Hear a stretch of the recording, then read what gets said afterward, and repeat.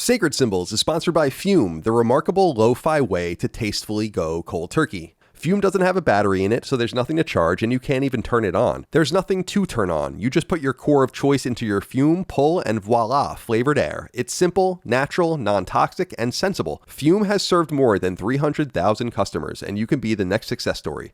For a limited time, use the code SACRED at checkout, that's SACRED, to get a free gift with your journey pack. Head to tryfume.com, that's TRYFUM.com, and use the code SACRED to get a free gift with your order today. Again, to experience the glory of flavored air, head to tryfume.com today. Sacred Symbols, a PlayStation podcast, is brought to you by, well, you. If you want to learn how to support our show, go to patreon.com/laststandmedia.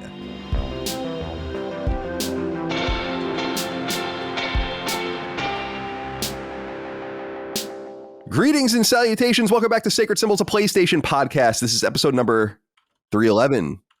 My name is Colin Moriarty. I'm joined as always by my son, Chris Raygun. Chris, have we always been down?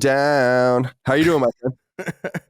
I'm doing good. We finally have this office mostly set up and ready. We've recorded Snark Tank here in person at least 3 times already, so it's going pretty good. Man, being in person's so good.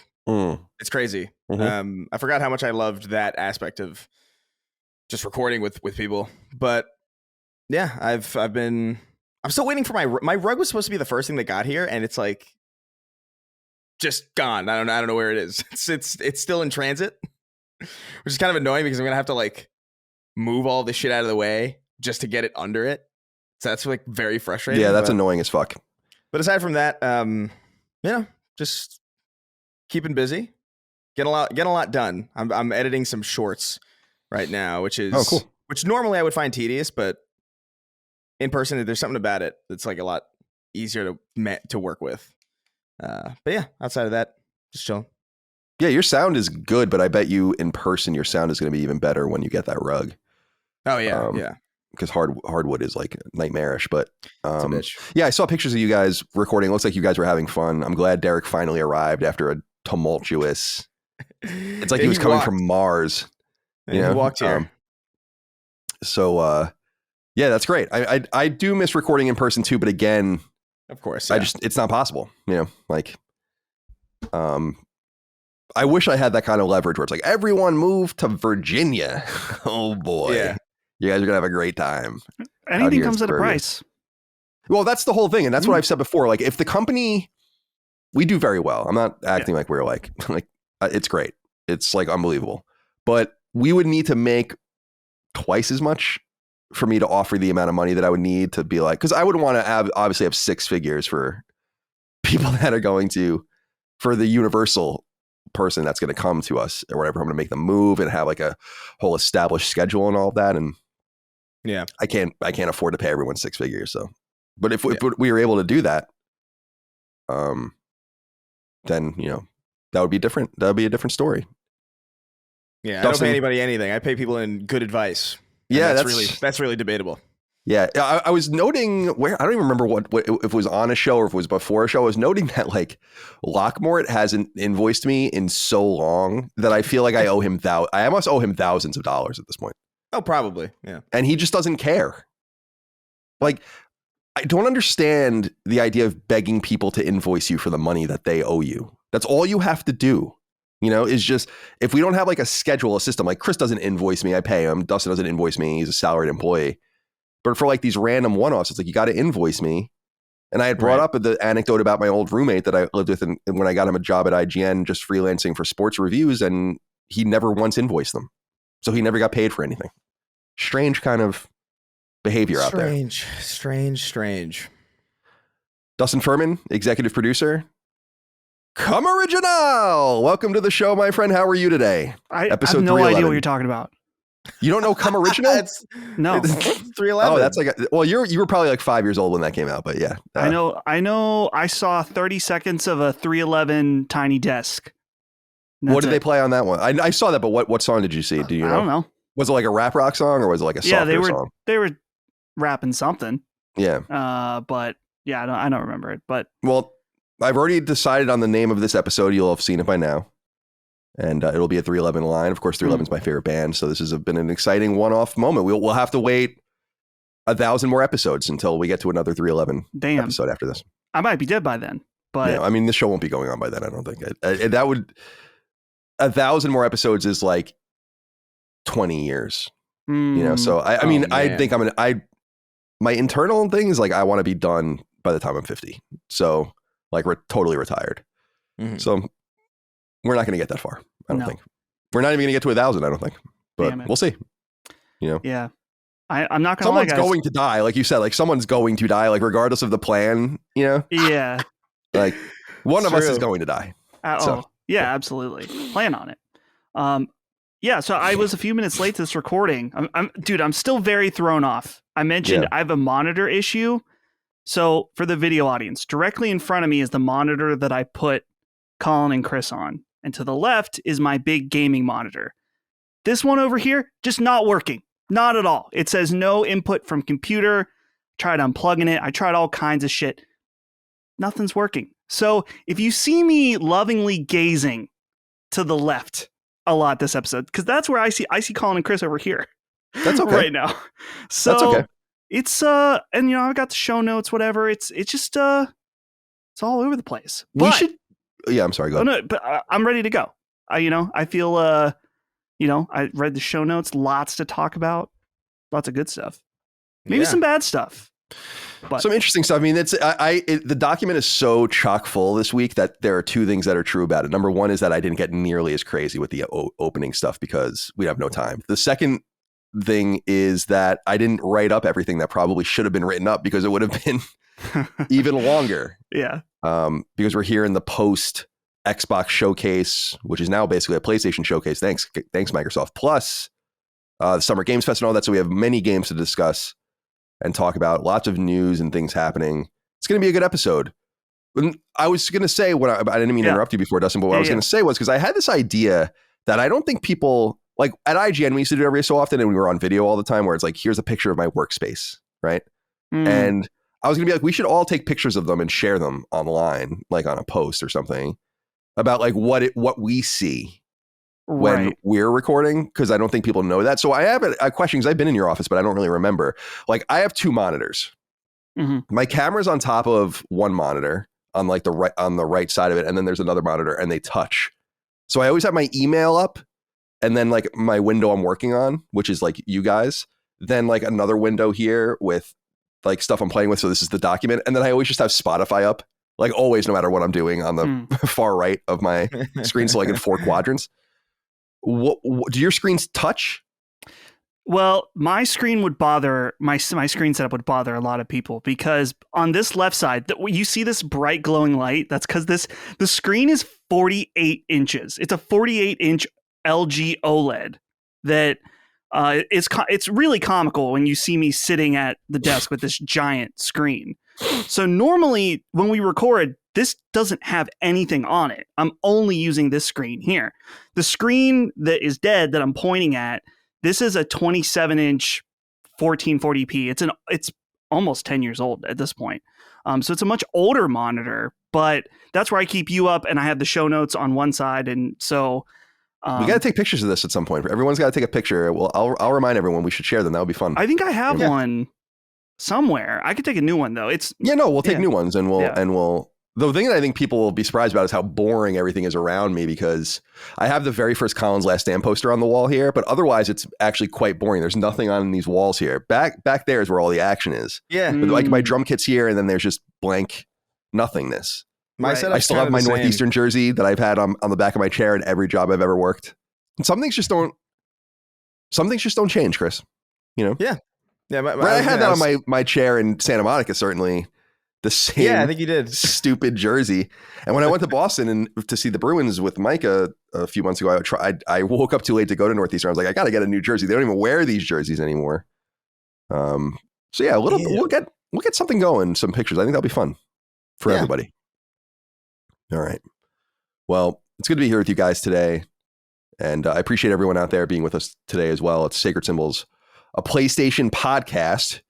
You can get us 3 days early and ad-free every single episode over on Patreon, patreon.com/lastdaymedia. We could not do it without your support over there, and we really Do appreciate you guys at the $1 level, $2 level, $5 level, $10 level, and $25 level. Those are all the levels. Different perks at all of them. The universalist approach, of course, is the $5 level. That's where like 10,000 of you are at. That gets you early ad-free access to every episode of this show and all the other shows we do on this network, including our Xbox show, our Nintendo show, and so on and so forth. I'm not on those, don't worry. Constellation, Knockback, and so on and so forth. As well as Sacred Symbols Plus every single week. That's our supplement to this show. We do deep dives and interviews and game discussions and all of the rest on there. Things that don't really fit on our show, where it would just be another 2-hour segment, and we don't need to make a 4-hour show a 6-hour show, though we probably will at some point. Recent Sacred Symbols Plus episodes. We did the Castlevania conference, and I'm really excited that people thought that was fun. We're going to do a few more of these in the future, probably the near to mid future. One thing that I know I want to do, and I think I'd have Dagan on for this as well as Brad, and maybe, I don't know where Gene sits on this or whatever, but I want to do a Mega Man Robot Master tier list with every single boss, like from 1 through, I guess, 11. And so we'll do like fun things like that. We also have more serious stuff, like when I interviewed Ken Levine, which was a lot of fun. Interviewed Jonathan Blow recently. We did a bunch of Final Fantasy VII Rebirth stuff, an episode all about Stellar Blade. We did an episode making bets on the summer showcase, or what is it called? Summer Games Fest, Summer Games Fiasco, with Jeff Keighley and the Xbox stuff or whatever. So we did another episode, and that will be going live this weekend from after you hear this, with the results of that. And then we'll have the repercussions of that episode next week. We don't want to get in the way of episode 311 this week. Plus, we'd be going out of order as well. Merch, laststandmedia.store, shirts, sweatshirts, hats, stickers, and so on. Free shipping in the United States on all stickers, by the way, if you want to check those out. We appreciate you. And leave us nice reviews on podcast services. Leave a comment on the video, like it, whatever. Do what you want. I would say I don't really care. I do care. I want you to do as much as possible, but you got to do what you got to do. Thank you so much. Okay. Topics of discussion. We'll get into it. We'll waste a little time. Jonathan Turner says, Colin, you're something else. I can't decide if I should be mad or grateful. And remember, one of the perks over on Patreon, patreon.com/lastnamemedia, is submitting your inquiries on the weekly thread, which I pick through, getting more and more inquiries. So many. We had like almost 300 this week. And people were asking, like, do I read them all? Yeah, I do. Sadly, I do read them all. He says, ever since you mentioned cleaning your shower while you shower, I've started doing it too. I can't tell if it's a sense of pride and accomplishment or the borderline mustard gas created by the heat, steam, and cleaning products. But I definitely feel something afterwards. Chris, Dustin, any thoughts on this? So I must have said this a long time ago. This is a key move. Like if I could suggest like a life hack to the people out there, it's cleaning the shower while you're in the shower. Does it create some sort of ammonia situation, like where you feel like you're fucking floating in the space? Yeah. Now, some of us are into that, so it doesn't really matter. But it's so efficient cleaning the shower in the shower. You get on your hands and knees, you're already naked, right? You're already getting wet. You're getting in the corners. You're getting gritty and dirty or whatever. And then the shower's clean, and then you take a shower. And then you get all the bleach and all the things that are on you off you. It's an essential, it's like a top 5 Colin move, no doubt. But some of you might need to wear a gas mask. There's no doubt about that. Because I remember at some point doing it and being like, man, I don't feel well. I was like, yeah. And someone was like, yeah, I'm pretty sure like the combination of like bleach and water, it's like ammonia. Yeah, it is. So I'm like, oh, all right. Well, you gotta live through. I don't really have that many brain cells left anyway. So right. like the gas gets into my brain and all and my system, and then it's looking for brain cells to kill. And it can't find them. But it can't find any. It's like the sperm trying to find the egg. Right. Mm. So any thoughts on this? Have you guys ever tried it? Would you try it? Cleaning the shower in the shower. A big Colin move. Holly does this. But she's not using like, big time chemicals. She's got a little scrubber that has like the blue Dawn dish soap in it that she keeps in the shower. And it's just for little, touch-ups here and there. It's nothing. She uses dish soap? Yeah. That's interesting. That's something my mom showed her, is to have the scrubber just sitting on one of your little shelves. Interesting. A little Dawn dish soap. Let me take some notes here. Because I use Dawn. Dawn is so very powerful. You guys weren't born yet, but I'm sure you know about the Exxon Valdez oil. Yeah. It was a major, look it up, Dustin, if you want. Exxon Valdez. It's in the late 80s, there was a or was it like, it was like 89, 90, 91, somewhere in there. There was like a massive shipping problem with oil in Alaska, and like oil went everywhere. And Dawn had already existed, but it came to prominence with this because the Dawn is soft enough but strong enough to have cleaned all the wildlife. And this is why there is a duck on the bottle of Dawn when you buy it, if you've ever noticed that. And Dawn, I use to clean all my weed stuff. It's crazy. Like, people buy this like special liquid, like, you know, like this really expensive, like 420 liquid or whatever. I'm like, you don't need to do that. Just buy Dawn. Like, Dawn for some reason just fucking destroys everything. But it's totally, you know, so did you find any information on the Exxon Valdez? Well, I'm wondering, do you think Dawn's like sitting around there like, man, can't wait for the next oil spill? Great marketing. Dude, the marketing opportunity. I mean, that sounds like that made them. So no, it did. Like, it was, they used to make and that's why I was wondering if you guys remember, like, they would have commercials where they would clean the oil off the duck. I've seen that. Yeah. Like, now, what about an insider move? Dawn goes in, makes the oil spill happen. Yeah. Love that. Love that conspiracy. It's a possibility. That would be like one of the darkest things a corporation has ever done, and it was like the Dawn Liquid Soap Company. You know, whoever owns them, Johnson & Johnson, or whoever the fuck owns them. One of 7 companies that own everything. Yeah. They did the BP oil spill, but then they were like, no thanks. Yeah, exactly. Yeah. That was interesting too. And remember that? Like, no one knew how to close it. Yeah. Like, it was just gushing forever into the Gulf of Mexico. This is a little crazy, but I'll just say it. What would you say? I'm sorry, Chris. Oh, I'm sorry. I was going to say, like, did we ever really sort that out? Or is that kind of like a Flint, Michigan situation where it's just like, I don't think there was anything to do. Like, I think they eventually did close, like, they sealed it. I could be wrong, but didn't they like do something crazy, like explode something over it or some like, like basically had to seal it off because like they didn't know how else to do it. I was going to say, but it did like a shit ton of damage, but I was going to say this. I don't take oil spills very seriously because it's natural. And these oil spill, the reason you discovered oil or like anyone discovered oil is because it was on the surface. And then people realized it was coming. Like, there used to be these pits and people used to like live around them and stuff where like little bits of oil would come up, and they realized, oh, they didn't understand any of it or what it was. So it's like, it's bad, but it's not that bad, right? Like, it could be let's say that or like a nuclear explosion. Yeah, I guess you would take it. Which one is going to be worse? I guess if given the difficult choice between those two equivalently horrendous situations, I guess I would probably choose an oil spill. Although, Chris, if we had a nuclear explosion on the oil spill, it would just make the oil spill that much worse because it would all ignite. You know? Oh, yeah. That is true. You want to keep them separate, you know, either or, never both. Right. Well, just give it time. We'll have both again soon enough, I'm sure. Oh, all right. Man. How do you feel about Chris Kyle and Dustin Furman might be going over to Europe to fight World War III, you know? Yeah, definitely. Or the Middle East or Taiwan. Who the hell knows what's going to happen by the time little Chris Kyle and Dustin Furman. And they're going to be drafting kids at that point, like when they're like 12. It's going to be like the Revolutionary War. Like, everyone's in. Right. Yeah. Either he'll be drafted or the world will be over. He'll be in a Last of Us type situation. Right. You know, fending for food. You know, maybe becoming somewhat of a road warrior figure like Mad Max. Honestly, I feels like he has more potential than I do in a lot of ways to be awesome. So I don't know. We'll have to see. Maybe if that draft shakes out in the next few years. Yeah, first of all, no one's getting drafted. It's never been clear to me that the United States, like people in America would be like, if their draft ever came back for any reason other than like an existential threat to our country, like an invasion of our country, people would be like, no. Yeah, I don't think so. I feel like those days are over. It's so over. It's like it would be a situation where so many people would flagrantly avoid the draft that it would be irrational to arrest anyone for it. Like it would just be a universal. It would be a universal. Like, I'm not going. Are you crazy?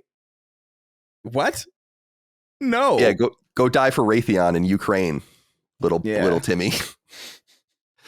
Did you see I saw a Raytheon ad going around. It's a fake ad, of course, for Pride Month, where it's like a nuclear explosion, but it's the rainbow nuclear, like funny. A nuclear bomb that like that released like their rainbow color, or whatever. Like, it's so ridiculous. Take me to Raytheon.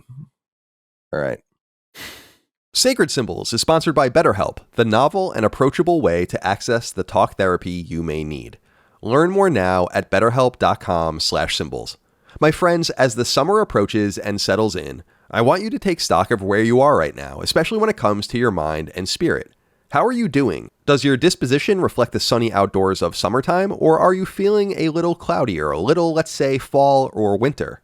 If you're feeling down or sad, know that I've been there many times, and indeed so has everyone else, because we're all human. What's important is that you do something about it. BetterHelp is a wonderful avenue to explore for those who may be experiencing the trials and tribulations of life as we know it. Problems with family, friends, or in relationships, work issues, anxiety and stress, lack of sleep, and so much more. I could have ticked off every one of those boxes at various points in my life, sometimes many times over, and in my experience, therapy has actually been a useful tool since I was a wee lad on Long Island, so that I can talk through what encumbers me. I still see someone today, in fact. What's great about BetterHelp is that it reduces virtually all of the barriers to seeking therapy because, let's face it, I'm lucky. I have local access to a provider, insurance that covers it, transportation that gets me there, an infinitely flexible schedule, and more. But you don't have to have any of that to take advantage of BetterHelp, since it provides therapy with licensed practitioners via video, audio, or even just over text, meaning prices are affordable, they work around the complexities of your schedule, and you can do it all from a phone or a computer from wherever you are. How's that for convenient? All you have to do to get started is fill out a brief questionnaire, and you're not locked into anything. If you want to try a different therapist at any time, you can do so because, let's face it, therapy is personal, and finding the right connection is vital. Take a moment. Visit betterhelp.com/symbols today. That's betterhelp.com/SYMBOLS to get 10% off your first month of therapy sessions. Again, that's betterhelp.com/symbols for professional, discreet, and accessible therapy right now. Sacred Symbols is sponsored by Fume, the remarkable lo-fi way to tastefully go cold turkey. Learn more now at tryfume.com, that's F-U-M, and use the code SACRED at checkout. It was only last year that I learned about an interesting new technology of sorts that's changing lives around the world. It's called flavored air, and its approach is straightforward. By giving people a neutral alternative to vaping or even smoking, people can live healthier lives. The leader in this exciting new category of product is Fume, and using their flavored air device, you can shift things around in your life too, or you can be just like me, simply enjoying the addition of a little flavored air to my life. So here's the rub. Fume is a cylindrical implement made of high-quality steel and wood, and into it you put disposable items called cores. Naturally, these cores come in a wide variety of scents/flavors, with new ones recently added. My standby is orange vanilla personally, and you may enjoy some classic options too, like raspberry lemon, sparkling grapefruit, and crisp mint. But the new additions are also tantalizing and include spearmint ice and black licorice. The most fascinating aspect of Fume, however, is that it's completely analog. This is why I earlier referred to it as a technology of sorts, because in modern parlance, this is about as low-tech as you can possibly get, and it's awesome.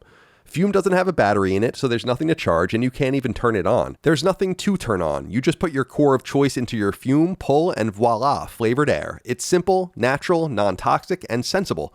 So there's really nothing not to love, and my orange vanilla loaded Fume sits here on my desk for the occasional pull as I work throughout the day or night. There's no vapor, no nicotine, and no worries. Just you, your Fume, some cores, and a flavorful life that awaits should you take the plunge. Fume has served more than 300,000 customers, and you can be the next success story. For a limited time, use the code SACRED at checkout, that's SACRED, to get a free gift with your journey pack. Head to tryfume.com, that's TRYFUM.com, and use the code SACRED to get a free gift with your order today. Again, to experience the glory of flavored air, head to tryfume.com today. Derek Beek wrote in, said, hello. This is going off the sock shoe controversy of last week. What are your guys' thoughts on wearing shoes indoors? As someone who has to take the New York City subway to work, I find the idea of walking around my apartment in my shoes absolutely revolting and vile. If your standards are so low, why don't you go piss and shit on the floor as well? I appreciate that, Derek. That was very powerful. Thank you for writing in. I've heard so many things about this over time. Like, I am a shoes on hardwood on the first floor kind of guy, if applicable. But yeah, I'm not one of these people that like has to take your shoes off when you right when you get inside. But I just I'm just naturally barefoot or whatever most of the time anyway. But I don't go upstairs in my shoes ever in the carpet, and I'm typically not on shoe. But like, I don't really understand the big deal. If I have hardwood floors downstairs, like, who cares? What's the big deal really? Yeah, it can be cleaned very easily, if necessary. But yeah, I don't mind it. It's apparently a very American thing to be with shoes indoors. This is obviously not a thing that happens in Japan, and Europe, I think, is even a little softer on it. Like, stocking foot. or whatever. If we're in the 19th century. So, Chris, shoes inside, yes or no? I don't know. It kind of depends. Like I like having shoes inside, but I also don't necessarily like. So there's a lot of layers to this. If you're walking through New York City or like any like major metropolitan area, don't wear your shoes inside. Right. That's like generally like a smart thing to do. However, the concept like by itself, divorced from anything, shoes inside, I kind of like. I like the feeling of wearing shoes anywhere because I feel prepared. You know what I mean? Like there's something about it where I feel like extra secure. I feel extra like, okay, I'm ready in case no matter what happens, I'm ready to go. Whereas if I'm in my socks, if I'm barefoot, I'm like, oh my God, I got to go find my shoes. It's a whole situation, right? The middle ground that I found is that I have a pair of shoes that I wear exclusively in the house. Oh. These are my house shoes. Right. I do not go outside with them. I do not walk through the streets with them. This is purely indoors, just because I feel comfortable in shoes. But also, generally, I just clean a lot. I clean kind of often. I'm a bit of a clean freak when it comes to that. So like even when people come over and they do wear their shoes in my apartment or whatever, I'm never really going to throw like a big fit about it because if anything is going to get even slightly dirtier, it's going to be clean within the next like 4 days anyway. And I make that habit pretty unless you're like dancing in shit. Right. You know, and then you're tapped, you know, and then you just like run around my apartment. I'm not really going to be upset. That's kind of how I feel about it. Yeah, I think people are a little over the top with it personally. Like some people, not everyone. I feel like people act like you throw up on their floor when you you walk in with shoes. It's like, come on. My dad was like absolutely insane about shoes inside, like to the point where I felt like he knew if I had shoes inside when he wasn't home because he would like see a mark on the rug or something like that. My dad was nuts. Well, no, that's kind of the different. That's an important context too. Carpet. Mm-hmm. I think matters a great deal. It does. Hardwood floors, easy as hell to clean. Like no problem. A carpet, that's a bitch. So I kind of get that attitude when it comes to carpeted floors. Sure. But, yeah. Dustin? It's shoes on anywhere in the house all the time here. Now, I'm with what Chris said. If you're walking through the mud, the blood, the piss and the cum of New York City streets, absolutely. I think I'd be a shoes off guy. But around here, it's not so bad. Not too bad. And honestly, too, I guess, I don't know. This still means that they're dirty, but I don't care about protecting my carpets because they're quite old at this point. If I were to get them replaced, maybe it would be shoes off on the carpets for a decent amount of time. But Holly vacuums, I vacuum, we clean up. So I don't mind. Now, the other thing, Colin just watched the episode of Curb where they go to the guy who's the porn star's house. Mm-hmm. And he's like, Larry, could you take off your shoes? Yeah. And then he breaks the lamp. She's like, Larry, you wear fucking shoes in my house? Dude. It's funny because that episode, not one thing is particularly hilarious, but it's like just the guy steals his watch and he has to go back in after it's already made, there's a scene. It's quite good. I'm glad you're enjoying it. It's been a while because I've seen these early episodes before, but it's been so long I don't remember them. So it's practically like it's new. Yeah, that's fun. I love encountering shit like that where I'm like, I've definitely seen this or heard this or whatever, but I don't remember it because there's just so much consumption of media. I like that he politely asked Larry to take off his shoes. And he's like, no, I don't think I'm going to do that. He just is like, I'm not going to do that. Yeah, I love Larry. I just love that character. He's like a hero. He's like my hero. I mean, he really like Larry David's like my hero. If like you're like who's like who you look up to, like who. It's like a man with an extremely funny man with fuck you money that does not care at all. Like it's wonderful. It's totally wonderful. Isn't that everyone's dream? It's like a dream. Like watching his life is like a dream. I just relate to his thought process a lot. Like I remember there were all those interviews where he was like upset that Seinfeld got picked up because it would mean that he would have to work. Yeah. I was like, I love this guy. He's wonderful. I love him too. All right. Yeah. So shoes on, shoes off, do what you want. I don't really care. Don't come upstairs on these carpets on the shoes. And by the way, speaking of carpets, Mike and I do like a nightly walk around after dinner around the neighborhood, 1.5 miles. And we noticed that someone had all of their carpets already ripped out of their house. And I'm like, we just built these houses like 4 years ago. You're already replacing the carpet. Like, what did you guys do in there? People, Roomba accident with the shit like at your house. Yeah, that happened 4 times, I think, until we literally threw the Roomba out. We're just not even bothering anymore. We've thrown 2 of them out now, actually, because of it. So Can't do it. Roomba's always kind of struck me as very, I don't know, there's something very dumb about those. Like, I would watch them like meander about and like bump off of walls, and I was like, this like kind of seems more trouble than it's worth, really. But they probably just got rid of their carpets because some people don't like carpets. Yeah, that's true. And people are obviously buying and selling their houses. I just thought it was funny. I was like, damn, dude, like my carpets are in great shape still. I'm not replacing anything. And they looked like they were white carpets too. I was like, oh, that's probably why. Yeah. Okay. Cyprus Davis wrote in and said, greetings, gentlemen. It's my birthday this Sunday, and I was wondering if I could have a shout out. I also just found out I'm moving to Germany, so that's a nice early gift. Thank you guys for all you do, and Colin, please stop Winnie the Poohing. I will never stop. Thank you for writing in. Happy birthday to you, Cyprus.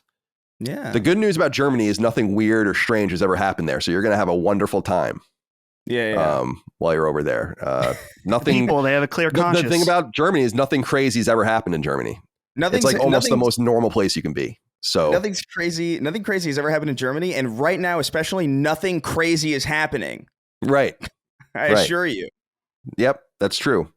Everything has always been just right as rain in Germany, and with Germany and with Germans, no problems at all. So have a great time over in Germany, and happy birthday. I was going to say Merry Christmas, and I really was going to say that. I don't know why.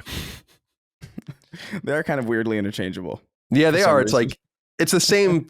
It comes from the same place. They're probably like 2 files right next to each other in your brain. Happy birthday. Merry Christmas. It's especially close for me because my birthday is also in December. So they're just linked in time to me in a way that they probably aren't for most people. Dustin, anything to say to Cyprus? Happy birthday or be well? Happy birthday. Sucks to move to Europe in general. It's rough. But be well. I wish you the best. On a serious note, I feel bad. I feel bad reading about Europe the last few years because it sounds like at least the monetary situation is getting pretty bad there. Like this cost of living plus the value of the currency plus all sorts of other things, like the standard of living in Europe. I didn't know. Like I didn't know this. You always kind of consider the United States and Europe like equivalent. I do in my mind, right? Like they're kind of the same, and yeah. It's not actually like the United States' per capita income is like substantially higher than Europe's per capita income and all of that. And it's like, wow, it's like, it goes into the old joke when we bring it up once in a while that like, there's no air conditioning, no washing machines or dryers or whatever kind of weird like shit where it's like just the things you kind of take for granted. But like I said, Cyprus is going to Germany and, oh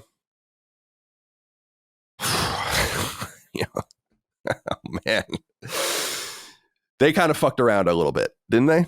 Like when do we stop thinking about that every time Germany comes up? That's how it's written in the history books. I think it's like it says Germany fucked around this point in time. Right, that's twice. Historically accurate. They found out. Yeah, the it's just like when do we stop thinking about it? Because even when I've been there twice, and I will tell you that I thought about it all the time. I was just like, this is so interesting. Like we had like a fucking total war right here, like, yeah. And I don't know. It's just so strange. And then you walk around and everything's fine. It's like, okay. All right. Meat Spin 11 wrote in. This is we're out now of the weeds. We can't get into the weeds too deeply this week. Right. Yeah, it's kind of a transitional question. Only 30 minutes as opposed to 50. I don't know what we've been doing recently. It's been pretty. It is what it is. It usually is what it is, but the document is intimidating this week. I just can't. When I was putting it together, like I can't. People have all sorts of funny shit to say, and like I feel bad skipping it. Like, and that's something I wanted to say about people writing in is like I'm doing the best I can. There are more and more and more and more of you writing in. We can only fit on a good week 20 or 25 of you in, maybe. So I'm sorry that like. Some of you have great write-ins, and I'm like, I just don't know what to do with this. And some of you are illiterate. You know, I mean, I want to say that the pendulum definitely swings both ways, right? And then some of you just write 700 words, right? It's like, oh, okay, good. We're having like a correspondence now. Like it's like the 1700s. Like you're going to write and you're going to tell me everything that happened in the last 3 weeks. Then I'm going to have to write a letter back to you and I'm going to have to answer everything you said. Get out of here. That just gave me an idea. We should do a Sacred Symbols Plus that in order to write in, you have to send in a handwritten letter to a P.O. box. Right, and notarize it too. Yeah. We will only accept notarized hand-delivered letters to the show from now on. The handwriting on those letters is going to be wild to witness. Yeah, no one could... I've remarked on this before. I can't believe that we are not a completely literate society at this point simply because of the nature of everything we do. Like, everyone has these fucking stupid phones in their faces at all times, and you can't read? What are you doing? You know, I look at the stats out there about like, oh, the 4th grade reading level is like really bad. I'm like, how? We're not cavemen anymore. You're surrounded by words. You gotta read them. Sacred Symbols is sponsored by A Better Paradise Volume 1 and Aftermath, a new immersive audio fiction podcast brought to you by the writers of Rockstar's iconic Grand Theft Auto and Red Dead Redemption series.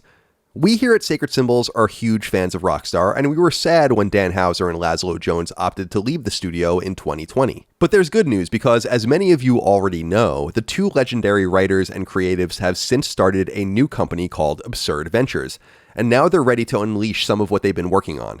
Set in the near future, A Better Paradise tells the story of the ill-fated development of an ambitious but addictive digital game world project led by the inventor and psychologist Dr. Mark Tyburn. As the advanced software they developed began delivering unexpected and disturbing results, the team fell apart under strange circumstances, and the project was abandoned.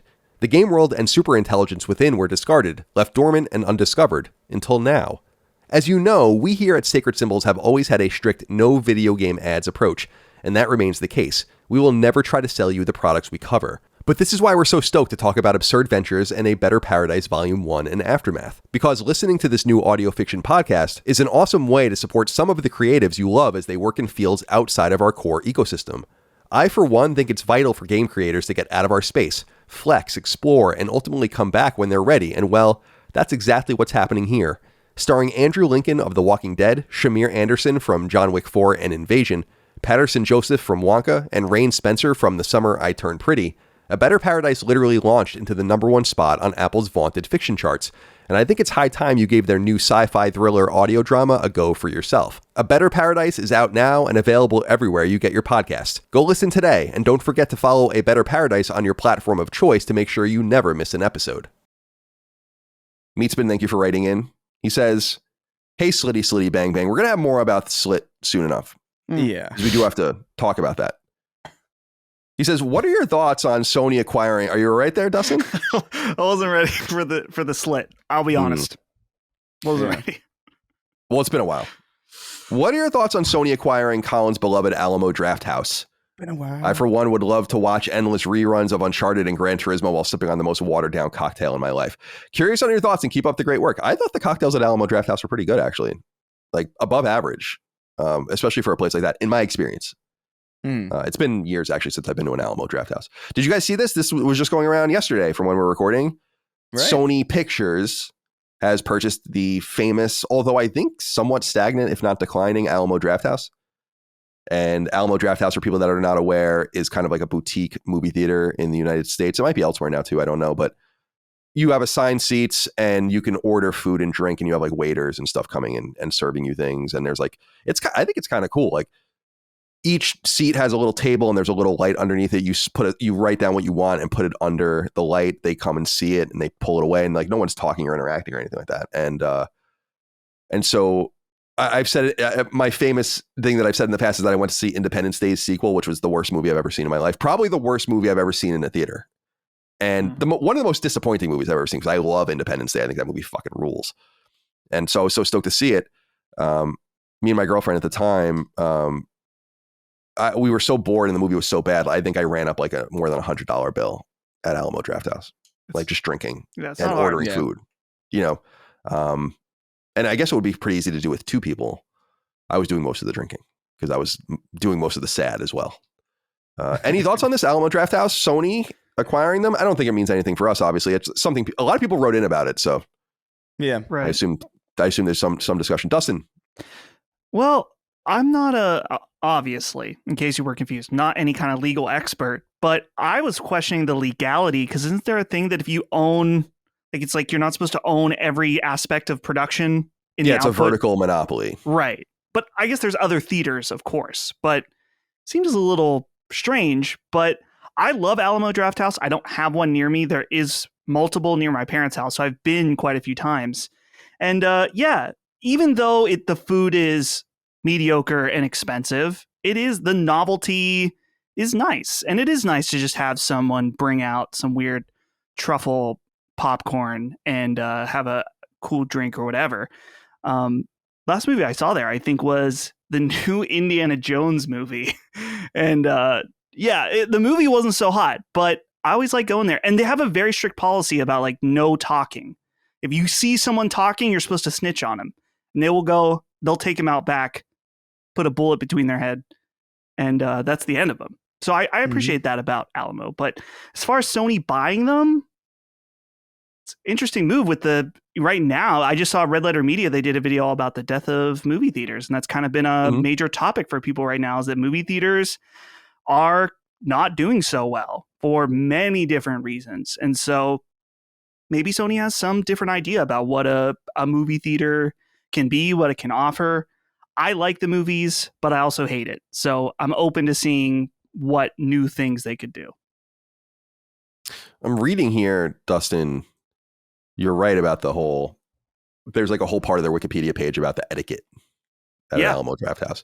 And it's funny, I'm reading a list of them, and so first of all, Alamo Drafthouse went into bankruptcy in 2021, bankruptcy protection.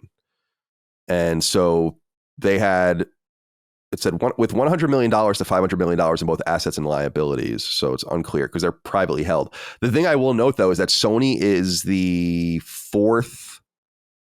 Let me see, the third owner since 2018. So this thing's been handed around like a hot potato since it stopped being independent. But the list of them here still has the one in California that I used to go to, which is the New Mission Theater. That's a really cool theater in San Fran that I used to. That's my only experience at an Alamo Drafthouse. Let's see, there's one in downtown LA. I've never been to that one. Are there any in Pennsylvania? No. There's a 5 in Virginia, 6 in Virginia, but none near me. So, Chris, Alamo Drafthouse and Sony. Dustin didn't bring you. Dustin, you do bring up a good point. This is in the Wikipedia page too. I don't know anything about this stuff. There's a case called the United States versus Paramount Pictures, a Supreme Court case in 1948 that apparently precluded any of these companies from owning a movie theater until 2020. I love shit like that. Like when there's like some hype, like there's some date, like that no one's going to see in something, like Hong Kong's 99-year lease with the British and all that kind of stuff. And then suddenly it happens and it's over. So now there is no problem with Sony acquiring Alamo Drafthouse. And apparently they are the first Hollywood studio to own a movie theater since that case. So pretty interesting. Yeah. Okay. What do you think about it? Yeah. That is super interesting. I remember hearing about that in I think it was like an Eddie Burback video or something where they were talking about like the history of movie theaters where, it used to be that those production companies would own the movie theaters. Like they used to be like a really common thing. And then they were like, this is kind of monopolistic. This is a lot. So they kind of enforced that situation. I don't think it's really that big of a problem now because movie theaters are kind of already declining and there's so much competition among them that like I don't think it really makes much of a difference if like one of these movie theaters owns like a chain or something. If they expand, I guess that would be a problem and continue to buy them. But yeah, it's an interesting investment. This feels to me as a layman more like something you do just because you can finally, like, oh, whoa, it's over. That ban is over. Interesting. Let's buy a movie theater because I don't really see I don't know what the financial imperative would be to invest in a movie theater today. They seem to be very much on the decline no matter where you go. Even if you do talk about these like specialty kind of novelty dining theaters, which by the way, I like Alamo Drafthouse a lot. I've been to other dining theaters that like have completely ripped me away from wanting to have that experience again. I remember I saw Barbie in a dine-in theater and I got my meal halfway through the third act and I was like, okay, well, great. Yeah, that's ridiculous. I mean, the timing's everything. Yeah, the timing's it's almost the only thing that matters, really. I can excuse almost everything else if the food is like whatever. Like I'm in a theater, whatever. Like I'm already in such a lenient state of mind to offer you the benefit of the doubt because I'm just having this novelty experience. But you bring me the food in the third act when everything's wrapping up, and I'm like, can I get a box? Yeah, exactly. Insane. You might as well just give it to me in a box at this point. Yeah, I don't know. It's interesting. Yeah, it is. I wonder if they'll have. I'm sure when they figure everything out. I read their press release for it, and they said obviously that they're going to. Nothing's going to change. Like it's not like they're just going to have Sony pictures or whatever there. Yeah. It is funny that the movie industry did operate a lot like the gaming industry, console industry kind of does now, and it did for like years. Like you worked for a studio, you had a contract with a studio, you released movies with that studio in their theater, and all of the rest. And then that was broken up by the government, which. Yeah, so I wonder what their intent is. I assume it's a fire sale and that these venture capital firms wanted out. It's just not a good investment unless you have a very specific use case in a movie theater. And I agree with you, Dustin. That Red Letter Media, I watched that show about that they did about the death of the theater, and I thought it was really, really great. And they made a lot of great points. It's over in some sense. Like they're always going to exist. You're always going to have the option to go to a movie theater, but it's not going to be like the multiplex. Situation anymore. I remember when I was a kid on Long Island. I mean, I grew up around. We had a lot of people there, obviously, but it's like there were 3 or 4 multiplexes, like 18 theaters, 24 theaters within striking distance of my house. Like we used to go to all of them, like depending on what they were showing when they were showing them, and then slowly they all closed over time. Like one closed, but if people remember, Brookhaven Multiplex was like that was our shit. Then Patchogue had one that went away, and so it is kind of sad, but it's too convenient. And it's too easy. Like why they make the case on the Red Letter Media thing. It's like, why even bother going?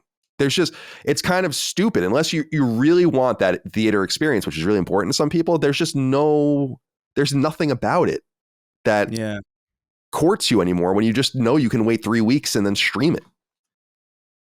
Yeah. I do wonder if they'll have any PlayStation activations or anything though in the future, which would be, would be interesting for whatever film comes out. What you said there really stressed me out because I was wondering, it's like, oh my God, is the multiplex that I used to go to as a kid still around? And it actually is. Good. That makes me happy. I would love to see a movie there again before it inevitably goes away. Yeah, I was bummed when the Brookhaven multiplex went away on Long Island because that was like my old stomping ground. So I used to play Street Fighter there, even if I wasn't. And that was the theater where I used to just get dropped off at like noon, go and then see 3 movies. Right? Yeah. Like just never leave. I love doing that kind of shit. I don't think you can really get away with that in a lot of theaters anymore, but it was like a cordoned off rope and then you would just go by it once, right? And then as long as you could time it all out, and never leave, it would be fine. And that's how I saw a lot of movies back in the day. I'm a thief. I was a thief when I was in 9th grade. Okay. Let's talk about games. So many things to talk about. And so this last weekend was kind of like a facsimile of E3. Seems like there's an energy around it that wasn't there in recent years, but I just do think it's permanently over. I think that there'll be some sort of revitalized Jeff Keighley-led E3-like experience moving forward, and it seems like that's what he wants to do. He tweeted out that they're doing it again next year. They're going to continue to work on what's replacing what used to be in some sense, which is pretty cool. But I got to be honest with you, like from the media perspective, it was just kind of sad seeing so many people tweeting and showing things off or whatever, just because I was like, you're trying so hard. It's over. It's not 2015 anymore. It's so low energy comparably. The names are gone. It's just like a bunch of obscure people from Kotaku and like websites that no one reads. And I don't know. I just, part of me was just like, it's not happening. And just way too many games too, but we'll talk about that as well. But let's reflect at a high level. Chris, before I even ask you, I should also be very clear. I didn't watch anything. I read press releases and looked at some trailers and stuff, but I didn't watch anything as it was happening. So I can't really speak for the performances themselves, but I can speak to the games. What did you think of this past weekend? Were you engaged? And just give me some 40,000 foot thoughts here. Yeah, well, I mean, I got to say, after the Summer Games Fest portion of it, it was kind of like specifically Jeff Keighley's event. I was a little concerned because I did watch at least the first day, the first one. I think there was like a second day, but I didn't even bother watching because the first day was so bad. It was looking rough at that point. But then the Xbox showcase happened, and I watched that one too, and they did a really good job. I feel like they nailed it. They really did have that E3 kind of energy. They opened with something super dope. They had like an endless string of bangers, or at least like things that were objectively like you could see a lot of people getting excited for. And then they ended with I would argue two pretty big things, and yeah, it was, the energy about it was very, very classic E3. I remember feeling like I was like, oh, this feels like an E3 thing, even though you didn't have the live audience reaction or anything like that, and it was like a video, and there was obviously some parts of it that were not exactly congruent with that old style of presentation, but the energy of like what they showed and how they showed it and the pacing of the event I thought was like exceptional. Specifically, like there were no long stretches of like when is the good stuff coming? It felt like whenever there was something I didn't care about, it pretty quickly was alleviated by the next thing. And yeah, so I mean, props to Xbox for putting on a good show. And overall, I think that portion of the week was pretty dope. But Jeff Keighley's events were kind of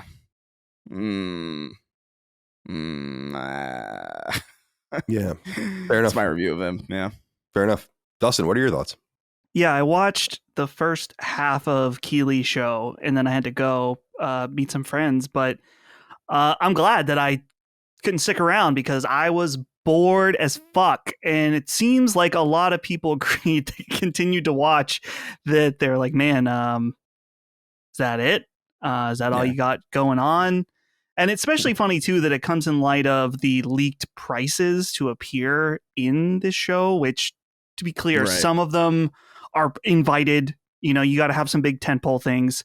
And then other things are indeed, there's like ads, and then there's games that are placed in to the show that are, I guess it's still an ad. It's all a giant ad. But there was like the thing about like for 30 seconds, it's $150,000. I don't remember the exact thing, but overall, Keighley show, not so great. As far as Xbox, I will agree with what Chris was saying is that, and a lot of people said this, like it was the most E3-like presentation in terms of quality that we've had since the death of E3. I saw some people saying it was one of the best conferences ever. I'm not so sure about that, but I can understand if you're dying of thirst that you might feel like the first drink of water you get might be the best thing you ever had. I get it. I understand. I don't mean that just in terms of Xbox. I mean that in terms of showcases in general, whether that's PlayStation or Xbox, because trust me, PlayStation hasn't had a good showcase or event that was like meteoric in a very long time. So I get it. But yeah. Overall, I'm looking at this list of games just a refresher, like Doom, of course, awesome. Going back with Gears is probably the right choice for the IP. Indiana Jones had a really boring, really long thing that didn't have a lot of gameplay that I was kind of confused by, which I'm pumped for that game, but I thought the showing was really weird. And the last, I guess, two more things that really stuck out. Perfect Dark. Did not expect to see gameplay at all. That was part of our bets. That game looked much better than I think that leaks and speculation had led us to believe. And it looked pretty interesting, pretty cool. And the last thing was Fable.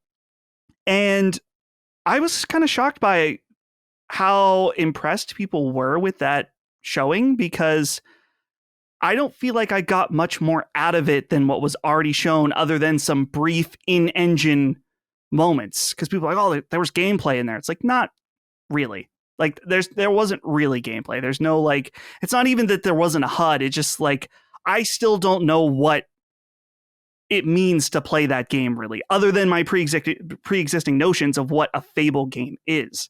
So I want more from that. I was surprised to see people so impressed. And don't get me wrong, visually, certainly, it looks very impressive, but I want to see more from it. Overall, pretty good show. Xbox, pretty good. Pretty. Yeah. It was. So I read everything that came out. I didn't watch it, and then I looked at some trailers and some gameplay from Xbox stuff. The Summer Games Fest, I honestly didn't really read about very deeply, because I just saw the reactions. I'm like, well, obviously nothing there is really tantalizing to anyone. So I'll say this about, well, let me see here. Did the inquiries kind of get us where we need to be? Not immediately. Let me say this first, is that I think the Xbox showcase was extremely strong. Yeah. And was the strongest showing probably since like the early PS5 showings in 2020 and 2021.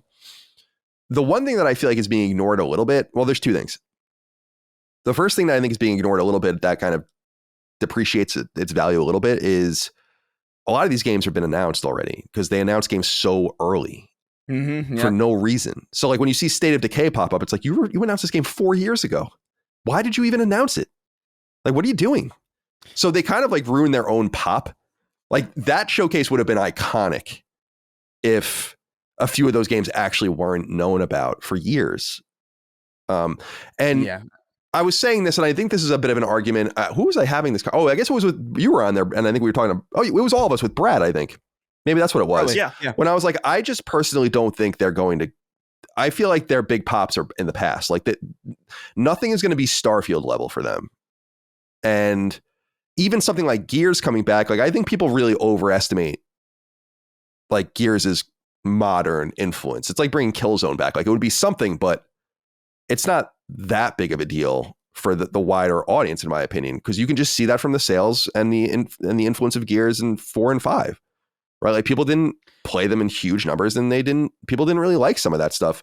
So I just feel like people are kind of overestimating things a little bit. I always use Metroid as an example with Nintendo.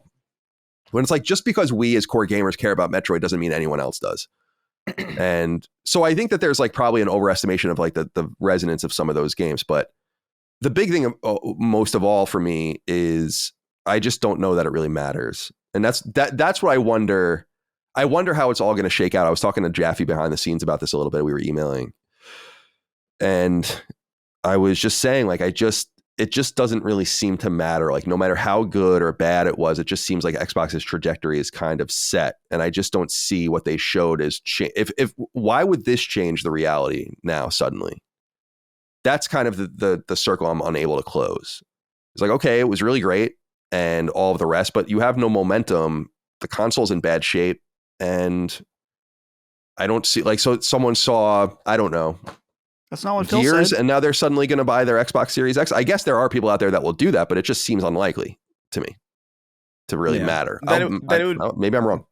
That it would be a sizable percentage of people enough to reverse the decline, I think is like, I really doubt that. Like I'm just kind of the mind that they've already resigned the console space in some way. They're kind of in there begrudgingly, but they just really want to make games and make money on those games now. And from that perspective, I think they're probably going to do that. But I think, is it going to reverse course? I don't necessarily think so.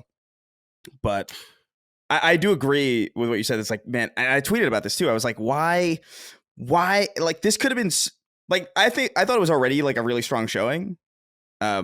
Even with some things where it's like, how do you not have a date for this already? Like how does State of Decay not have a date or a window? How does Perfect Dark not have a window by now? It's crazy.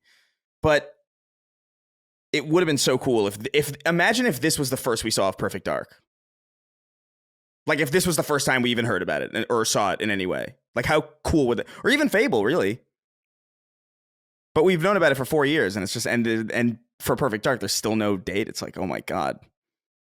Because over there. Yeah, go ahead. I think the thing for us is that it makes sense for our excitement level, but Xbox, I think I said this a few weeks ago, and this was something Kyle Bossman said years ago. So credit to him, is that those games have as much or more value before they release, because there's something that when you have your list of all the stuff coming, it's a thing on the list, whether it's something as big and cool as a Halo game or a game that ends up being dog shit like Recore or whatever, that robot game that no one, was not very good. It doesn't matter. It's a check mark that when people are thinking about buying a console, right. It's something to play. And I had some people telling me, it was like, well, those trailers are more for like those early trailers of Fable and Perfect Dark were to attract talent. It's like, that's cool, but that doesn't change it from my perspective. Like why? Right. And also I feel like that didn't used to happen, did it? Like, I don't know. I feel like games used to be, generally speaking, the biggest games that I can remember, their announcement reveal trailers were like maybe 2 years before the game came out. Maybe from like what I remember. I remember like E3, I think 2006 or 2005 was Halo 3 or something. And then 2 years later it came out. It's like, that's reasonable. That's fine. Like but 4 years of Perfect Dark and still no release window and still no date. That's a little deflating. As cool as it looks, and it does look very like Deus Ex. It does look good. Yeah, that game looks like cool. That surprised the hell out of me. As well as some other stuff that I'm sure we'll talk about that are definitely coming to PlayStation. But yeah, I don't know. Is it enough to reverse course? I don't know, but it's really a matter of, is that course even their focus anymore? I guess is the big question. And they're doubling down on a $600 Series X that has 1 more terabyte is very confusing. I don't know what the hell that's about. I don't know why you would do that. So if Sony's aiming the Pro at $600, which is probably what it is going to cost at the least, I would imagine, then they'll probably have a big Cheshire cat smile on their face right now because they're like, "Are you kidding?" You know, what if it's more expensive? That would be. I mean, that would be if Sony was suicidally crazy, they would undercut it. You know, but yeah, but there's no reason. They probably have no need to. I mean, it's kind of the argument I make where it just seems like things are set in stone in some sense. I've made the argument to you, Chris, before, and we've said it on the show in the past that people, and I think rightfully so, say like, look at how much of a trickle or how little of a trickle of like first and second party games and like meaningful content is coming from Sony for PS5, like compared to generations past. And it's like, yeah, that's true. And nonetheless, the console is selling just as well as PS4, almost like a one arm tied behind your back situation. It's actually in some way a backwards compliment because it's like, wow, you guys are doing all of this without the games because there's something set in stone about the brand at this point. Right. And 100%. And the same thing I think is true with Xbox. Like it's just kind of I could be wrong, but it just kind of feels done in some sense. Like it will exist. That I've long said that the Xbox hardware is not going to go away. You're going to get another generation of Xbox hardware, but it's set in stone. It's going to become like relegated to more of a niche. I don't know if you guys have been seeing Mike Ybarra speaking about some of this stuff. Worked at Blizzard obviously forever and other places too, and deeply involved in console gaming and PC gaming. And he was just saying like it seems like they have to just embrace becoming as was noted earlier, the biggest publisher of games, which is like pretty good. In my opinion, that's kind of a great space to be in. You miss out on all the hardware centric stuff and the free money and all of that, but it's not really free because you have to invest in the engineering and the R&D and the upkeep and all that kind of stuff. And as things get crazy and you get mired down and all that, what if you could just release games? I think that's what they want. Yeah, I feel like there's something to that. Remember, we saw in their financials that they were actually down quarter over quarter in revenue if they didn't incorporate Activision, meaning that like people were spending even less money quarter over quarter on Xbox. I just wonder, like they have like this amazing opportunity to do. I guess what became clear to me is that they have this amazing opportunity to do kind of what Windows did on PC, where it's like it just becomes a spread shot. We're just going to be everywhere. We're just going to take your money no matter where you are. We will take your money. And there is something to be said about that. And that is kind of Microsoft's MO. The Xbox is unique in that world, in the Microsoft world. So, but there's a few things here that people wrote in I wanted to touch on. Florida Man wrote in and said, hello, CDC. Florida Man here from the Wang of the United States. And while I always thought Colin was crazy for saying that there were too many games, then I watched the press conferences and various other shows this weekend. And my God, it's way past too many games. It's to the point where I can't even with the games. With that said, Doom Eternal on PS5, gotta love it. Doom Eternal's already been on PS5. Yeah, Doom the Dark Ages, I think. Yeah, is what you mean, Dark Ages. Yeah. So you guys know that, I don't watch the show, but I guess The Boys, there's that meme of that guy in the movie theater, like watching and like, like it's like, that was like me watching the trailers. Right. Because, and we said it on the show, and I think Brad thought it was like funny where I was like, I just kind of saw flashes of many studios closing and games failing. Because that is a big takeaway for me too, is like, it's like, great, all these games are coming from all these different great sources, but who's going to survive and who's going to die is now the major question, because as has always been the case, not everything can succeed, but I think there are fewer windows and less time to succeed than ever. When you look at the most played games on these consoles week in and week out and month in and month out via Circana data as it's shared, you realize that there's just the same games being played over and over again with the insertion of some random single player game that just came out that will then fall off the chart and then be subsumed by all these games again. So there's just nowhere for these games to go. It's kind of like Immortals of Avium in some sense, which I haven't brought up in a while, but I loved that game, but it's a great example. It's like, nonetheless, this game has no opportunity to find an audience because it's not 2005. And I feel like we're going to see a real truncation in the coming years as games that are in development are going. Like, people are not going to cut. Some people are cutting off their investments, but a lot of people are not going to. They're going to see these things through. It's what happens after that that I think will be interesting. I don't know if you guys saw that we are already at the all-time high now of game industry layoffs as of right now, not even halfway through the year. It's like 10,700 or something like that. And the all-time yearly high was 10,500 last year. So I couldn't help but people think there's a contrast and like some sort of like tension here, but the tension is just, there's only so much time, there are only so many players, and there's only so much money to go around. And though the money is going up and up and up and up, it's being subsumed by the billions by many of these games. I just don't know where some of these games are going to go. And I'm not talking about Xbox, by the way. I'm talking about all of this shit, especially the shit on Summer Game Fest. You know? Oh yeah, that stuff. I don't even. That kind of it feels really mean to say, but like I was watching some of that.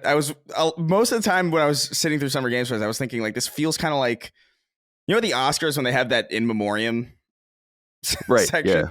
I kind of felt bad, but I was like, some of this stuff looks cool, but like I don't know. I don't know, man. Yeah, a lot of it looks cool. A lot of it looks like, I'm sure it's fun. It's just, it's an impossible situation. You have to be good enough to carve people away from these permanent experiences. We're kind of rare where we jump around from game to game to game to game to game to game. A lot of people don't do that. Right. Most people don't. I mean, clearly, most people don't do that. So it's almost like hitting your head against a brick wall in some sense. Yeah. And I know everyone wants to find that sliver and hold it, and you can. But even look at Helldivers 2. I mean, Helldivers 2 is a very healthy game, but pretty precipitous fall off in users, even on that game, you know? Yeah. That's inevitable for those games, but yeah, I know what you're saying. It's well, you would think it would be inevitable, but certainly it's not mathematically inevitable in the sense that like every so often one of those games comes along and actually doesn't go away. Like a Rainbow Six Siege, or, I mean, obviously the trite ones like Fortnite and Minecraft and GTA Online, but Valorant's a good example of that, you know? Yeah, but what I mean is more like there's always like a rise and fall with those things as new content is put in. Like if you left those multiplayer games by themselves, and I think, to be fair, this is probably why a lot of the internal reasoning why the Last of Us game was probably canceled, or the Last of Us multiplayer game was probably canceled, is because like they know that precipitous fall off happens with every single multiplayer game experiences this. Even the great ones, even the Halo 3 back in the day, like when that was like the king of everything, like had the same type of, it's not drastic, but it's never day one peak, you know, because people need new things to engage them, and there's also like a lot of competition, and so like new content kind of spikes those back up again. That's why those games still stay around. It's because they've been updated. If they didn't update Rainbow Six Siege would be long dead by now, I think. And so that's just kind of the nature of it. Like I'm sure Helldivers 2 will have some other update where they'll spike again, and you know people will come back to it. I know so many people who are still playing that game somehow. It's actually kind of, I mean, I should say somehow, it's a good game, but I'm just like startled by how many are still on it. Yeah, I haven't played it in months at this point, but it's funny. It's a misnomer to call it to say that I got bored, because that's kind of like, but I did like. But when you play something for as much as you do, then you're gonna get bored. It's not like an insult to the game, really. No. It kept your attention for all this time, so of course you're gonna get bored at some point. But yeah, I wasn't. You know, it's really, really wonderful. I do want to see what they, like a third faction or new enemies, or I'll go back at some point. New trophies would obviously get people to go back to. Yeah. Okay. Cody Hengesbach wrote in and said, "Hey, big dogs, what games did we see at the Xbox conference that got your nether regions tingling for their eventual PS5 release? I, for one, am super pumped for a Doom next year. Anything make you moist? Thanks." So we should take this in collaboration with a Phil Spencer comment to Ryan McCaffrey. And I do want to talk about that interview in a little while, but he did basically unprompted say that they're going to bring more games to more platforms and more screens and all of that. So we'll talk about it in a little while, but Sea of Thieves is the best selling game on PS4 and PS5 in May. It's like, it is on, and so I must admit that I looked at every one of the games that I saw from the Xbox conference. I'm like, I wonder like what the plan is for you, because there's just no way that they see it was pointed out that Sea of Thieves was outlined in some of the early reporting before the games came over, that was the specific game that they were using as the test case.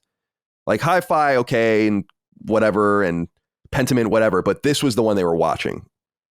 And so with that knowledge, it's like, yeah, you look at some of these games, even the ones that were not confirmed for PS5, and you're like, well, inevitably these are like something like Indiana Jones is coming to PlayStation 5. I mean, that seems like that's going to happen probably 3 to 6 months after it comes out on Xbox. Hellblade 2, like a fart in the wind, is just gone. So I imagine that they're going to try to get that out on PlayStation 5 as well at some point, and so on and so forth. So with that in mind, it wasn't like watching another ecosystem's content for the first time, but rather like watching a content stream where it's like, well, these seem kind of inevitable. So I will say the Gears game looks great, and I like Gears, and we talked about that a lot. Like, especially that it's a prequel means I can just play it because I'm not caught up on the newer Gears, but I know all I need to know to play that game. So it was cool to see that come back, and I'm sure games like State of Decay are going to be great as well. So it was impressive. Like, that South of Midnight game looks pretty cool. So yeah, a few things tickled my nether regions for sure, Cody. Dustin, what did you walk away from the Xbox showcase for their eventual PS5 release in light of Phil Spencer's comments to Ryan McCaffrey that they're going to be bringing more games over? Yeah, well, honestly, it doesn't matter to me at all. Just because I have Xbox, I have PC, so I don't need these games to come out to PS5. But I think it'll be really interesting to see eventually them come to PS5. I mean, Gears, of course, that's gonna be the moment that I think people have already freaked out many times. But the moment that either Master Chief or Marcus Phoenix is on a PlayStation in any degree is going to be chaos for everybody at that moment. It'll be kind of awesome.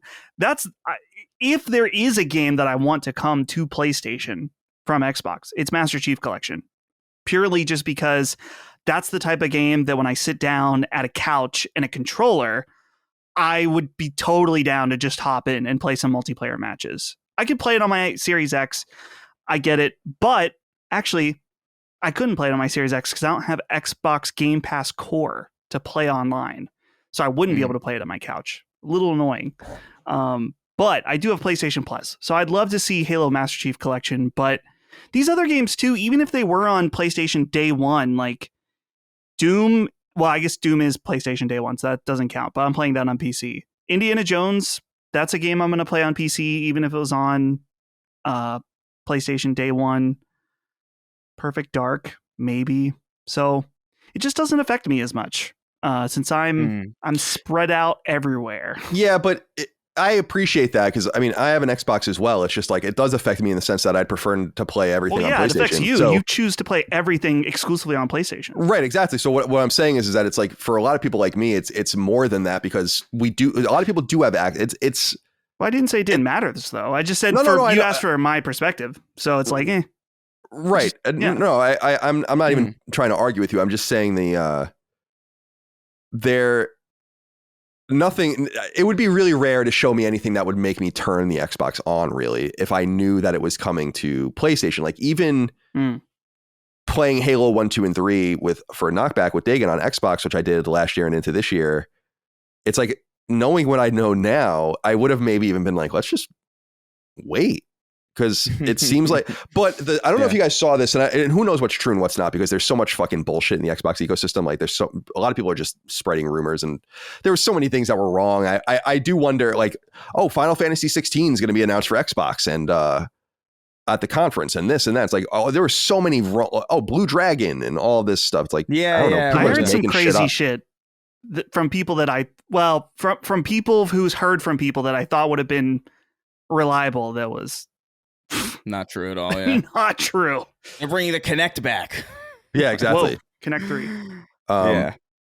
But it is interesting to think through the lens of these new rumors, this kind of scuttlebutt about this idea that they might be remaking Halo completely, like 1, 2, and 3. And that the idea might be that they wouldn't bring Master Chief Collection to PS5, but rather sell those games like for $60 or $70 a piece as they come out on PlayStation. And there is something to that. In some sense, it seems unnecessary. It's like, why even bother? Just port Halo Master Chief Collection to PlayStation and you'll sell. Dude, based on Sea of Thieves performance, we're talking about a game that might permanently be in the top 10 or top 20 on PlayStation Network, like forever. Like, like one of those things that just sells because it's so iconic and people will just not even, I'm telling you, if and when that happened, people would not even believe it. How many copies? $60, do it. The issue, you could charge easily $70 for that game. I think the issue, I guess, is because they've officially like wrapped up development on that game. Like, there's no more future support, and so from their perspective, it'd be like, well, do we open that support back up now? It's like they would have to if they're planning a new SKU for a new console, they would have to do that. At least for maintenance and stuff like that. Which I don't even know if 343 has the resources to do. How many people work at 343? Like 10 people now? Like, I'm exaggerating, obviously. The ghost of Bonnie Ross. Yeah. I don't know. I first of all, the Halo collection on PlayStation would murder in a way that I don't think people are really prepared to even experience. But I don't know. It's a big ask from them, who seem to continue to miss with that franchise specifically. Well, that's what I was going to say, Chris, was to that point, they have kind of an easy win. You open the pipeline, you get it on, and you cross play, and it keeps the game vibrant on Xbox, although I'm sure there's no problem finding games on Xbox, but you'll just have this like permanent class of people that will play across all these platforms. Yeah. The idea of remaking some of the Halo games is tantalizing because you can make potentially 3 or 4 times the amount of money, I guess you would, but you have to invest a lot of money into that as well. That's a big investment. Yeah. Right. So like, it's like, to me, I just think, high ceiling, high floor, just release Master Chief Collection the way it is. I do wonder what will come over next. Like, I would love to be a fly on the wall behind the scenes. Oh, me too. And knowing what's happening. But I think people had pointed this out. I don't think we have any write-ins. Oh, no, we actually do. Dirty Income Tax wrote in and said, what are your thoughts on Microsoft completely avoiding the word exclusive during their showcase? Plenty of world premieres and day one in Game Pass, but no mention of exclusivity. This combined with Phil's comments to Ryan McCaffrey during the post-show paint a pretty obvious picture in my mind. But what's the next move? Yeah. There's definitely something to that, right? Because any student of the industry knows that they would pepper the word exclusive on a constant basis during their press conferences, and they didn't say that word at all. And we had noticed that this really began with Blade. Like, it is so obvious that Blade is a multi-platform game. And I do wonder why if they did avoid it to that end and what it means. Like, there's so much. See, this is where the Schadenfreude comes in for me, guys, because I feel and I was talking to Micah about this because she is an Xbox gamer, my wife, where I was like, I feel for the core Xbox gamer that feels like they're going to be missing something, or like something's going away and like it's the beginning of the end of their ecosystem. I don't believe that that's true, by the way, but I can understand the sky is falling mentality. I get that, like, completely. And I do feel that I do feel that like normal people that play on Xbox have nothing to fear, but a lot of like, it's like why I'm anxious about things that don't exist. It's like, oh, I'm just anxious about the what ifs and the could be's. Right. But there are a group of people out there that are so obnoxious that are Xbox fans, like the big like rallying Xbox fans that harass you online and clip you out and stuff like that. And I know that I know in my heart, right, that this is meltdown city for them on the inside, right? And I love it. Love it. Yeah. Just completely love it. From that perspective only. Not for the normal Xbox fan. I don't even care if these games come out as a PlayStation fan, honestly. And as we were saying earlier, and as I say every week, just stop releasing games and I'll be fine forever, because there is so much I've missed.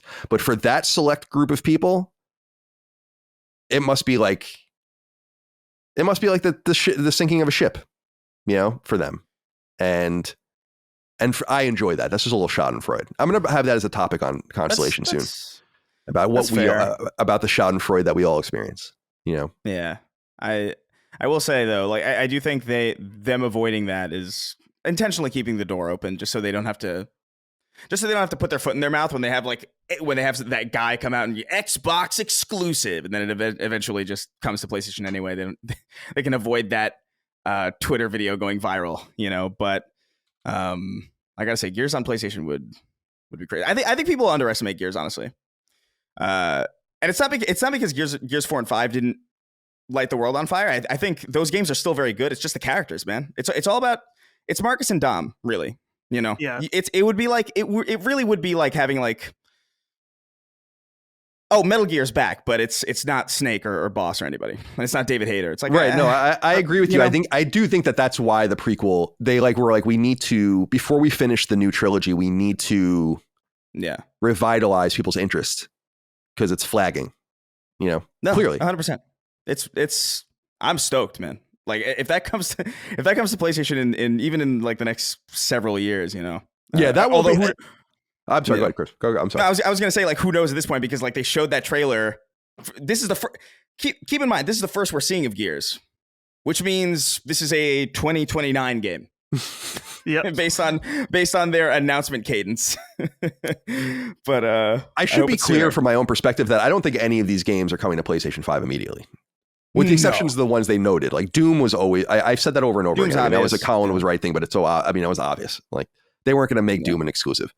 But I do think that, pretty much everything that you're going to see from now on is on the table, and it's just a matter of when and not if. And let's get into some of the verbiage, because I do think that there was one unforced error from Phil Spencer in the post show that I thought was kind of strange, and that was the entire idea of like the slimy content that he made, and how like we don't want to do slimy console things and he was talking specifically about Call of Duty like perks or whatever, and I just did think that was kind of unusual to say, I guess. Simon wrote in and said, "What's up, Slitter fucks?" That's really unfortunate. Can we talk about that baffling Phil Spencer interview for a minute? Imagine an actual journalist watching that. We have the CEO riding in on his own hard-on, greeted by thunderous applause. The guy's so high on the adoration of these minions that he deliriously starts copying Trump's accentuation. The journalist across from him starts his interview by addressing said CEO as a friend. In between a flurry of softballs, he actually manages to get one mildly critical question in, which he prefaces by apologizing that he has to ask this question or else the internet will tear him apart. The CEO brushes it off with a total non-answer, opening him up for an easy follow-up question. That, of course, never comes.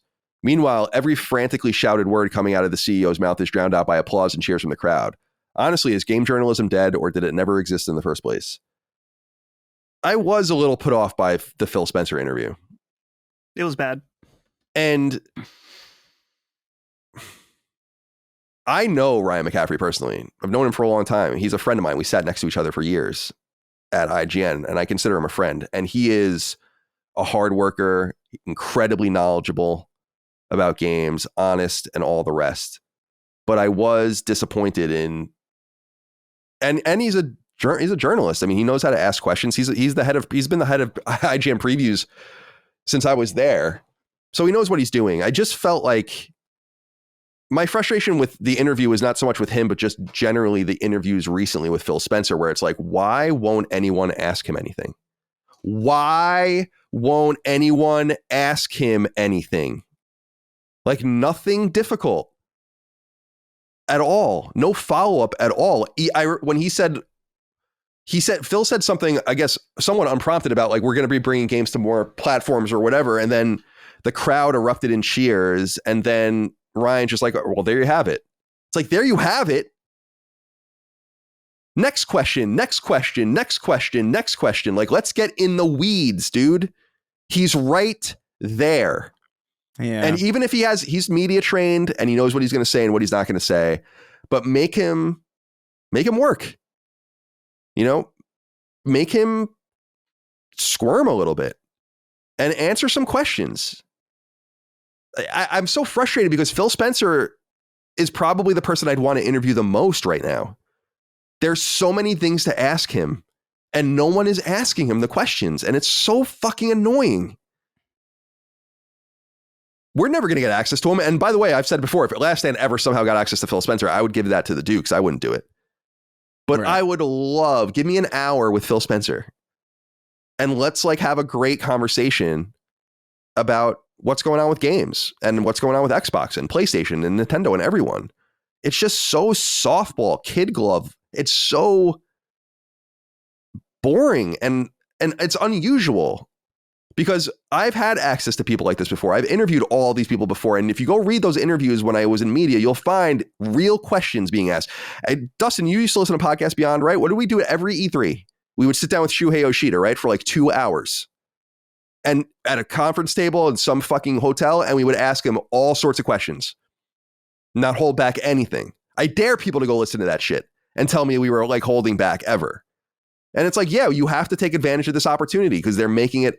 There he is. You can't worry about the future. It's what I was saying about how it is so obvious that people were not talking about the Sony leaks from Insomniac because they were afraid of how it would affect their relationship with Sony. It was so obvious who was covering it and who wasn't, including outlets I like, based on their fear of losing access. And you can't have that fear because your whole entire operation shouldn't be predicated on access. That should be like maybe the least important part.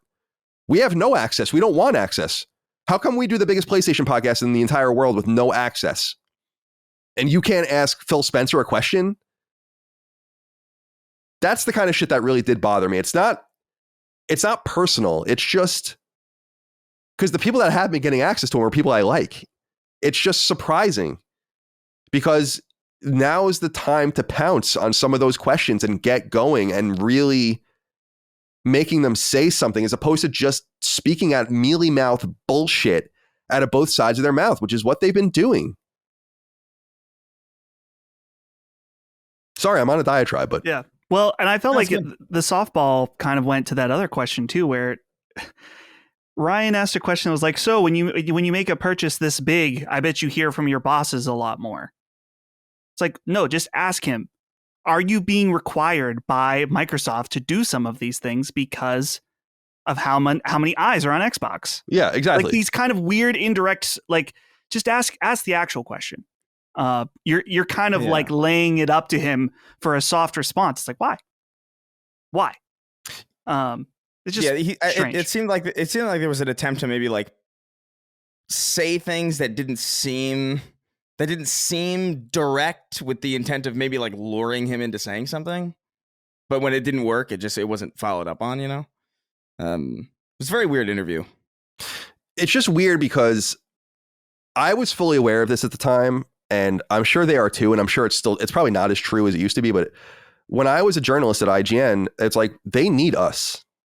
Like we can push the boundaries. They're not going to cut you off. Like I only got blacklisted ever as a media person by one company. It was Konami, right? And there's a whole video on that and you can go read about that. But I used to body Sony all the time and all these other companies, and they would come back over and over and over and over and over and over and over again. They need you. So take advantage of that reality. That's my opinion. Is like, take advantage of that reality. You are in a unique position because they're going to have to come back. Good. Is that well, I was just going to ask a question. Like, is that true still? Like, do they still like the relevance of a lot of games media publications and these things has objectively fallen in the last 10, 20 years, right?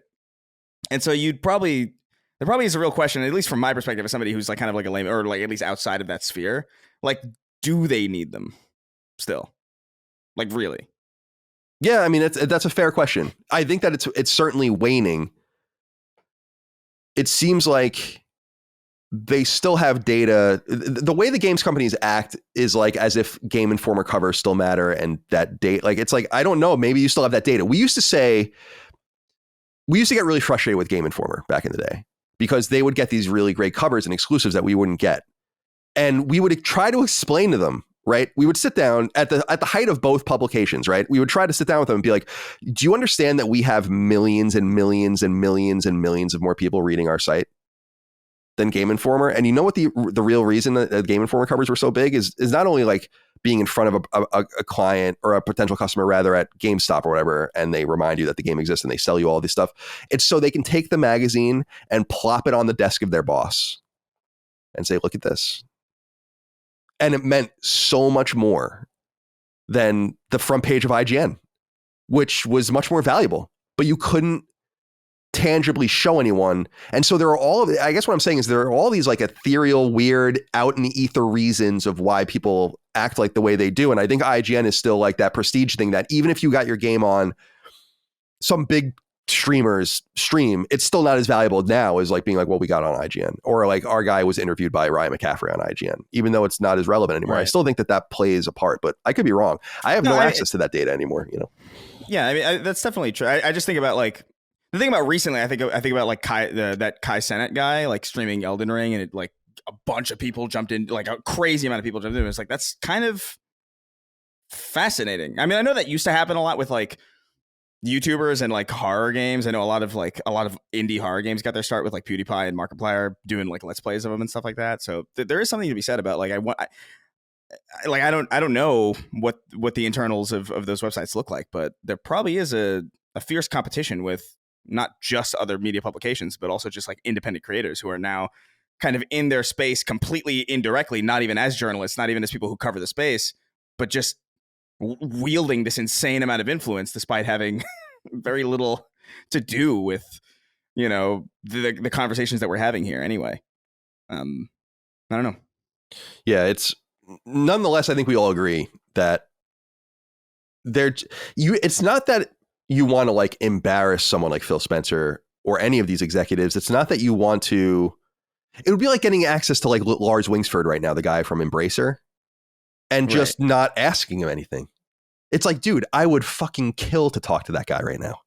You know, like what the fuck is happening here? Like what, and get into the weeds. And you know, the thing about Ryan, and this is why I was frustrated with Jez too, when with his interview back in the day, his print interview with Phil Spencer, and we talked about that, and I talked to him about that as well, is they're not dummies. These are the kinds of guys you want. Like Ryan and Jez are the kinds of guys you want to have access, or a Maddie or a Cog. You want them. These are the ones you want. So it's the right person.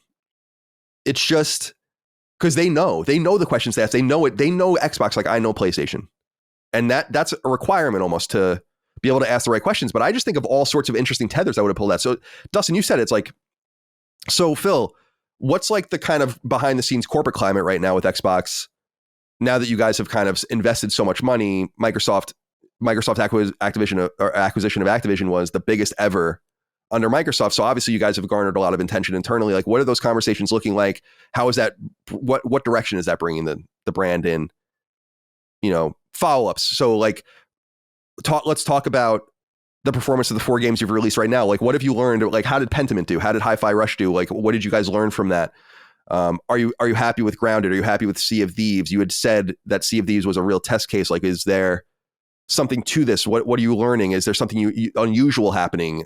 Or is it within your expectations? There's so many. You can get an hour just out of Sea of Thieves on PlayStation and how it's doing. So that's the kind of the frustrating thing, man. Phil Spencer, if you want to come talk, I would love to talk to you, but I know that's not. I have no expectation of that happening. You know. And why would he talk to me? That's the point. Yeah. It's like, right. Anyway, yeah. So he asked here in the question, this was from Simon. He said, is game journalism dead, or did it never exist in the first place? It's not that it's dead. I just think it's still too cozy. And it still reeks a little bit of access journalism, because otherwise it wouldn't really matter, and you would definitely lay to bear everything you wanted to ask. And, you know, it is what it is. Yeah. As far as one last thing, and I think this is obviously relevant for our show, Cormac wrote in and said, gentlemen, let's get straight to it. How does Sony and PlayStation respond? Do they need to? So I've seen a lot of this as well, that Sony really does need to deliver the goods now in a showcase. I think it's fairly obvious that they're going to have a showcase in September-ish, just because I feel like you have to. We've said this for a long time. PS5 Pro is being developed or is being manufactured like as we speak. I mean, I'm sure this summer is when they're going to start building them and getting them ready to go. And they're going to have to announce it, but you're going to want to announce it as close as possible to the vest without it leaking. But you don't want to stymie the support of PS5's regular console. So you have to say something, and then you're going to assume you have games to show for it. This is probably where Ghost of Tsushima is going to shine and all these other games as well. So I assume there'll be one go this year with them in addition to maybe a couple of state of plays. But I'm of the mind, and Dustin, we can go to you first, is that this goes into my kind of theory. Like, I just don't know that any of this really matters. And there are things that matter that I can't quite grasp, but it's not this stuff. It's something else. And it could be like the set in stone pattern of these two brands.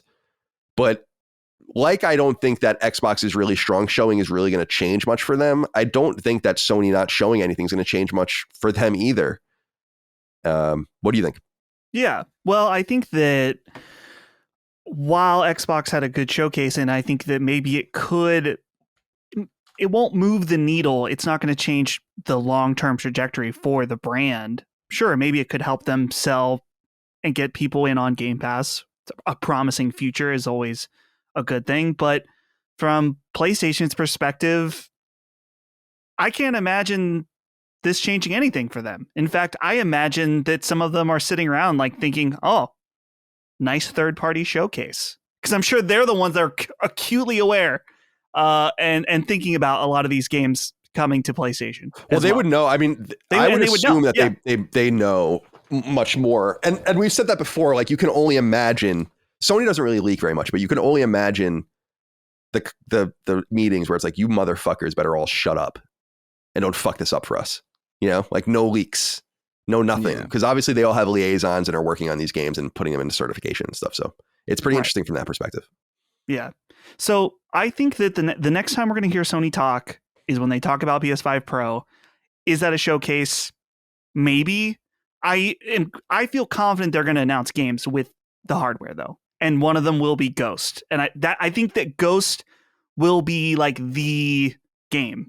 The game to pair with a PS5 Pro until eventually they'll be able to market it for GTA 6 as well.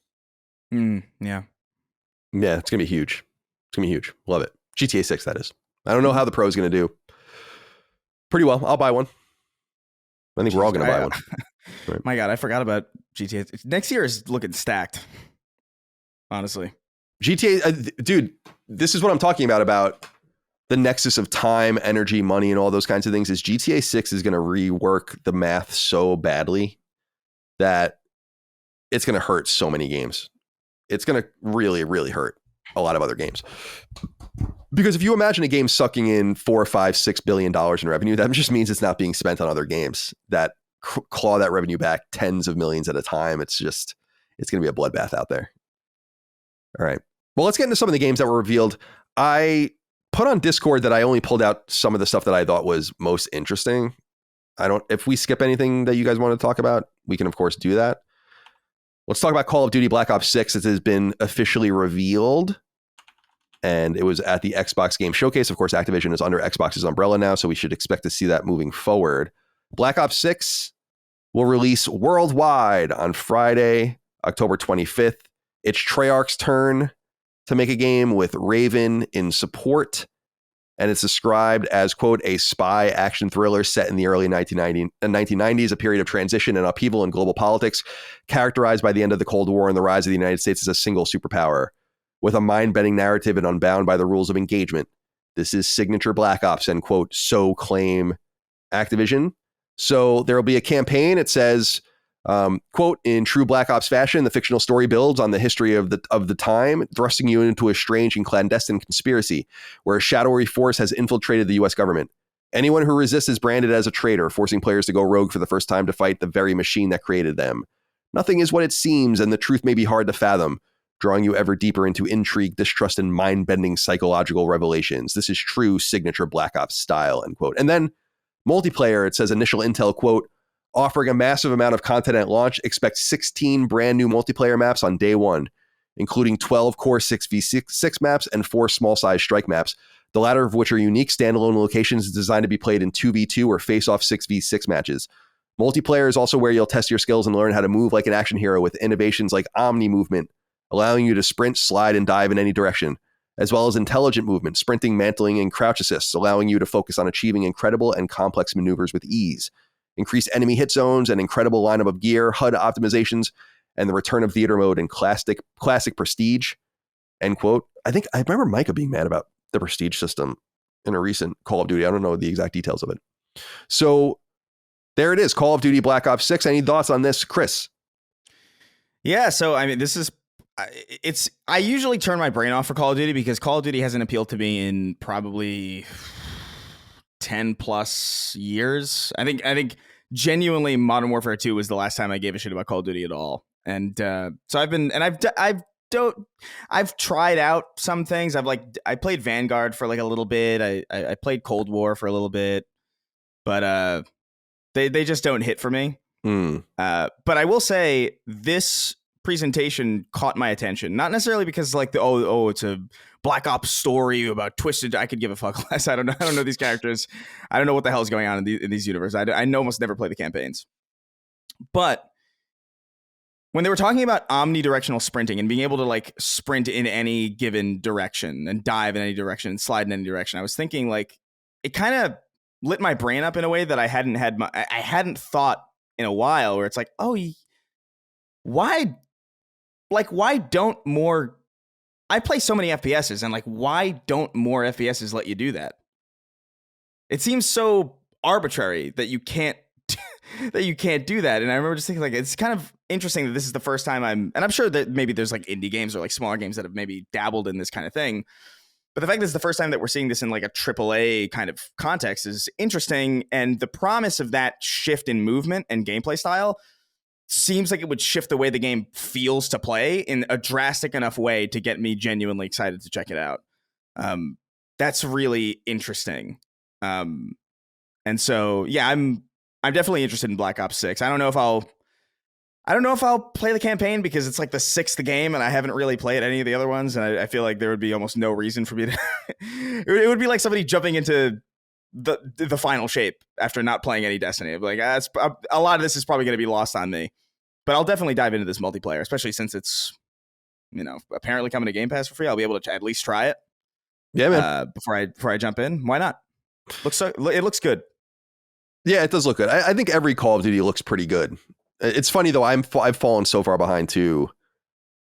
This is what I think is going to be so cool about Game Pass. I don't know if they've talked about it yet, but about getting the other Call of Duty games on there where you could theoretically kind of blaze through all of those campaigns if you want to. And so Push Square put up this list of games coming out for the rest of the year, like bigger releases. And I was looking at it now that things have dates or kind of time frames. I'm like, damn, dude, there's really not much coming out that I care about. There are a lot of games, but nothing I care about. And I was thinking about it. I was like, damn, maybe I'll go and try to play as many Call of Duty games as possible or something and just play them like one after the other for a little while and see how that goes. But it'll be exciting. So, all right, Dustin, let's go over to you. We have Black Ops 6 in October 25th, PS5 and PS4. So held back a little bit by last gen, I guess, but you want to be there. That's where a lot of people are. Treyarch's working on the multiplayer. Raven apparently is making the single player. A little bit of both. Zombies mode will be back as well. Any thoughts? Yeah, I will 100% be playing this because it's been a while for me. I didn't play Modern Warfare 3 since it's just was maps. It was a DLC for Modern Warfare 2. And so I'm excited to play it. The multiplayer stuff, Chris talked about the omnidirectional sprinting and movement. That sounds pretty cool. A really small change, but this idea of like being able to set it so it automatically mantles over things and some stuff that it's like, I saw that the way they described it's like just we're trying to make it so there's less button clicks in order to do what you want to do. So that sounds cool. Also, the HUD is fully customizable, which I'm sure some people will care about. This is something that when they get more into the multiplayer specific reveals and they do the multiplayer beta, I'm going to be tuning into a lot more just because at this point I am a multiplayer only Call of Duty player. I usually play a level or two of the campaign, and then I don't care anymore. So when the beta comes out, I'll be all over it. Yeah, I typically like Call of Duty campaigns a lot. They're tight weekend experiences. Not a lot of shit to do in them. Really action packed. Yeah. If people want to read more about this, you can go to callofduty.com. There's a blog post called Black Ops 6 Worldwide Reveal, Essential Intel on Campaign, Multiplayer, and Zombies. It's extensive. There's like a lot of information here and a lot of screenshots, some videos, and all the rest. And obviously a lot more information coming soon. So you can check all of that out at callofduty.com if you want. October 25th, PS4 and PS5. All right. Slitterhead has officially been revealed in gameplay. Kuhn wrote in and said, "Hello, my Apple Slitters. There was a much needed moratorium placed on the slit puns a while back, and so the joke was gone but not forgotten. But now that we've gotten a release date, can we open the gates for a short reprieve?" And by the way, I think this guy's name is actually Kun, but C-U-N is Kuhn to me. I think he said it was Kuhn at one point. Oh, did he? Yeah. Okay. I mean, okay. Yeah, I don't mean it in the racial sense. I'm more meaning it in like the Japanese sense. You know? Right. Yeah. K-U-N. Right. K-U-N, right. But his is C-U-N. So Kun, I guess we can call you Kun. I mean, whatever. It is what it is. All right. So where are we? Slitterhead's back. Let's talk about it. And do we lift the moratorium? We discussed this a little bit last week. I think it's probably time, but within reason and in good taste. Chris, what are your thoughts? Look, it's fine for now, briefly, but I all I ask is some restraint, just a little bit. You can still say your slit or whatever the hell you want to put in there, but don't pepper like 8 slits in a write-in. That's all I'm asking, because it got egregious. At a certain point, it got egregious. It did. Yeah, exercise a little restraint. Yeah, people would write in, they'd be like, "Hey, my soft, supple slits," and it's like, all right, we should stop. I agree, and then like we said, like we were getting into the Slitterhead with a hard R and like all these kinds of things. We can't be doing this. Wait, you're saying this audience takes a joke and beats it to death to the point where it's not funny? That's never happened. Yeah, that's crazy. I want as many slit jokes as possible. They're the best. I love them. 10 out of 10. Every write-in, I want 7 slits per write-in. A new slit record.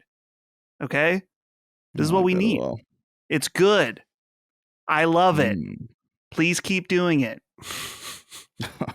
What did you guys think of Slitterhead when you saw it? Oh. All right, yeah, so let's talk about it. Because we can talk about it except for the name. No game has come up more than this game in the entire history of Sacred Symbols. Yeah, we've never actually talked about the game. Yeah. So let me frame it for everyone, and then we can talk about what we thought. So, all right, Slitterhead was revealed back in it was like 2020, 2021, something like that, I think. So here's what you need to know: Keiichiro Toyama is the original designer and writer of Silent Hill. And he also worked on Snatcher with Kojima. So he has this like weird kind of family tree from there. But anyway, he was the writer and the director of the original Silent Hill for Konami, just the first one. And then you might recall that he ended up at Sony and he was making horror games there. Specifically, he worked kind of as an internal team called Project Siren for a while. And they worked on the Siren series of survival horror games. The first one came out in like 2003 on PS2. And so we had a few of those games, and then they went on to make Gravity Rush. And he went on to make Gravity Rush, which was a very different kind of game. That was on PS Vita in 2012, and then got a sequel on PS4 in 2017.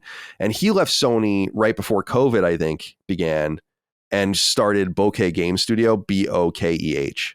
So now Keiichiro Toyama is over there now. And he's the lead of that team. So that's just a little bit of his provenance. So Silent Hill and Snatcher, a little bit of that stuff, and then into Siren and into Gravity Rush, and now he finds himself here with this game. Slitterhead is a horror game. It's coming to PlayStation 5 on November 8th. And here's what it says. Well, first of all, there is gameplay, but here is how it's described. Set in the densely cluttered streets of Kowloon, this is from the press release, filled with obscurity and chaos, this battle action adventure game casts players as the Hyoki, an entity devoid of memory and physical form. His only motive is to eradicate the monstrous beings known as Slitterheads, crawling around the city disguising themselves as humans. Roaming the vibrant neon-lit cityscape, Hyoki must seek out allies among humans known as rarities, infiltrate and track dangerous organizations, and engage in battles harnessing the power of blood. As the suspenseful drama unfolds, delve into the mystery behind Hyoki's existence and the appearance of the Slitterheads. So we have some gameplay. It's just 2 minutes. It's a 2-minute video. Not all of it is gameplay either. What do we think? Dustin, Chris was inquiring earlier what we thought of the gameplay. Yeah. I think it looks somewhat last gen, but I think it looks fun. I mean, I'm definitely going to play it. Oh, I thought this looked insanely stiff. Like real clunky and bad looking, but I'm still kind of interested despite that. There's something about it. It has I don't know, the city stuff kind of gave me like a Ghostwire Tokyo feel in a way. I like this idea that shows, the spirit connecting to different people and playing as different random people. The monsters look kind of cool. Just that combat looks absolutely atrocious, but still early. They could maybe clean that up, but there's something about it that's still appealing despite that. So yeah, I'm curious about it. Yeah, I'm looking at it now. I don't quite see it the same way you do, I guess. I think it looks pretty fun, personally. Oh, I don't know. Maybe just as a Souls player from like third person, it's just like, it looks clunky. It looks so stiff. Your character just standing there. Yeah, go ahead, Chris. There's elements of the combat specifically that I thought looked pretty. That specifically to me looked the most last gen, like just the animations and the flow and just kind of. There's a move that a character does where it's like she's got like blood Wolverine claws and she turns around, she spins and it looks like it just looks really dated. But I do love I like the idea of like possession type stuff, like where you could just go from one character to another. It's what I loved about Destroy All Humans too, just being able to steal people's like forms and like masquerade it. I think that's really cool. It's a really dope gameplay mechanic, and to some less fantastical or science fictional approach, like that kind of thing happens in Hitman too, where you get to change. And I like that whatever that is, that's a cool mechanic, and I like it. But yeah, I'm interested in it. I do hope that they can maybe clean up that combat a little bit, because I do think it looks a little. There's a jankiness to it that I feel like might get in the way of how. Like, even if the combat is good, if it feels like there's like some aspect of it, it's like even just the presentation can have a huge impact on how combat feels. And so I hope they just clean that up a bit. But I think it looks cool and interesting. I will say the word Slitterhead is starting to sound like not real. You know what I mean? Like it doesn't. It's starting to sound hilarious to me. Will you discover the mystery behind Hyoki's existence and the appearance of the Slitterheads? I didn't even hear words when you said that. that was like Charlie Brown when the adults talk. Yeah, like we're Slitterhead. I do wonder how the game will feel when we play it, because we have examples of Toyama games that are really fast, like Gravity Rush, and then you have these more plotting games like Siren and obviously the original Silent Hill. So I'll be very, very, very interested to play this, just see what it's all about. See if our boy can hold on a little bit and create something interesting for people. And Xseed is publishing it, so you can check out more. There's a press release out there, a video, etc. if you'd like. Valorant is coming to PlayStation 5, and in fact, I think the limited beta begins the day this podcast goes live on Patreon, which is very interesting indeed. This game is a Riot game, and I don't really, Dustin, explain to me a little, and to everyone else. I know it's Valorant's like a 5v5 FPS, but I don't know very much about it. I know that's very popular. Yeah. And that it was a big deal when it came, or when they said that it was finally going to come, because it came out like 4 years ago, I think, or something like that. So it's not new, but it's doing very well. And I wonder what you think about it migrating over. To my understanding, and I'm sure that people who play this game will tell me about how much more nuance there is, but think of rounds and gameplay that is like Counter-Strike, but with the element of heroes like Overwatch. That's my understanding of it. Personally, if I was going to play a game as hardcore and competitive like that, I would rather play Counter-Strike. Just something about Valorant doesn't look appealing to me. But I'm curious how it will be received on consoles, just because this feels like a really hardcore PC specific. Your tiniest reflex, the tiniest aiming, it really, all of that is so important. So playing with a controller, especially in a crossplay scenario, I think would probably be pretty difficult. But maybe if there's a console only servers, then that would be okay. But I don't know. They used to have Counter-Strike on consoles and people liked it a long time ago, but it seems like this type of online FPS has been relegated to PCs for a long time. So I don't know how it will do on consoles. Being it's Valorant and already well established, I'm sure it'll do fine, but I don't know if it will have the same dominance as it does on PC. Yeah, any thoughts here, Chris, as a shooter fan? Yeah, I tend to agree. I think I've never played Valorant, but you can just tell just by watching gameplay of it. You can just tell that this is a very Counter-Strike style kind of, at least in the sense that the way the game feels to move and shoot, like it's very Counter-Strike. And those games just don't lend themselves well to controller. There are certain there are some people who would argue that you can't play any FPS on a controller. I think that's insane. Like there's like Halo is very, very comfortable on controller. Destiny is very comfortable on controller.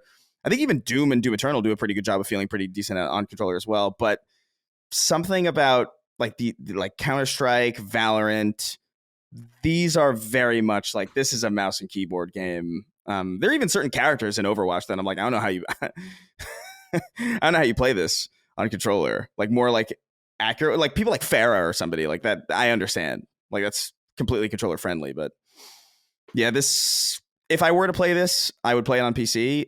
And I'm kind of with Dustin where it's just like the combination of Counter-Strike and Overwatch just does not speak to me really at all.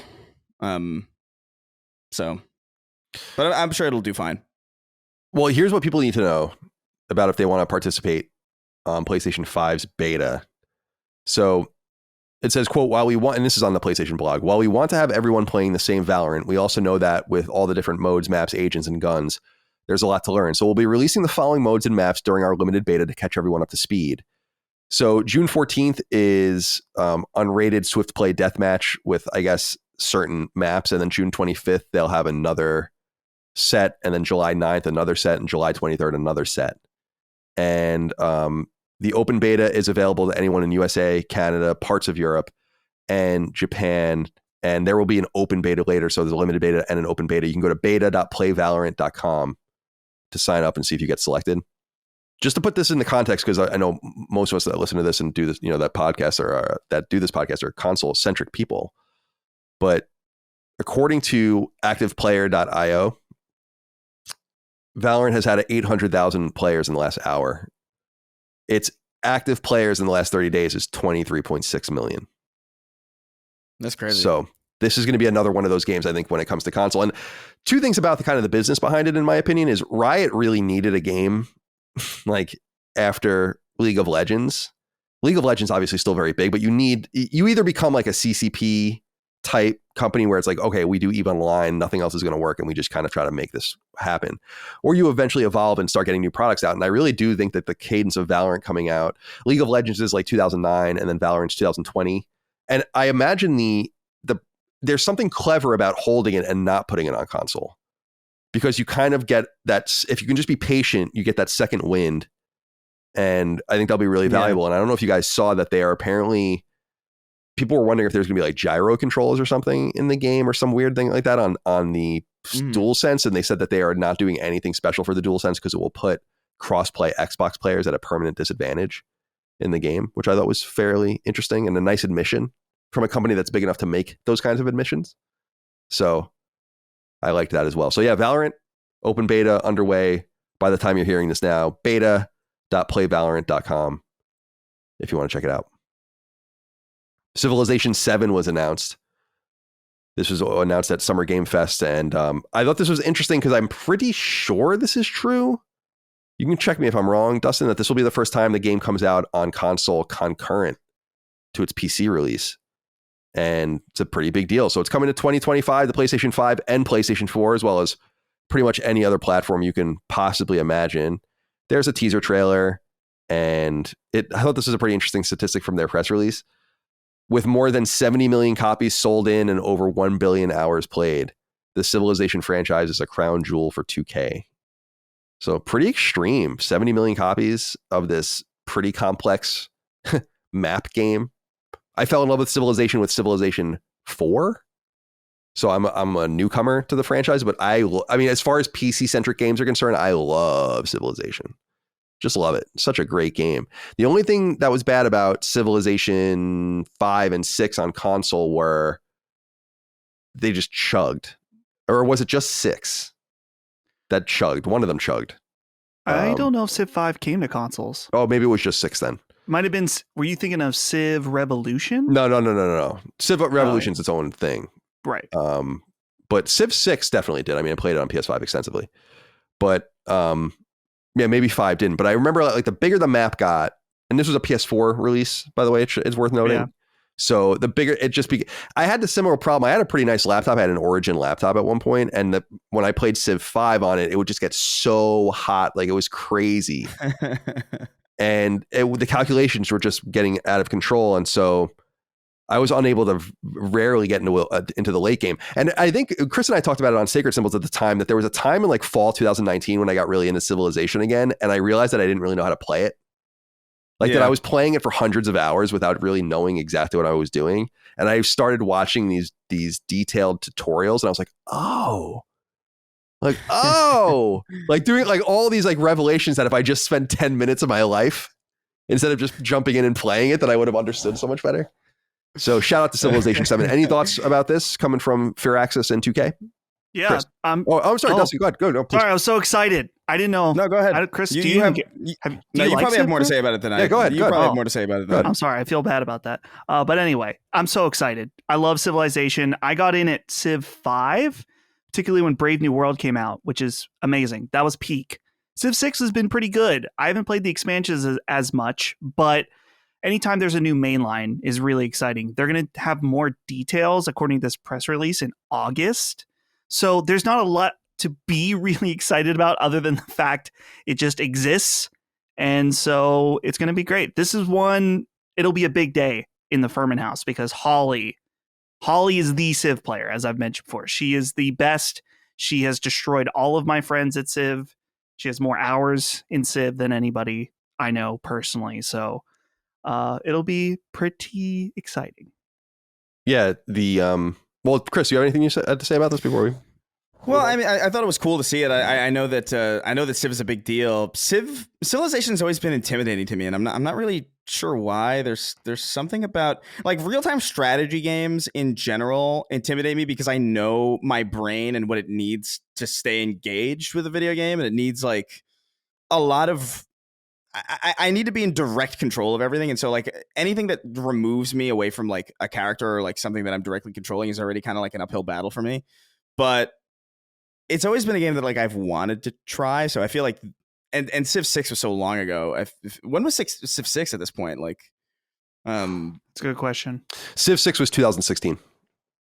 Yeah. So I was definitely not playing those games. And it came to console in 2019. Yeah. I think maybe, I assume there's no narrative here. I assume it's just like real-time strategy. So I think I thought it looked cool, and I think it might be, if I was ever going to try it, I'd probably just jump in here, provided that everybody, provided it lands well or they stick the landing on it and it's not like a complete trash fire, which I have no reason to believe it would be. But yeah, these games always they're tricky for me. I used to play Command & Conquer Red Alert like a long time ago, but I almost have like no memory of that game even. Like it was so long ago and I was so young. There was like Colin, like there's no shot that I was playing that game correctly. At that age, that's like, the thing, dude. Shot. It's like I remember playing Mech Warrior for the first time, which is not like this at all. But I remember getting that game on PC and being like, I have no idea what the fuck I'm doing.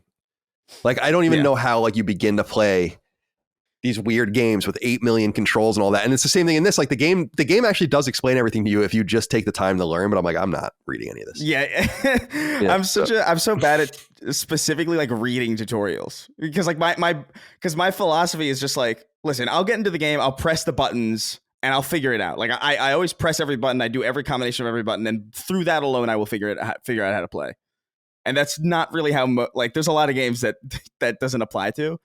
And there's a lot of games that specifically lock certain buttons until you unlock the tutorial part, which I hate, by the way. I don't like it when games do that. But yeah, I'll probably give this a shot, but I have no relationship with Civilization. I just have this longing for understanding RTSs a little bit more, because I've really only dabbled with Command and Conquer and obviously I guess more recently I guess the Halo Wars games, but those are more console friendly, like more light, not nearly as intense or in depth.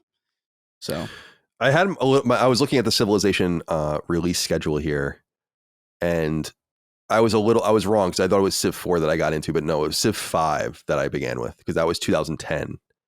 And then Civ 6 2016 on PC, 2019 on console. They must have gotten good, and obviously, like you said, Civ Rev and Civ Rev 2 were both in there as well. And one of those even came to Vita, which was interesting, like very late, which was cool. It must be that they're getting great data on console play for Civilization to even bother trying to bring it to all these consoles at the same time. So I think that's pretty cool and exciting. And what I want to know, because I was talking about System Shock Remake the other week and how there's actually mouse and keyboard controls on console for that if you want to play with them. And I wonder, you assume you should be able to play this with a mouse and keyboard on console. Yeah. Which would be great. I mean, that's the way it should be played. So yeah, there's no shot that support isn't there for something like Civ. I would hope so. All right. Another game we got to look at here was Metal Gear Solid Delta Snake Eater. First official trailer, screenshots. I linked out to Gamatsu here. We know that this is a remake of 2004's Metal Gear Solid 3 Snake Eater. And I'm wondering if you guys have anything you want to say about it. I think it looks pretty good. I just, I don't know. I'm not that excited. I think it looks good. There's really nothing to complain about, actually, in my opinion, with it. It's kind of just a straightforward remake. But at the same time, something about it feels off. I got to be honest, a lot of it probably has to do with the fact that I'm really not crazy about Metal Gear Solid 3 compared to 1 and 2. And so maybe I'm a little biased against it. And this is the starting point, of course, for this, what is probably going to be a series of remakes, because it's the first in the timeline. So it takes place in the 60s. So Dustin, let's go to you. Snake Eater, Metal Gear Solid Delta. Yeah. Any interest? I'm kind of in the same boat as you, Colin, in that I like Metal Gear Solid 3. I played it just last year. So I've played it relatively recently, and I enjoyed it, but I'm not in the camp of people who say this is the best one, and that's okay. I appreciate it. Seeing this trailer, I feel like I'm more impressed with it now that I've seen more of it. There was something about it that was kind of off-putting from those first few trailers, like it was a little too clean. I do recall, I can't find exactly where it was at. I think it was in the Xbox. They're doing these like deep dive podcasts, and they did one on Metal Gear, and there's going to be some kind of more traditional mode that adds the like more green tinted filter or like yellowish filter to it. So if you want a more authentic looking experience, that'll be there for you. But yeah, you're right, Colin, that there's really, from what I can tell, there's nothing to complain about at all. Everything looks really good. I'm not through the moon excited, but I'll be there day one to play it. Absolutely. So it's one of those, like, we're feasting in so many areas that a Metal Gear Solid 3 remake is just, it's cool. It's not amazing for me, but I'll be there. Well, we got a little bit of a look at the Cobra unit. I mean, the best part of any Metal Gear game, in my opinion, is the villains. Chris, what did you think of the gameplay from Metal Gear Solid 3 Delta, or it's actually just Metal Gear Solid Delta, not 3? Yeah, I thought it looked pretty good. I was pleasantly surprised. I remember in a previous showing, it looked a little bit. There's something off about the way it looked. I feel like I think I remarked that Snake kind of looked like he looked like an actor pretending. Like it was almost like when you go to Disney World and somebody's like pretending to be Hercules. It's like there's something about that where it didn't quite feel like that's not Snake. That's like Roger whatever as playing Snake or something. Right. But in this trailer, it looked a lot more like, okay, that looks like Snake now, and it looks good. I thought the fidelity of everything looked good. I loved the fluidity of like the animations. They seem to be like still very married to the PS2 animations, but just like a little bit more, just a little bit more detail, a little bit more cloth physics going on. It looks cool. I really have no complaints about it. I guess the only thing that's in my mind about it is because I'm just aware of Konami and Kojima and their relationship and how that shook up, that like this game kind of just has an aura around it for me that it probably won't for most people. if you're just casually into it. It's like, oh, cool, Metal Gear, neat. I'll play that, and you'll probably be very satisfied. And I'm glad Dustin or one of you brought up the fact that they're going to have like that extra mode that can maybe make it look a little bit more authentic, because that was probably my only nitpick. Really, was I don't know why games have this tendency, like when they're remade, to miss the color grading and the image composition of what the original intent is. I was actually listening to because I had this thought when I was watching, and I went back to listen to a knockback that you did about Halo 2, because I feel like I remember a similar thing where it's like, dude, when you were playing through Halo 2, you were talking about how like it's nighttime in the remake and daytime in the or something like that, and it's like, how could you miss the? And so there's certain elements of that going on with, I think that green kind of yellowish filter is over that game specifically to make it feel like it's in the 60s, like specifically to make it feel like it's old. And so for that to be missing is a little bit bizarre. Not that I think it looks bad. I think it looks actually great. I think there's definitely intent behind that filter over the game that is not there on the default mode. But if it's there and if that's toggleable, that's honestly just as good to me. So no complaints really. Great. Chris, let me send this to you. This is kind of interesting because it's actually more than I thought. It's called Legacy Style. And so it also apparently makes the controls more like the original. And there's a short clip in this Eurogamer article.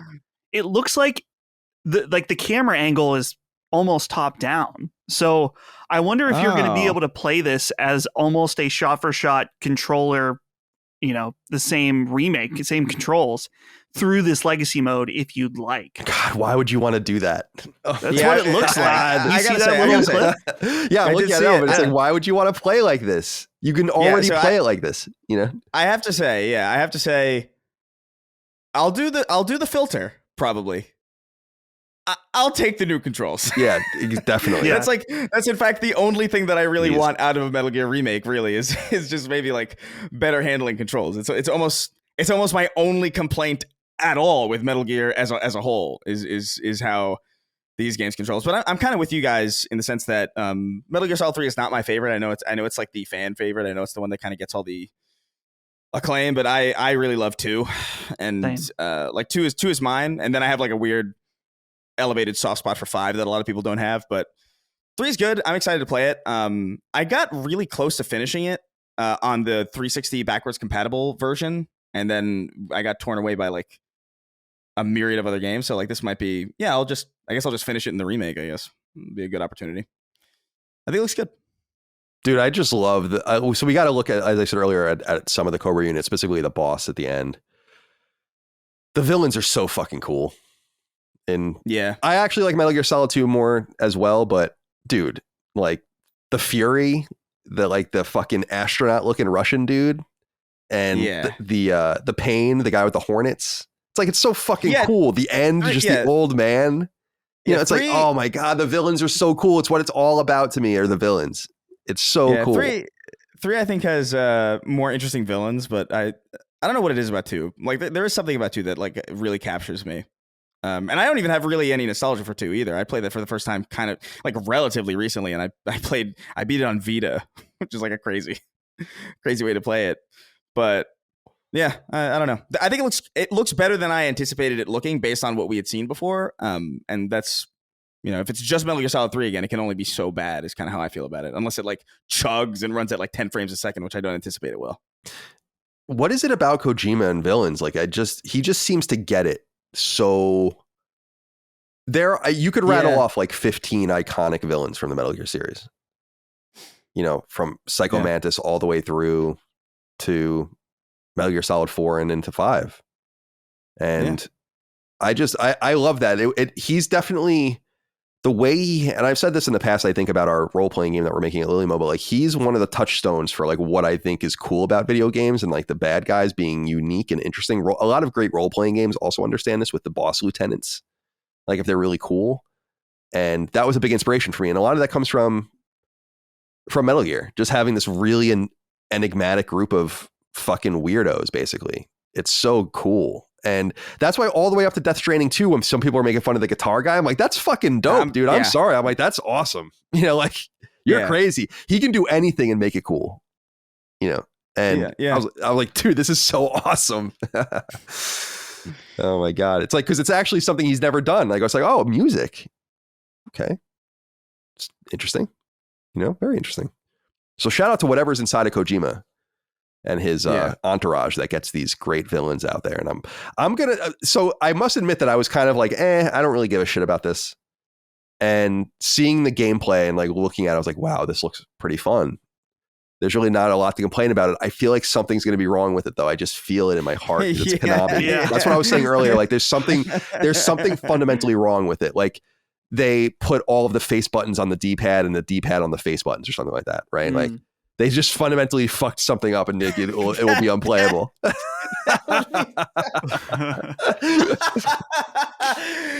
That's a stroke simulator at that point. Right. Well, that's like that Mega Man collection on, what was it, on GameCube? They swapped the B and the A button. Yeah, it was unplayable. And it reminds me a lot of Wii U as well. Like Wii U putting the D-pad where they did, I couldn't even play. Like, oh yeah, that like where the sticks, like disgusting. The sticks were like, it was the sticks relationship with the face buttons or something was like backwards and changed. And I didn't realize it. I'm trying to think. I realized it when I was reviewing Mass Effect 3, and Mass Effect 3 was a Wii U launch game. So I had to like go and copy my review over and be ready for that or whatever. And being like, dude, everything's backwards. Like all the muscle memory that you've developed on controllers is backwards. It very weird. They've always been annoying though. Yeah. With the fucking controllers until recently. All right. So note about Metal Gear Solid 3 or Metal Gear Solid Delta Snake Eater is it doesn't have a release date yet, but should come out in 2024. That's apparently the release window, and you can pre-order it now, including, I don't know if you guys saw a very expensive collector's edition that includes a terrarium.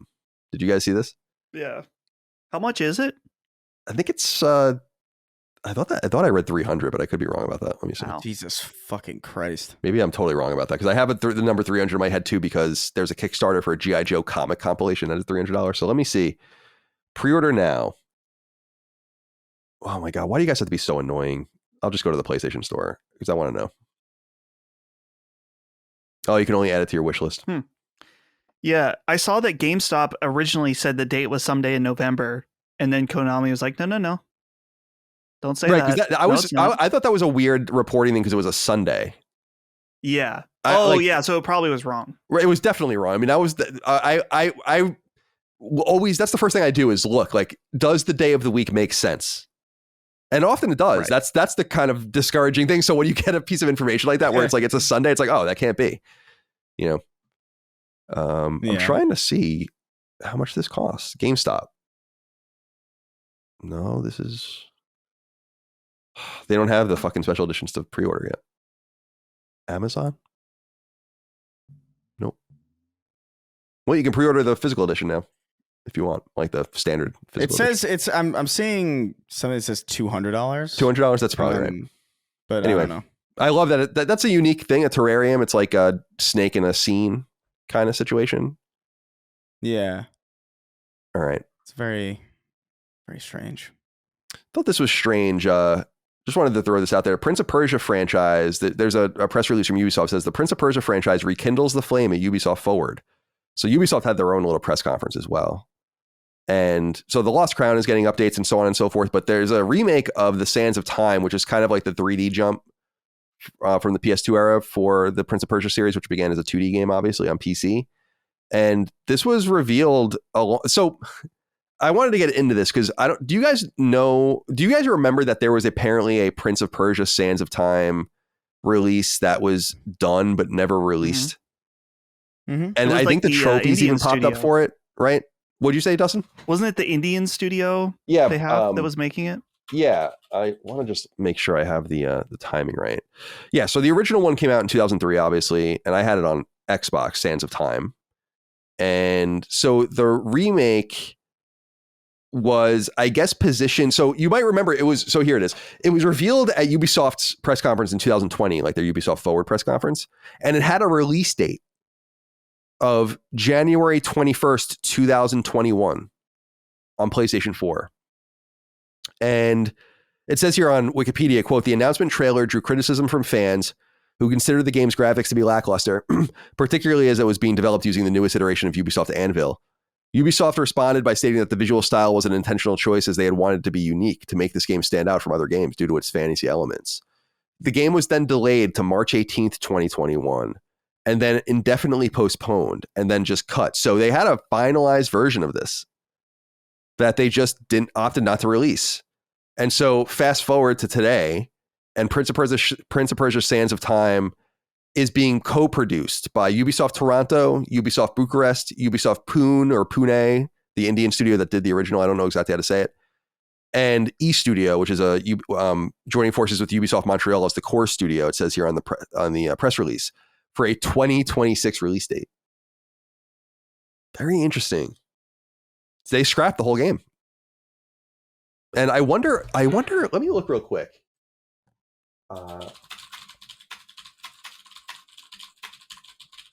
So I'm like writing a novel.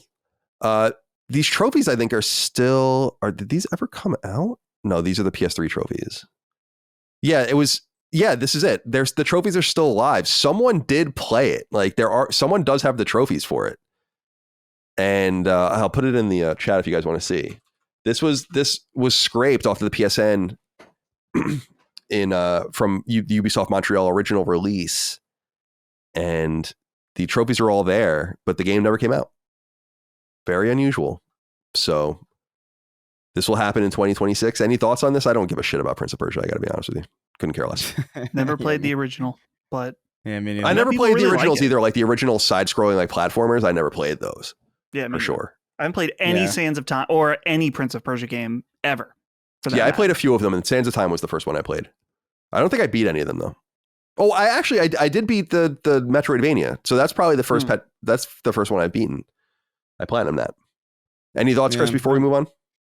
No, I mean I played Assassin's Creed, and I know that came from Prince of Persia, but I mean I have no relationship with Prince of Persia at all. I think maybe it seems like I remember it though. Like I remember, like when I look up gameplay of it, it's like, oh, I do remember this, but I feel like maybe I played this at like a friend's house or like I was at a friend's house while he was playing it or something. But it has little to no value to me. All right. Me neither. Next up, thought I'd just throw this out here. Deck 9 announced that they are releasing a new Life is Strange game. It's called Life is Strange Double Exposure. And it was at the Xbox showcase, I think. So there's going to be more information. Actually, at the time of recording, they should have already talked more about it on their YouTube channel if you want. But the game will be released on PS5, no PS4 iteration, but on PS5 on October 29th, 2024. And I'm not a Life is Strange fan, but my wife is. I know she's looking forward to this. The original Life is Strange came out in 2015 as an episodic.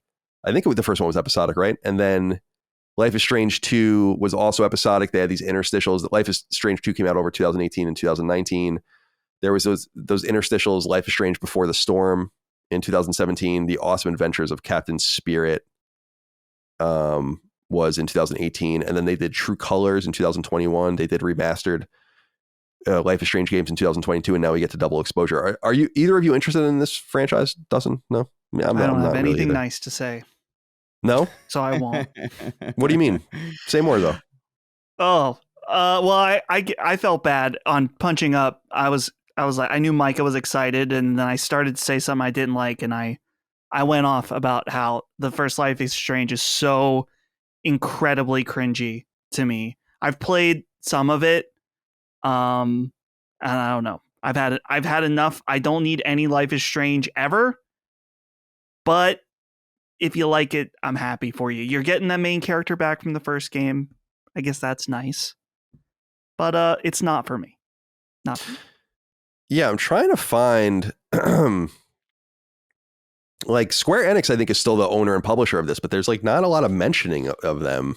And they've kind of gotten out of these Western releases. Like it seemed like they were holding on a little bit to this and a little bit to Outriders maybe, but obviously spinning everything off and kind of going back home to Japan.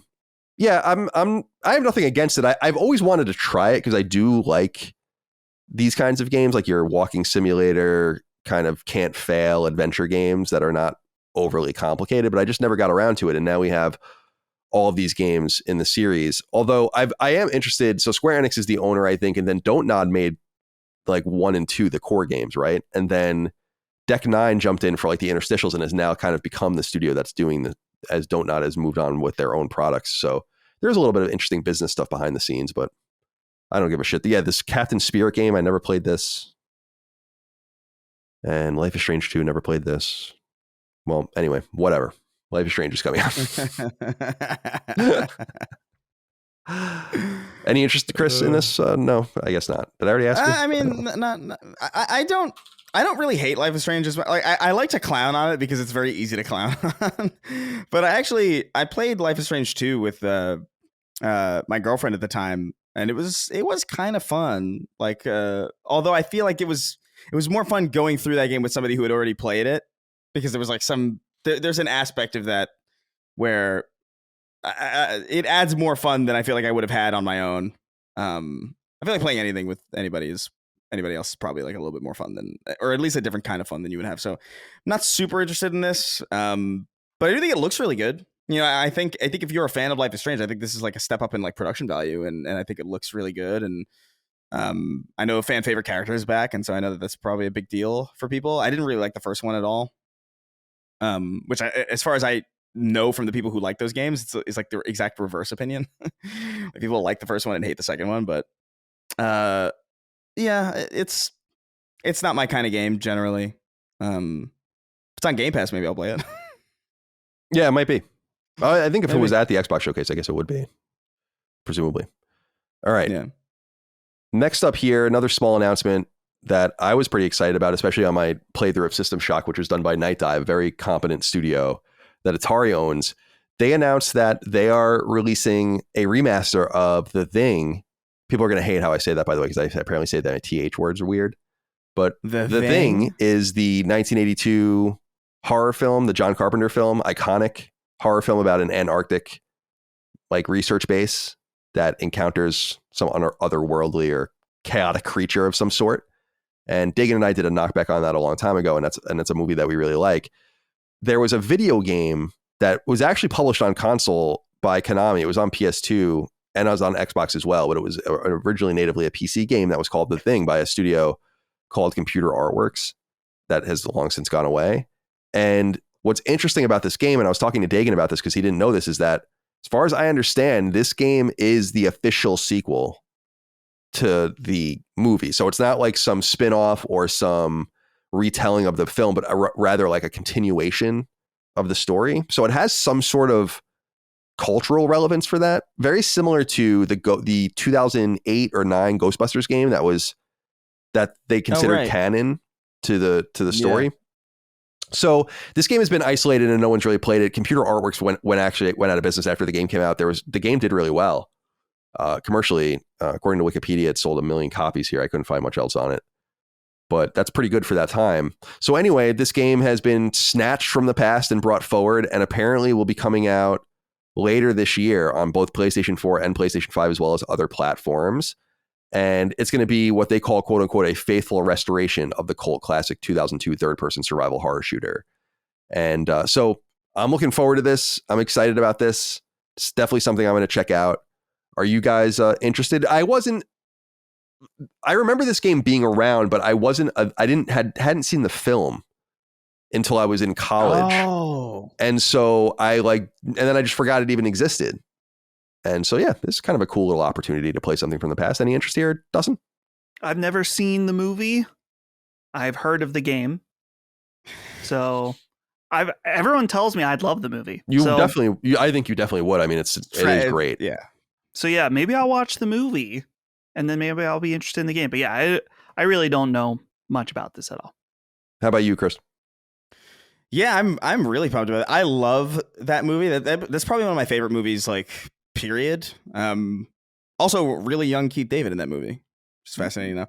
And yeah, I think I've never see the thing is, like, I never heard about this game though. Like, I just didn't even know that this was a thing at all. that they had like this sequel to this movie in video game form.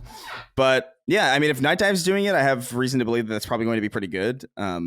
And it is an interesting game to bring back from the past. I think like that actually serves a purpose, Right. as opposed to I don't know, any number of remakes that are kind of redundant or just don't really need to be here.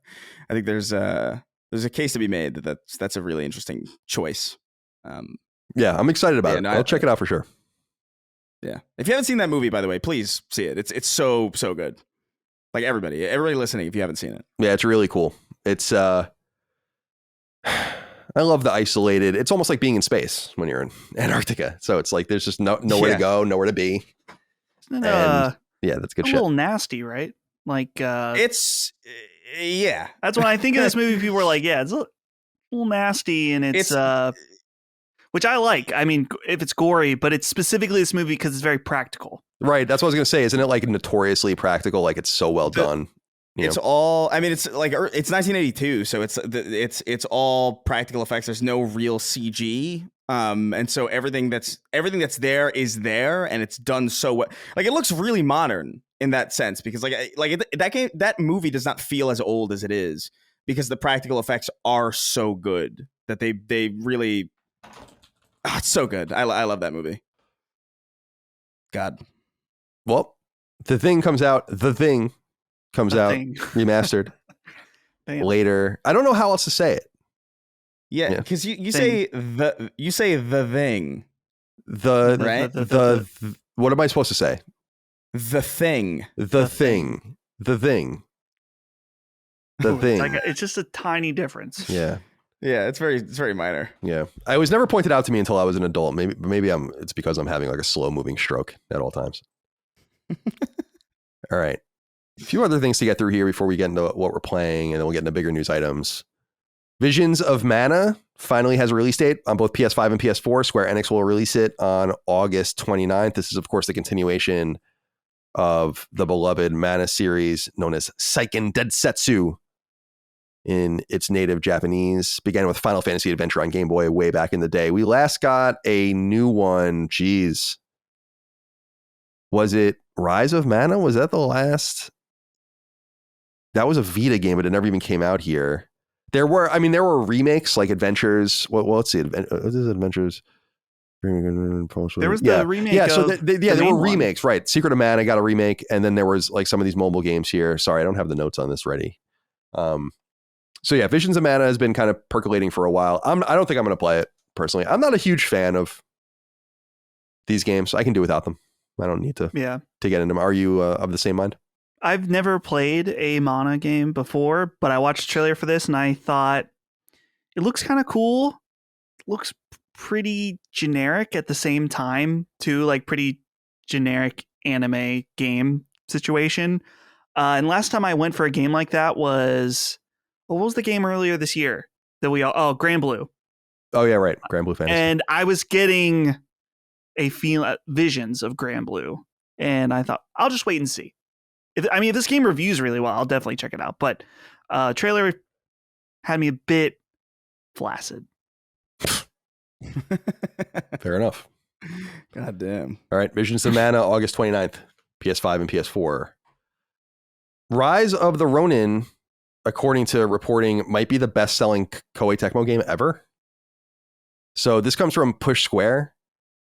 They wrote, quote, Rise of the Ronin attracted largely muted reviews at launch, but like so many games that are overlooked by critics, it's garnered a cult following. Many now believe this release is underrated, especially after public opinion has soured on the title that overshadowed it, Dragon's Dogma 2. The good news for creator Koei Tecmo is that it's its best-selling title to date. That's according to director Fumihiko Yasuda, who stopped short of sharing any specific sales numbers with Japanese publisher Den Feminico Gamer. Considering the game only launched in March on a single platform, that's actually an impressive result, and Koei Tecmo will feel positive about the future, which is likely to include a PC port and discounts. So when I first read this, I'm like, that can't be, right? Like that can't be. How can that be? And I still kind of don't believe it. But when you look at Koei Tecmo's releases, what else would it be? So for people that don't know, Koei Tecmo, obviously a Japanese publisher, they don't own that much. They make a lot of games for others as well. And I wonder if those games don't count. If in other words, they made like, or their developers make a game like Metroid Other M, or they make a Musou for Nintendo, or a Dragon Quest Musou for Square Enix or whatever, and they don't count those. And so if they're only counting the franchises that they actually own, then I suppose that it would be believable because they own Ninja Gaiden, Dead or Alive, Dynasty Warriors, things like Romance of the Three Kingdoms and Nobunaga's Ambition that have existed forever but don't do it particularly well in the West. They do the Atelier RPG series. So it's possible that if they can sell a few, like 3, 4, 5 million copies of a game, that it might be their best-selling game that they have actually published. Here are some of their recent releases. Atelier Ryza 3, Fate, Samurai Remnant, Wild Hearts, Wo Long, Dynasty Warriors 9, Heroes, the Ninja Gaiden collection, Fairy Tail. Now, the only complication is we know Neo and Neo 2 have sold somewhere combined of like 7 to 8 million units. So I don't know what to make of this. Dustin, what are your thoughts? Is this really Koei Tecmo's best-selling game, or are they being very literal with the fact that they are usually making games for others? Yeah, I would imagine it would have to, that the clarification would be one of their IPs, or at least like one that they've created, incubated. I don't know. Because Sony, real quick, I'm sorry, a note of clarification that's important before you ever get any further is that Sony published Rise of the Ronin, but if you look up the Rise of the Ronin IP, they don't own it. And this is a very unusual situation, but it was the same thing with Neo, although Sony acted as international publisher and Tecmo Koei published that domestically. Yeah. So it's an important note just for people to understand the difference. Yeah, I would have expected Neo to be the highest selling, Neo or Neo 2, because what's funny about Rise of the Ronin, and I again, this is always one of the situations you don't want to be thinking purely in your own bubble. I barely know anyone who played this game. I think Lockmort played it. Maybe Maddie. Brad. Did Brad play it? Oh, yeah, he streamed it for a little bit. But I haven't really heard anyone really talk about this game. I heard way more people talking about Neo in my circles, but apparently this is their bestseller. So I agree with you, Colin. It does feel a little hard to believe. Yeah, like I don't believe it. Like just because it's not because the game. I think it's fairly clear that this game is somewhat underrated. I bought it, obviously, like I said, on Days of Play for $50. I'll play it soon. Panzer Paladin actually randomly came out on PS4. Did you guys see that? That Switch game from Tribute, the guys that did Mercenary Kings. They released that Switch exclusive, like really beautiful platformer years ago, and then never came out anywhere else. And then it just randomly came on PS4. And I'm like, oh my god, dude! I've been waiting for this. Yeah. Panzer Paladin. Panzer Paladin. Oh. Yeah. So I'm gonna definitely. I was gonna play Rise of the Ronin next, but I'm like, I think I'm gonna have to play Panzer Paladin instead first. So I'm excited about that. But yeah, like so I guess what I'm saying is I believe it's underrated. I believe that it's garnered a lot of attention. It seems to be very popular in Japan. I don't know if you noticed that. If you guys noticed that, like it's selling a lot in Japan, like hundreds of thousands of physical copies, which is a lot, right? For a country of 100 million people, plus all the digital sales. So it's entirely possible that, again, 3, 4, 5, it can't be 3, 4, 5 million maybe is enough. And that's wonderful for them if that's true, especially because they own the IP. So I think a sequel is obviously inevitable. I'd love to see how it does on PC. Certainly they'll end up releasing it there. And I'm sure Sony probably tied it down to their console as far as console releases are concerned. But there is part of me that feels like this is incomplete. Like I don't totally believe it. I feel like something's lost in translation, maybe literally, about the intent behind that. Because I'm just looking at a list of games and it's like, damn, dude, Koei Tecmo released hundreds and hundreds of games. It's just impossible for me to believe that none of them rose to that. You're trying to tell me Nobunaga's Ambition Taishi, the grand strategy PlayStation 4 game from 2017, didn't sell 5 million copies? I don't believe that. I don't know how I feel about this. Because I remember hearing reviews being like not necessarily super hot on it. That kind of pulled me away from it. Also, just from a personal perspective, I just feel like a lot of games that I've been playing lately have been guy with a sword, and I think I'm kind of, and it's about to be more of that when Rise of the Earth Tree comes out. So I feel like I'm just like in a space that I'm too burned out on this type of game to even like. This is something that I will play. But I remember being kind of hot on it when we first saw it. Like there is something about Rise of the Ronin visually and from like just an observer's perspective that looks like very approachable in comparison to something like Neo, which is like very, very obviously hardcore and very, very like intense. And so on that level, I could see this maybe breaking through a barrier that a lot of other games maybe don't break through, because it did strike me as like, this looks fun in a way that isn't ball bustingly difficult. And I don't even know if that's true, but I think we even talked about it, Colin, like how it doesn't read as Souls-like to us. Not at all. Not at all. And that, maybe people are looking for that, something a little more of a simpler kind of just action 3D kind of exploration game, and maybe it satiates that niche. Well, I'll get to it in the coming months, no doubt. And and I'll let you guys know what I think when we get there. There are new, this happened just this morning, so I just added this to the news before we started recording, but PlayStation Blog released the PlayStation Store's top downloads for May 2024. And we had mentioned this earlier in passing, but I thought I'd get a little deeper into the numbers. Again, they don't number anything, so you have to count the fucking numbers down as you go. And these grids, it's like, what are you guys doing? So stupid. Put numbers in there so we know what number you're talking about. Nonetheless, both in the United States and Canada, as well as EU, Sea of Thieves was May's best-selling game on PlayStation Network, on PlayStation 5. Unbelievable. Beating out games like Madden NFL 24, Call of Duty Modern Warfare 3, Helldivers 2, and so on. Now, it's a little bit slow. It's the summer months. Let's not read into it too much, but this is a huge hit. I don't know how Xbox couldn't look at this and Microsoft couldn't look at this and be like, God damn, dude. I would have a press release with this on it, being like, Xbox currently has the best selling game on PlayStation. And that's a big deal. And we had mentioned it earlier, Dustin, but Satya is seeing this, isn't he? I mean, the bean counters are seeing this. They're seeing the money coming in. They're seeing the millions and millions and tens of millions that they're making, no doubt, on their releases on PlayStation. And they're like, yeah, we're going to keep on keeping on, I think, here.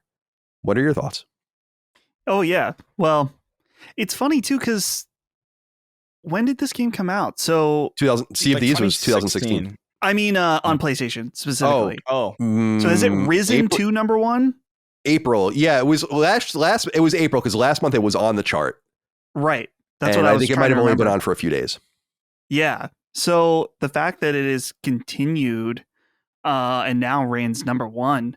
I'm very curious, Ben. I've heard Ben talk a little bit saying that it's like totally breathed new life into the game completely, that it's been awesome for players of that game to be able to play and have new people involved.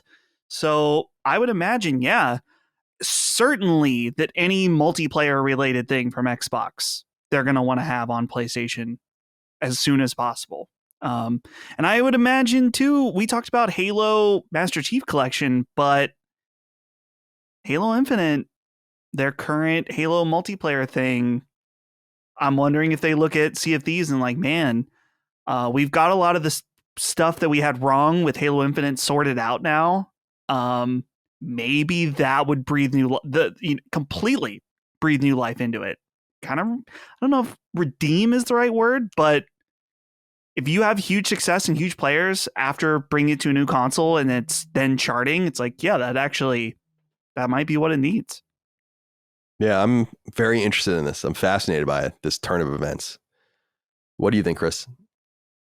I think it's exciting. This is, I mean, you just kind of put it into words, where it's like this is just an exciting time because it's so unusual and there's so little precedent. We have precedent for console manufacturers becoming multi-platform, but not in like this all digital ecosystem that we kind of find ourselves in, or like this live service ecosystem. It's very interesting to imagine Halo Infinite going to PlayStation before the collection, which I think conventional wisdom, I think maybe 5 or 6 years ago would have told you like, no, it's crazy. You wouldn't put your newest Halo game on a competitor's platform before you just did the old stuff, you know?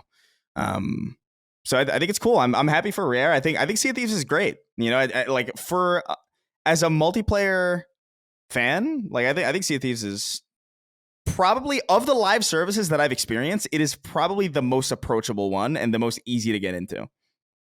It's very, very easy to pick up and play for like a couple weeks or like a couple days and then put it down and then come back maybe like 5 months later, and you don't necessarily feel out of step. There's a bunch of new shit in there, but it doesn't feel, it doesn't have the Destiny problem where like you go in and you're like, what has happened? What's going on? So they've got something special there. It's fascinating that it continues to climb. I wonder how long it's going to be there. That's really my curiosity. Yeah, I mean, considering, so I think last month at 4, now at 1, I imagine it'll be there for, like I was saying, it might just be on the chart now for some time to come. Other notable games on the list this month, just at a glance, include Stellar Blade at 8, Fallout 4 still doing really well at 9, and then you have Grounded, by the way, at 12. So there's that as well. Not nearly as meteoric, but I'm sure players of that game are seeing a new life breathed into it as well. So that's kind of exciting too. Spider-Man 2 is hanging on at, what is that, 11, 12, 13, 14. Rise of the Ronin is at 17. So yeah, congratulations to Rare, to Microsoft, to Xbox, Sea of Thieves, doing really wonderful work on PlayStation 5. If you're in denial about the future now, I'm sorry, but it's truly on now, I think. And it's exciting for people that are looking forward to getting more and more games onto the platform. A few other news things to get through quickly. Elden Ring, 25 million copies sold. Dustin, unbelievable. It's an unbelievable amount of games. It's so inaccessible in my opinion. I can't believe that a game like that could even sell that many copies. What do you think? Hell yeah. It's awesome. And I think it just goes to show that, and this goes to both, especially to players, Souls players, From Software fans, is that your get good mentality, it really doesn't mean much. This is a highly accessible game. Overall, I think that, yeah, there's a bit of a learning curve, but millions of players play this game, love it. And there's going to be there already is currently a huge return to this game with the DLC coming out next week. And so I'm sure that, 25 million, there's going to be many millions more ahead. Dude, it's going to be hilarious next week when people buy the DLC and realize they can't play it yet because they haven't beaten Moke. It's going to be so awesome. That is a very ballsy move, by the I they've really always love done that. that. I know they've done that, Yeah. but like with a game like this, I could have seen like a game this meteoric. They would have been like, let's make sure everybody can get in on this. But that fight is, I just beat Moog maybe a couple days ago, and that was a bitch. It's a tough one that is very deep into the game, so it should be fun. I'm so excited, dude. So excited. There's some controversy around this DLC. What do you think about that? Trophies? No trophies? No trophies. Bush League. I don't care. I don't care. I know you don't care, but don't you understand that that's so weird? That it's not is weird for them. That's weird. It's not. Well, okay. Here's what I'll say. It's weird overall.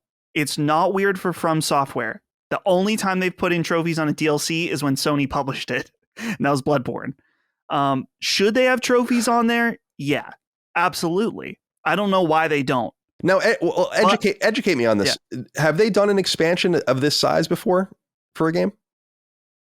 Or is it just like kind of like a smattering of bosses or support or whatever? I'm trying to think. I've played the DLC for Bloodborne, which they did one expansion for, and it was the Old Hunters or whatever. Yeah, the Old Hunters. It was pretty sizable. It was originally supposed to be 2, and then they put it together as one big one. And I would say it's about the length of maybe a third of Bloodborne, so pretty sizable. And then for Dark Souls 3, they had 2 expansions, and I would say combined they were about the same length as the Old Hunters. I'm trying to remember. It's all hazy because I played through all of those games recently at the same time.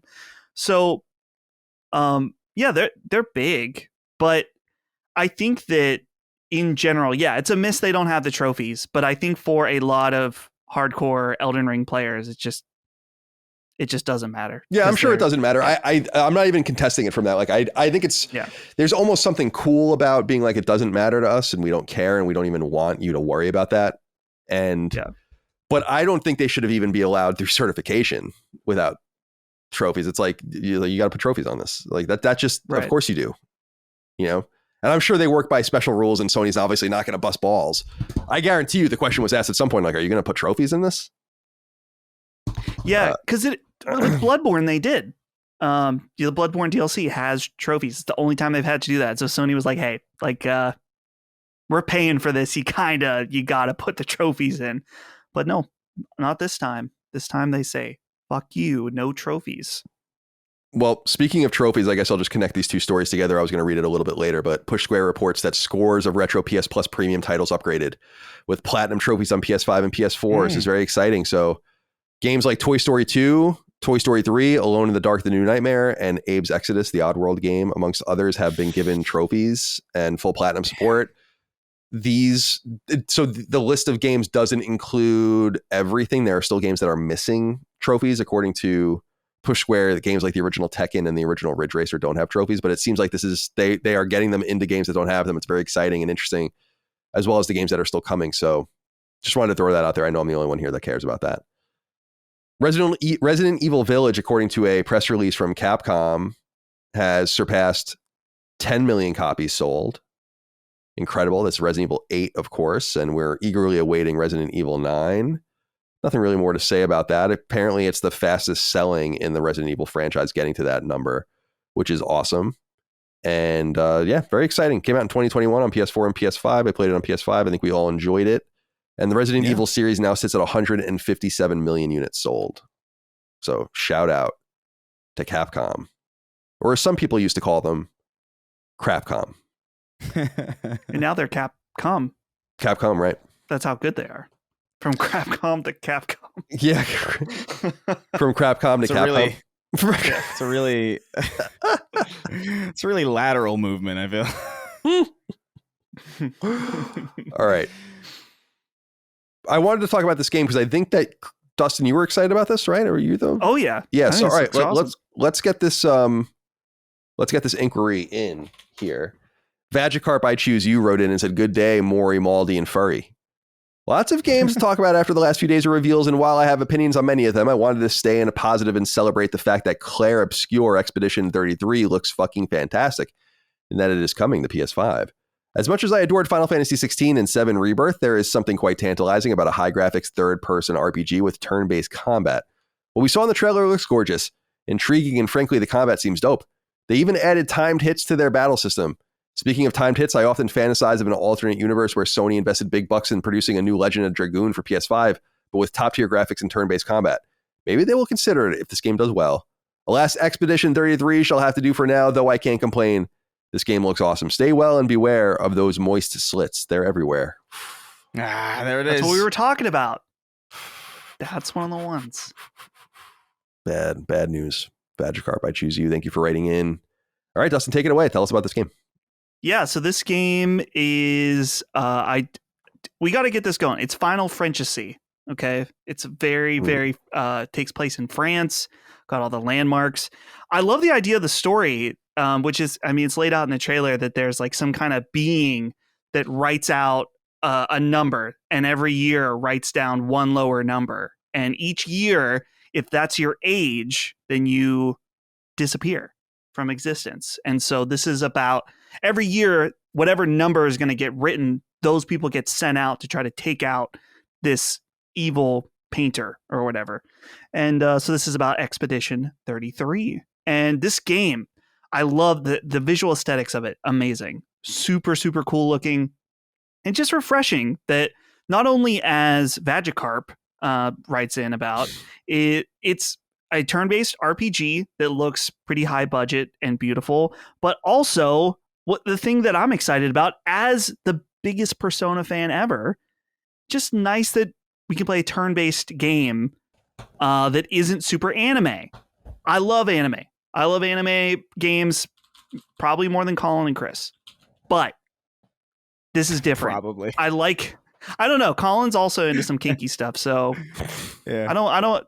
Colin, when it comes to pure RPGs, I mean, Colin's gonna beat me any day of the week. But right. Probably. Anyway, so yeah, being able to play as, I mean, some might say it's a downgrade. You go from an anime high school teenager to a Frenchman, so maybe that'll dissuade you from wanting to play it. But I like it. I am really impressed with what I saw, and it's got our boy Ben Starr as the main voice, who of course was Clive. Oh, interesting. From Final Fantasy 16. I didn't know that. Did you see the trailer for this, Colin? Yeah, I watched it. Yeah. Okay, good. Well, I didn't watch I watched what was on the Xbox show, I think. Yeah. Right. That was where it was. Yeah. I'm reading their website. I'm trying to figure out where are they? They're in France, right? They are French. I believe I see that they have French names. names, but I didn't know if they were Canadian. Like French Canadian. I think they are in France. So that's kind of cool. There's not a vibrant French development scene at all in AAA space. The biggest game, really, the biggest studio right now in France probably is Motion Twin, right? The guys that do Dead Cells. I think they're French. Dead Cells, yeah. So this is their first game. It's pretty cool. I wanted to, again, an interesting business note about the game is Kepler is publishing it. And they're kind of an up and coming British publisher of games. And they published a couple stuff recently on PlayStation with Ultros and Pacific Drive. But they're also publishing that upcoming game, Flintlock, The Siege of Dawn. And they published Sifu, Scorn, and Chia as well. So pretty interesting catalog. Not all, I think that game Scorn, I don't think people really liked. But I think everything else people were into. So nice little selection of games for them, for Kepler Interactive. They have a cool logo too. So yeah, any thoughts on this, Chris, on Clair Obscur Expedition 33? Yeah, I gotta say this was the surprise of the show for me, really. Like, I mean, as much as I mean, obviously love me some Gears and Doom, obviously, which we will get to, but yeah, dude, I saw this game and at first I was like kind of on the fence about it. Like the second I first saw it, I was like, okay, I like the art style, I like what's going on, and I like the premise of this painter in the distance. There's something about it though that seems kind of like. It seems like a comedy hypothetical almost. It's like, what would you do if there was a witch in the distance painting? Like it just, so the fact that they're playing it very, very straight and it's very dramatic and very serious is cool. And I liked what I saw, but my assumption was like, oh, this is going to be another action game. Like I'm kind of good. And then the Persona UI pops up and then it becomes a turn-based game. And I'm like, wait a minute. This is really cool because I think my main issue with a lot of these turn-based games is that they just so happen to be just egregiously anime or like about kids or both. And that's kind of not super interesting to me, but this with like, it's I like that the style is like, the art style is realistic, but there's still like, you can tell that there's some artistry in there. They're not just going for like direct character, like motion capture type stuff. Like they are actually like designing these characters a little bit. It's like, okay, there's some style here. The production value is really high. And it's a turn-based game with like an interesting, very Persona-esque UI, but it's not as like glaring and bright and I don't want to say obnoxious necessarily because I don't necessarily mean it with the venom that word implies, but just I love the look of it and I love the style of it, and this was a surprise, and I'm totally down for this, whatever this is. This is cool, and it came out of nowhere. I didn't know anything about this game. Even the studio, I don't remember. I don't know if I've ever heard of this studio, Sandfall. It kind of reminded me of Sandblast Games, which the studio that made that terrible Destroy All Humans 360 PS3 game. But thankfully, it's a different Sand studio. But yeah, I think this looks great. Yeah, I do too. I was just watching the trailer again as well. So that I don't think has. Where are my notes here? Yeah, I don't think this has a release date yet, right? It's it's I think they just TBA said on next year Steam. It is, so something. I imagine it is. So yeah, that was one of the cooler looking games I thought coming out. Not from first or second party, but just kind of a random third party game. I wanted to point out we have just a couple of quick things to get through here, and then we will get into what we're playing. Just I needed to point this game out because this game looks so fucking cool. I haven't seen anyone talking about it. So there was a game in 2018 called Chasm. Do you guys remember this game? It was like a procedurally generated Metroidvania. from a studio called BitKid. It was actually on Vita, and my a buddy of mine, Dave Edelman, Dan Edelman was the I knew him from Axiom Verge, and he was like the PR guy for that, and he was the PR guy for Chasm and a few other games. So he has pretty good taste. Anyway, BitKid, I hadn't really thought of them since, but Chasm did pretty well, and I think that allowed them to kind of lay low and work on the next game. And this new game sounds fucking awesome, in my opinion, and looks awesome as well. It's called the Wolfhound. And on Steam, it's described as, it says, infiltrate a mysterious Axis base in the Bermuda Triangle as a one-man army, Captain Chuck Wolfhound Rossetti. Explore the deadly island and uncover the Nazis' twisted scientific pursuits while wreaking havoc on their forces and horrific creations in this sci-fi World War II Metroidvania. Love it. Oh my God, people, you got to go look at how fucking dope this looks. It's so cool. And what a great idea, World War II Metroidvania. We always make fun of World War II games, and I never really thought to do one like this. So I think it looks great. I just wanted to point it out. It's nothing that it's not going to light the world on fire, but it's definitely a Colin game. So I wanted to give a shout out to this. Do you guys have anything you want to say about Wolfhound before we move on? This looks really cool. It's like very contra coded in the way that it looks. But yeah, I really liked Chasm. I feel like we got codes for that or something. I think we did, because I think it came out around the time we started the show back in the day. Yeah, and it was one of the first games that I remember playing like that we got a code for. And I was like, I really liked Chasm a lot. I felt like there was something there that I really gelled with. And so this is cool. Yeah. I like this. And then finally, some people wrote in about this, and this has been going underreported, mostly because I don't think anyone's really noticed, but PlayStation Stars is totally busted. William Skipper wrote in and said, hey, Sacred Crew, what's the deal with PlayStation Stars? Is it dead? Is it alive? I've searched and can't find any definitive answers. Since the start of June, I've had access removed through the PlayStation app, and even notifications from Stars have been scrubbed from my account. There's no icon in my app. It's like it never existed. Genuinely confused by this. Are the boys experiencing the same issue? I actually don't log in very often, so I hadn't noticed this, but I did log in last night, and I'll log in again right now just to verify that it's still true, but it's gone. When you click on your icon, I don't know if people can see this, but usually there's the Mega Man icon, and then there's 3 icons there, and one of them will show your PlayStation Stars number, and it's just gone. And this had happened, I guess, earlier in the month, and people had noticed specifically because there were PlayStation Stars perks for days of play that are going on, and PlayStation Stars has been down basically the entire time State of Play has been going on, so no one's been able to do any of the activities for the perks. So it couldn't have been intentional. Something's busted with it. Yeah. Well, do you see this notification that says, "Hey, it's down"? No, I don't even. That's all they said. Our engineers are aware of the issue and are working on a solution. Thank you for your understanding. Cool. Yeah, I don't even get that anymore because the icon's just gone for me, probably to stop people from clicking on it entirely. The icon was there for me yesterday when I signed in and I clicked on it, and I got some just 404 type message, and now it's just gone. So yeah, something's up with PlayStation Stars, but I don't know what the answer is. And it has been reported on some not unique websites, but niche websites like True Trophies has a story about it, and that's what I linked to in our document here. So sucks. I'm sure they'll have a make good for all the stuff you weren't able to do for State of Play, especially because they worked on that campaign and they obviously want to execute on it too. So it's an unfortunate time. I wonder what could be broken about it though. What could be wrong? Chris, what do you think? I mean, did someone figure out a way to bust it open or something like that? And maybe manipulate it? I don't. It's definitely not. Well, I can tell you what it's not. It's definitely not people overloading the servers because it's so dang popular. It's not. Yeah, you can say that again. That ain't happening. I really don't know. This seems like such a. It's kind of interesting because it is one of these niche things that so few people are aware of. That maybe it feels like one of those things that it could be believable to me that even they didn't notice until recently. But I have no insight onto this. I don't even think I've logged into this once because this is so alien to me. I don't need another thing keeping me on my phone.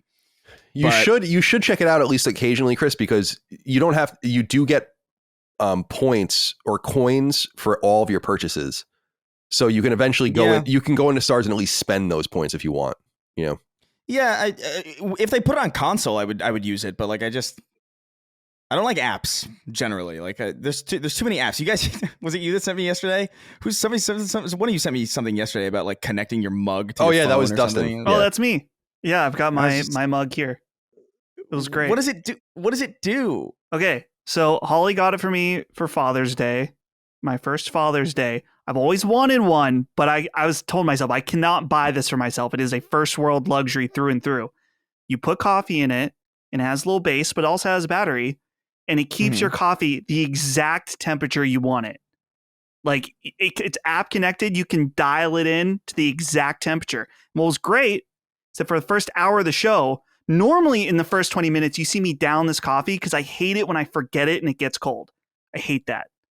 But this, keep it warm as long as you want. Well, I don't want to. It's who cares? It's Curb Your Enthusiasm. Is that a late season?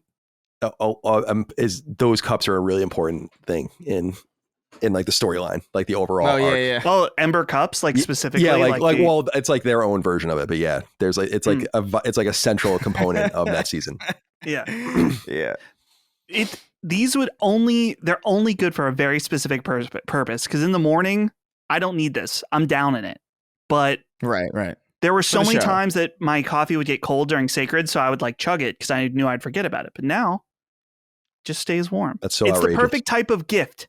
Yeah. Because it's something I want, but I just feel bad buying it for myself. So instead, my wife bought it. Can't we just have a coffee cup? I have tons of those too.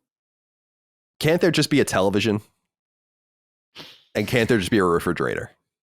You know, my uncle has a refrigerator where he puts pictures on the screen.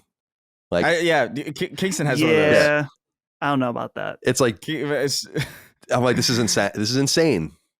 Yeah. You know, why is the fridge like showing me a picture of the family? I'm just trying to get a glass of water. Yeah. How do you gentrify a refrigerator?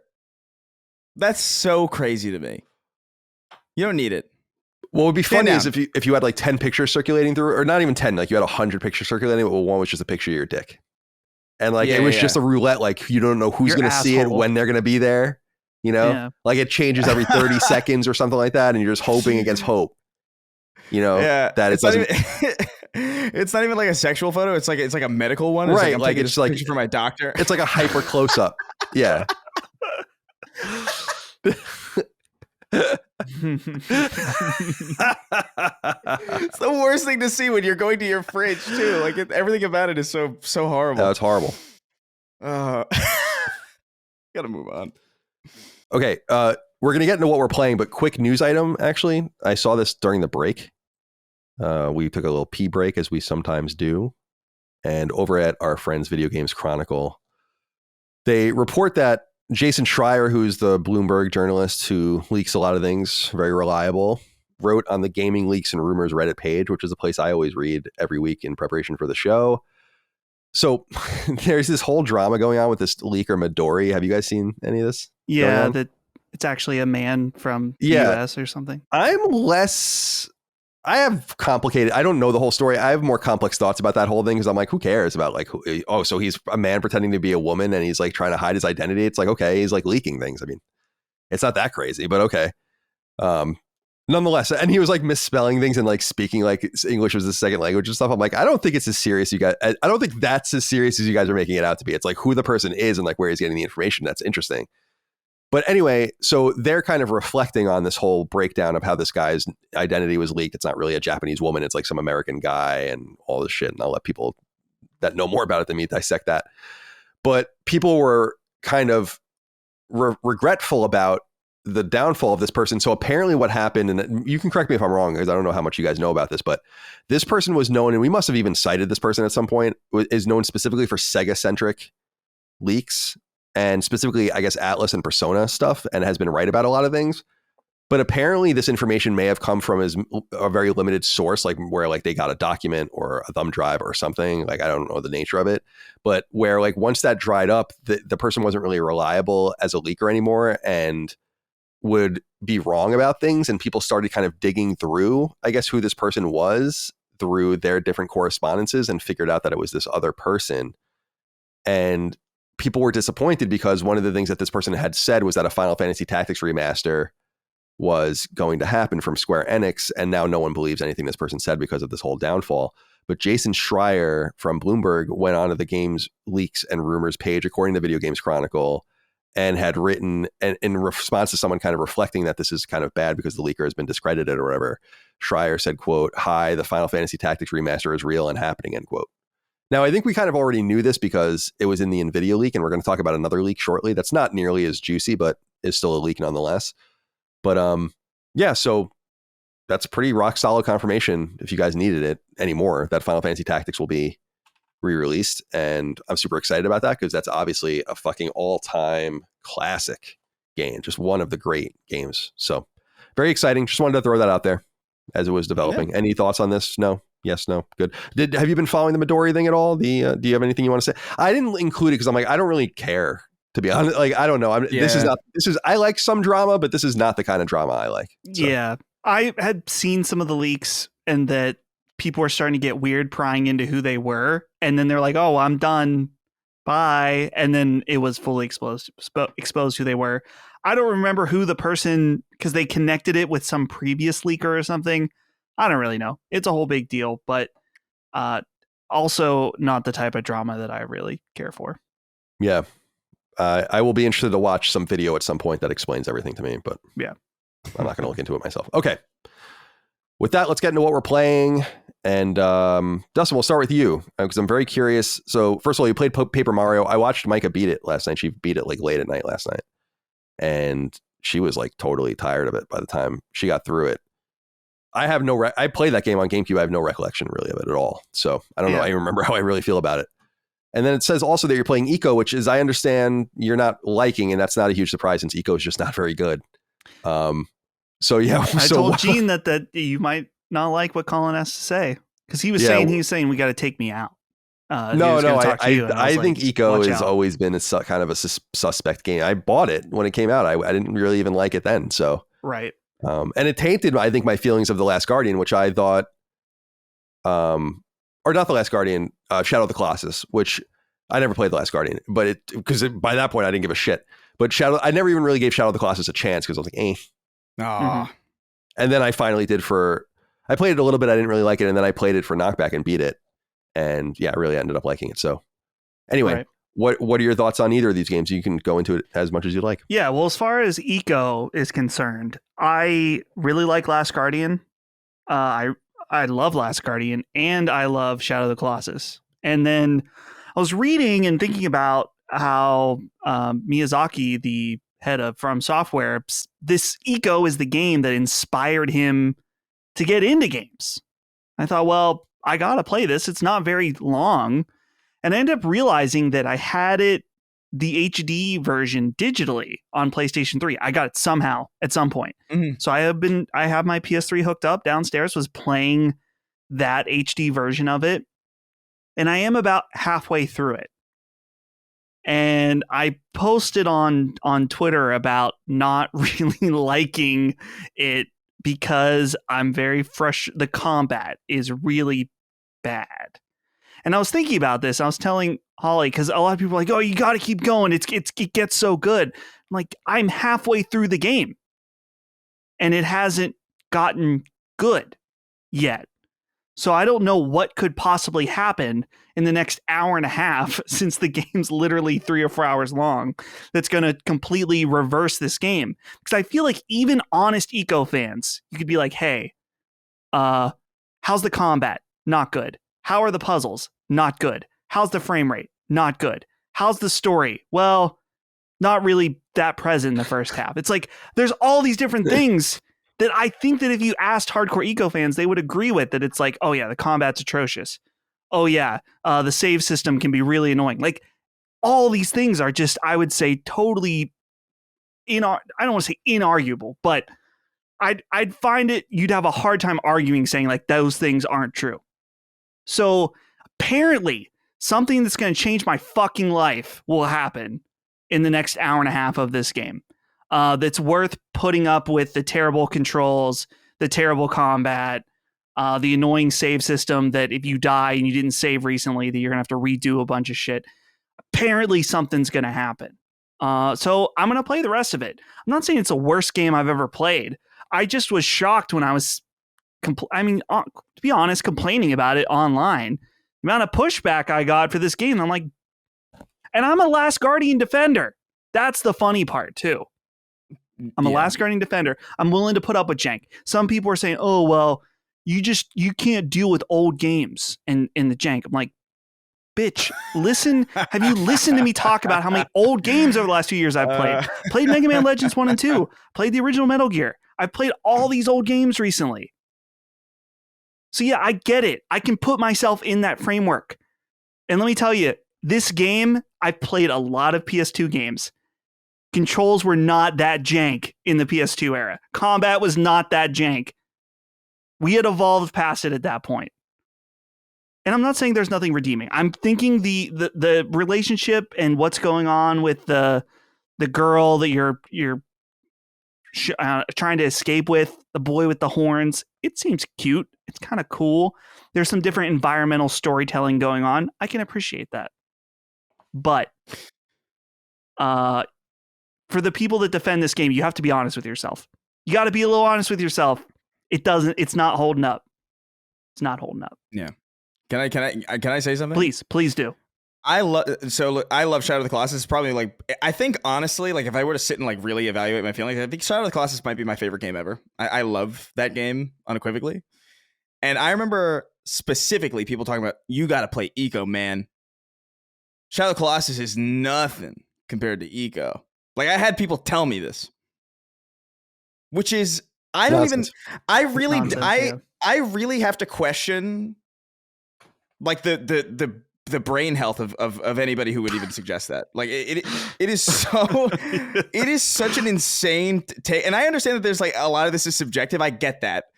But I think there is an objective measure of quality differential between Eco and Shadow of the Colossus that is almost impossible not to notice. And there were some things I liked about Eco when I played it. Like I liked like what you described. Like I liked the character design and I liked like the environment design. I feel like they always kill it, but not good. Right. It's like, I remember when I started and it was an escort mission. I was like, oh no. Yeah. What's funny is I expected that to be the annoying part, and it's not. It's it's the combat. It's like the fighting with a fucking stick. And eventually I got to the point, maybe this is how I should have been playing at the beginning, is that there's parts where instead of fighting everything, you just need to run with the girl to the next point. Just ignore the fighting if you can. So yeah, I don't know. But yeah, I don't know. It's one of those things where it's like, yeah, we can appreciate a lot of old games that did a lot for games moving forward, games that inspired people. We can appreciate them. And I'm 100% can appreciate Eco for that. But we can't go around and act like it holds up, because it doesn't. It's like, oh man, if you played Tennis for Two, it's awesome. You gotta play it. It's amazing. It's like, no, we respect Tennis for Two for being the first game, but I'm sure it's not that fun. Yeah, no one can play Tennis for Two because it doesn't exist anymore, unfortunately, because they Frankenstein that thing and used it for parts. What a disaster. I can't believe that. Yeah. They didn't know what they did. They didn't know what they made. Right there on Long Island. At the Brookhaven National Laboratory. Yeah. To make the audience double hate me since I'm on a streak. Paper Mario, I'm with Micah. We were talking about this on Punching Up. I like it. I'm so bored right now with it. I'm so bored. And it was not encouraging that Micah is way further than me and now has beaten the game. It says she was bored extremely by the end. So I'm in the chapter where you have to do like this tournament fight, which sounds really cool and interesting, but they weigh it down by, it's like, you got to do a fight. They announce you the winner. Then there's like a little stuff in between. You got to heal yourself, then do another fight, then heal yourself. It's this whole process in between the fighting, and it's 20 fucking rounds. It's very, very off-putting. I'm still going to play it. I'm still having a nice time, but I'm not seeing the GOAT status on this game. And I love the original Paper Mario on Nintendo 64, but this one, not really seeing it. Yeah, the level of exposition I know is really annoying her, and it is funny. It reminds me a lot of Mario Galaxy later on, where with Rosalina's stories or whatever, where it's like, I don't understand why you think that there needs to be so much talking in this game. You know, like that doesn't need to be this much. And in the ending, she was just basically tapping the button at some point because she was like, "This is insane." I'm okay with the talking. It's just that this whole process of going through this tournament is so much like stuff in between the actual gameplay. And it's not even that I'm going into a few times you go and talk and do something between these rounds, but mostly it's just they will you in, you do the fight, they will you out, you heal, and you have to do this process where you go up to a Game Boy Advance on the wall and then like queue up the next fight. Someone comes in and gets you, they announce. It's just really annoying. And it's a whole chapter. So I'm stuck. But I'm almost done now. All right, Chris, let's move on to you. It says you're playing The Final Shape, obviously, and Alan Wake 2 Night Springs, which is the DLC that I think just launched. I was surprised to see that. I don't know if we brought it up on the show when it was discussed a couple weeks ago, but I don't know, in an interview or something, like Remedy still hasn't made a profit on Alan Wake 2. Yeah. It's very interesting. I wonder like what their long-term plan is. Certainly it's not going to be bonanza amounts of money for them, but the DLC will obviously allow it to get more copies out there. They're doing the physical version too, which is cool. So yeah, talk to me a little bit about Night Springs. Yeah, so I played this Night Springs DLC. It's kind of presented obviously through the lens of Night Springs, the kind of parallel Twilight Zone equivalent TV show in the Alan Wake universe, and it's these three separate individual stories. One of them the first episode follows you play as Rose, the waitress from the Oh Dear Diner. The second one is, and this is, by the way, this is all in the trailers. It's not spoilers or anything. The second one is Jesse Faden from Control, and the third is I think it's the cop who's like stuck in those rooms. I forget his name, but it's the Quantum Break guy, obviously. Right. Tim Breaker, I think his name. Quantum Breaker is crazy. But I think so. These are really short episodes, so I'm actually like kind of like pacing myself out a little bit. I don't necessarily want to be done with it too soon. I finished the first episode, and I'm trying to play like one a week. I'm treating it kind of like a TV show a little bit because it's a little amount of content. It's definitely like you reusing assets. So I want to stretch this experience out as much as possible. I finished the first episode. I'm going to be playing the second one probably tomorrow, and then next week I'll finish it up. But so far, I'm really loving what they're doing here. Every episode opens with that Warland Dorr character who is clearly supposed to be played by Lance Reddick, but they didn't get the opportunity. Who's taking a kind of like a Rod Sterling approach. He introduces every like, what, imagine a world, and then it goes into Night Springs, and then you play through this.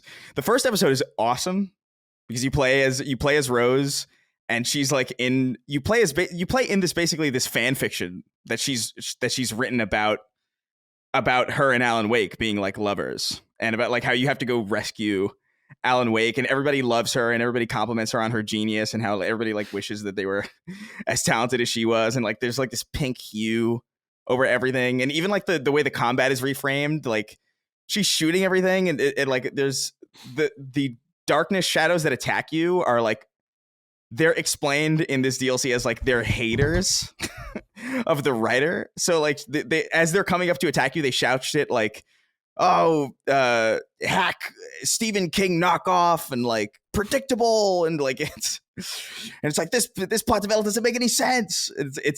It's so thoroughly entertaining, and the writing in it is, they're clearly having so much fun with this premise. And from what I've seen from because they did start a little bit of the second episode just to get a sense of like what I would be in for, is that the episodes have very, very different tones. Like this first episode is very, very comedy, very, very lighthearted, very fun, very kind of taking the core gameplay of Alan Wake 2 and kind of like shifting it into this. It's not survival horror anymore. This is like a kind of like a subversion of it. I've heard a lot of people compare it to American Nightmare, the DLC for Alan Wake 1. Like this is that equivalent, but I haven't played that one. So I just don't have any context for that. That may or may not be accurate. But so far, I'm really liking what's there. It is short, or at least the first one is. I don't know how long the other two episodes will end up being. I can't imagine they're going to be crazy long. I mean, Alan Wake 2 is, as it is kind of a short game, which I like. But yeah, it's pretty great so far. I really like it, and I'm looking forward to wrapping it up. I'm especially excited to play as Jesse from Control in this. That's going to be pretty exciting and interesting. So I'm finishing that up. And I'm also obviously still playing the Final Shape, which, by the way, at the time that I think, did I talk about it last time? I did, right? I think, yeah, like preliminary thoughts. Yeah, so I've had time to finally like digest everything, get into the post game. They started their new like kind of post Destiny 2 conclusion like episode layout. They had like a whole I don't want to say a live stream. They had a video go live kind of detailing what they plan to do going for the future, and that's just kicking off now with like episode 1 echoes. So far, really good shit. Like they really cooked with this expansion in a way that I didn't really anticipate them. Even at the time that I talked about it on Sacred, I had finished the campaign, but I didn't even know that there was going to be an extra like final mission that apparently unlocked after the first people beat the raid, which actually took like an insane amount of time. I think they were like this team was like raiding for I think 15 plus hours. There's some people doing that raid for 32 hours straight. I couldn't believe it. But they unlocked this final mission where you actually like conclude the story, and it is mega, mega, mega satisfying in a way that I really did not anticipate them pulling off. I did not expect it. Just really good shit. Bungie's got the sauce somewhere there, man. And I think, and in fact, as I was looking at the list of expansions, and as I was looking at Destiny as a whole, it's interesting the cadence at which they hit, because it looks to be the cadence that they would hit if this was a normal game and not a live service game. And what I mean by that is, if they didn't have to go every year, I feel like it would just be consistent hits. Like you have Destiny 1, which is like, a 7, like there's not a lot there. And then you have those like kind of like iffy expansions, and then you have the Taken King, which slaps. And then you have D2 Vanilla, which is like, it's But then after you have Forsaken, and then that hits. And then after you have Shadowkeep and Beyond Light, which are like, And then you have Witch Queen, which slaps. And then you have Lightfall, which is like, And then you have this, which slaps again. And I just, it's so fascinating. I didn't even think about it in that way because it had yet to be over. But looking at it in that list is fascinating.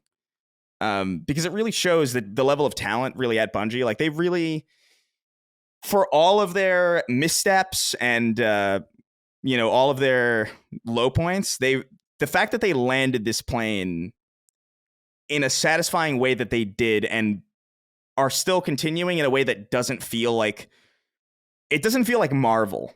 You know what I mean? Where it's like, it's over, but let's see what Black Widow's niece is doing.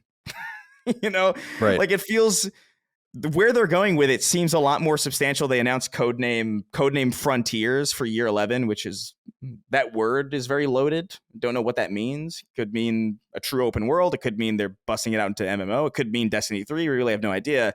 But the next year of content seems to be very, very, a lot more expansive than we had previously thought. I think when people heard that they were going from seasons to episodes, that might have meant like a pare down in content. And, maybe that might be true, but, the stuff they're doing with like, oh, we're going to have like this episode's like centered around vampire hunting and potion crafting and shit. It's like, that's dope. That's mechanically deepening the game. I don't know. I'm very satisfied with Final Shape, and they're just doing such a good job, and I hope they keep it up.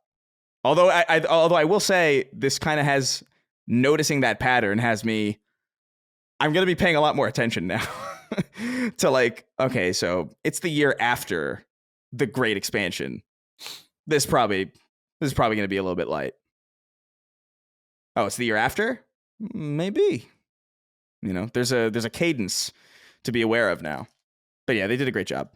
Yeah, Bungie seemed to be kind of on their back and ready to be buried by some people, including, I didn't want to bury them necessarily. I still don't really understand why Sony got involved with them, but I wonder if they can thread the needle and kind of come out of this, because it seemed like they were losing a little bit for a while, and that people were kind of on their back leg. But between obviously this very strong expansion, the potential of this Frontiers thing, I don't know much about Destiny, but I was reading the same thing that you were saying, that the word is like already being interpreted in certain ways. And then of course we have Marathon as well. So maybe it'll all work out just fine after all.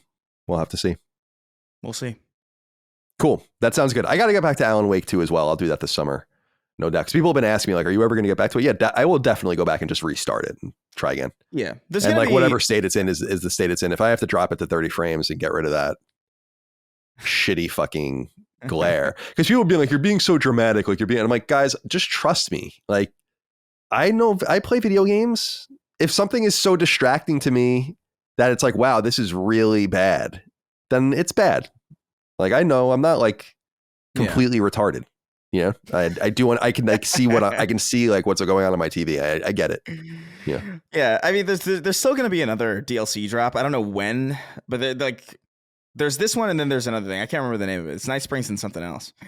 But I feel like when that drops is probably a good time to get in. By then, I can't imagine that there's much left to fix or improve. And maybe by then, then it'll be what it is. And I know there's some consternation around the physical version about how they've kind of made it available now. I still have no idea what that was all about. I imagine that my theory is that they're like, we know our DLC plans and we're going to have like a complete edition and we just want to do it once.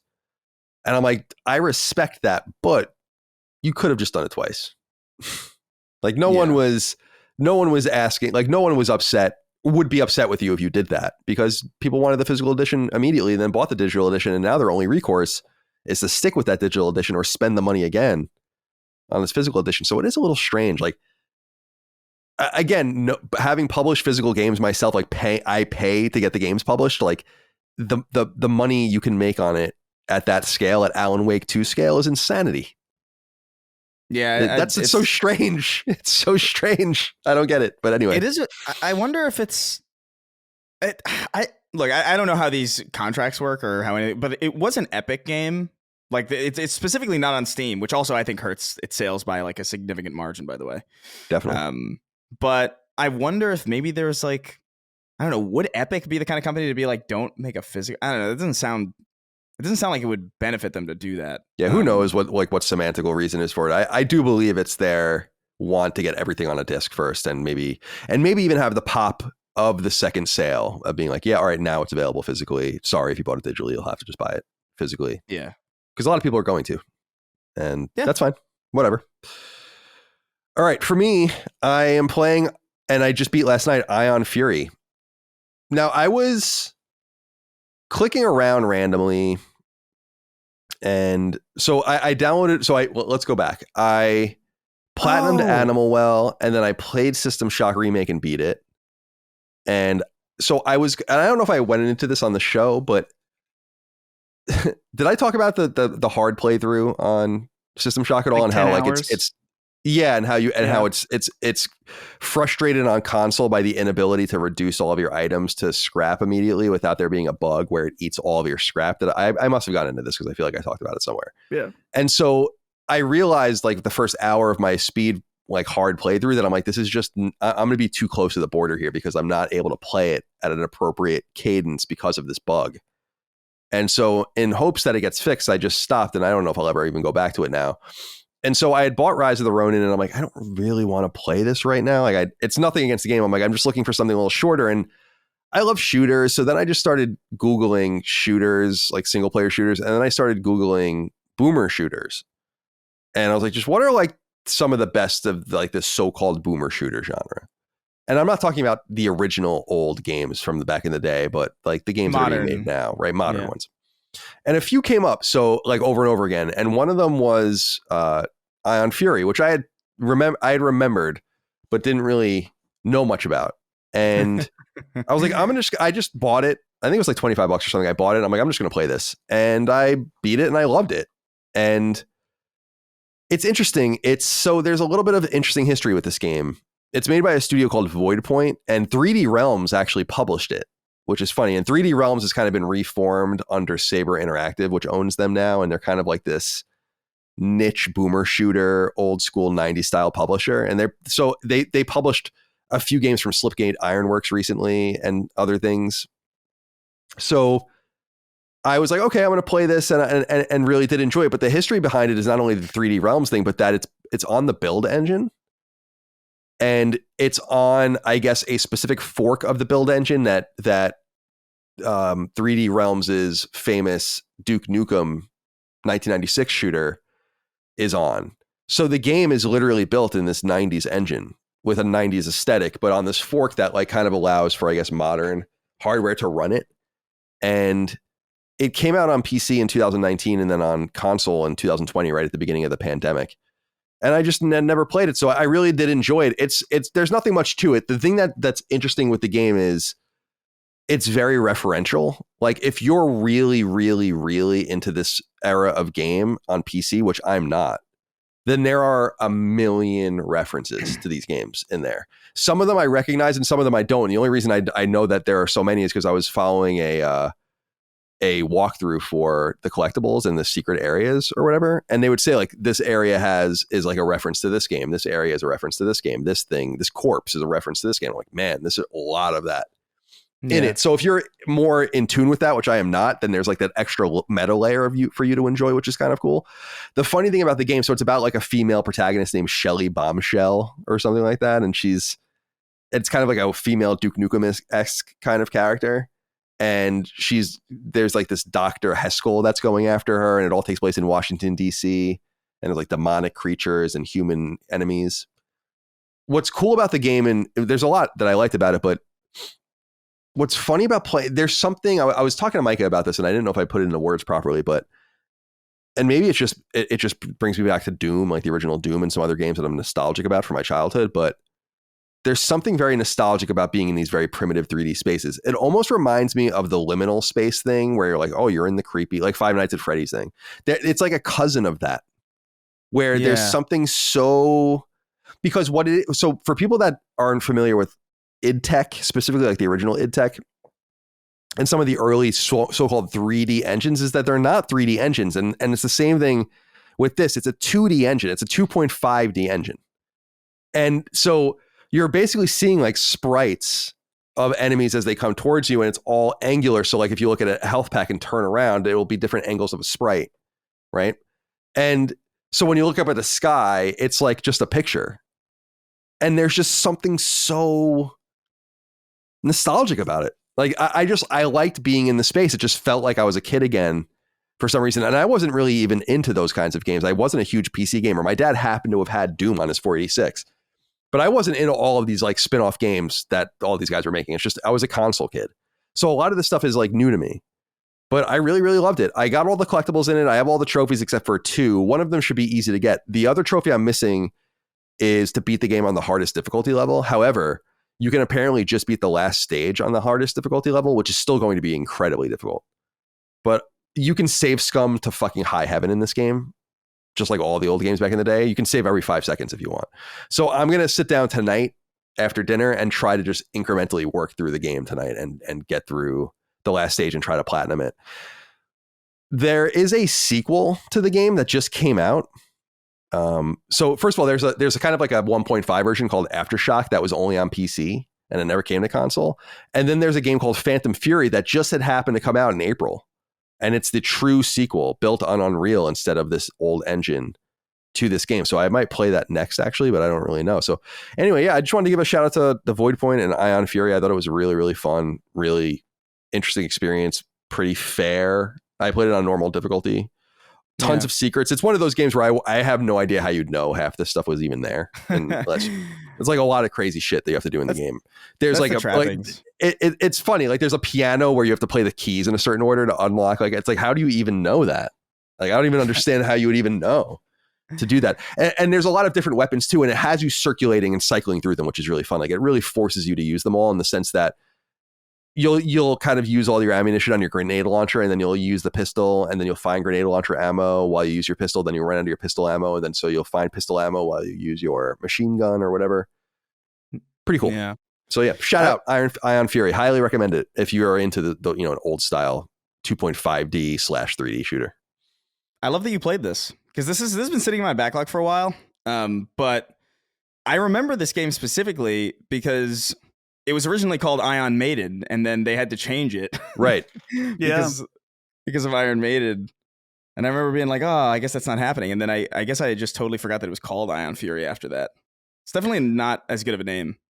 Oh, you think so? I was going to say, like, I don't think they dodged a bullet because I think they're both good names, but I'm like, Ion Fury is a pretty good name. It's a good name in the sense that I just think Ion Maiden is very clever.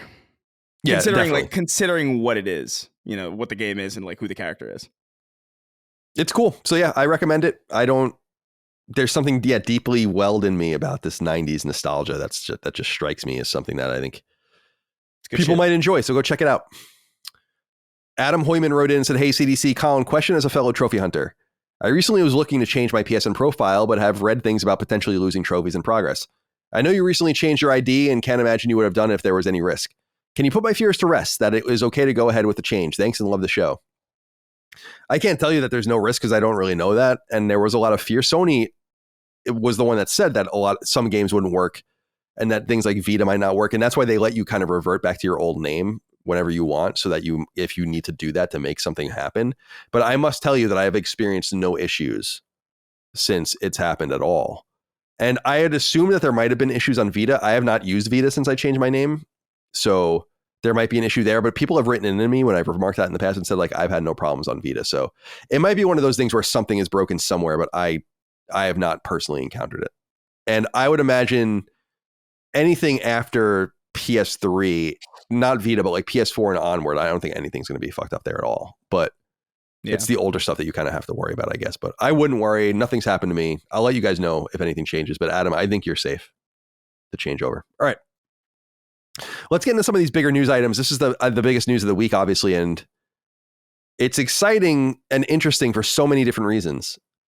So let's get it out there. Number one, as rumored, the LEGO Horizon project is real, and it comes packing some interesting caveats and features.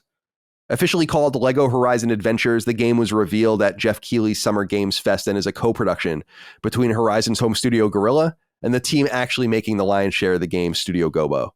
Studio Gobo is a British team typically cast in support roles on AAA productions, and they have credits for games like Hogwarts Legacy, For Honor, Disney Infinity, and others.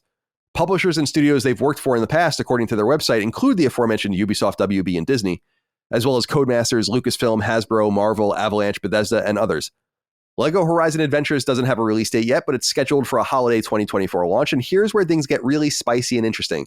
It's coming to PlayStation 5 and PC, yes, but it's also coming to Nintendo Switch, marking the first time a core PlayStation IP has appeared on rival hardware since now-defunct Sony-owned Team Liverpool Studio ported some products to N64 and Saturn during the PS1 era.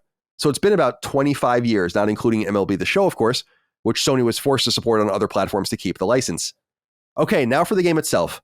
LEGO Horizon Adventures is a lighthearted, kid-centric retelling of 2017's Horizon Zero Dawn, and includes all of the LEGO-aligned stuff you'd expect in games like this, including local and online co-op, tons of playable characters, and an entire world made of, you guessed it, LEGO bricks. And it has been made with the assistance of typical LEGO Studio Traveler Tales, which was last seen with 2022's smash hit LEGO Star Wars The Skywalker Saga on PS5 and PS4. Interestingly, Nintendo media channels had nothing to say about this game at all. There's no trailer on their YouTube channel either, so it seems Sony is content to keeping the pre-release hype wrapped up in the PlayStation ecosystem, at least in the short term. And hey, a little tidbit for industry nerds.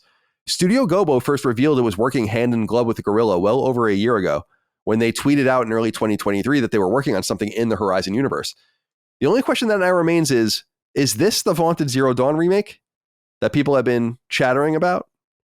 Okay, a few different threads to pull from, but let's get high-end thoughts first. Dustin, I know you talked about this a little bit on Punching Up, because you guys went first. Punching Up is our Nintendo podcast. For those that don't know, Dustin hosts that along with Gene Park from the Washington Post and my wife, Micah, who's our coordinator and shopkeep here at Last Stand Media.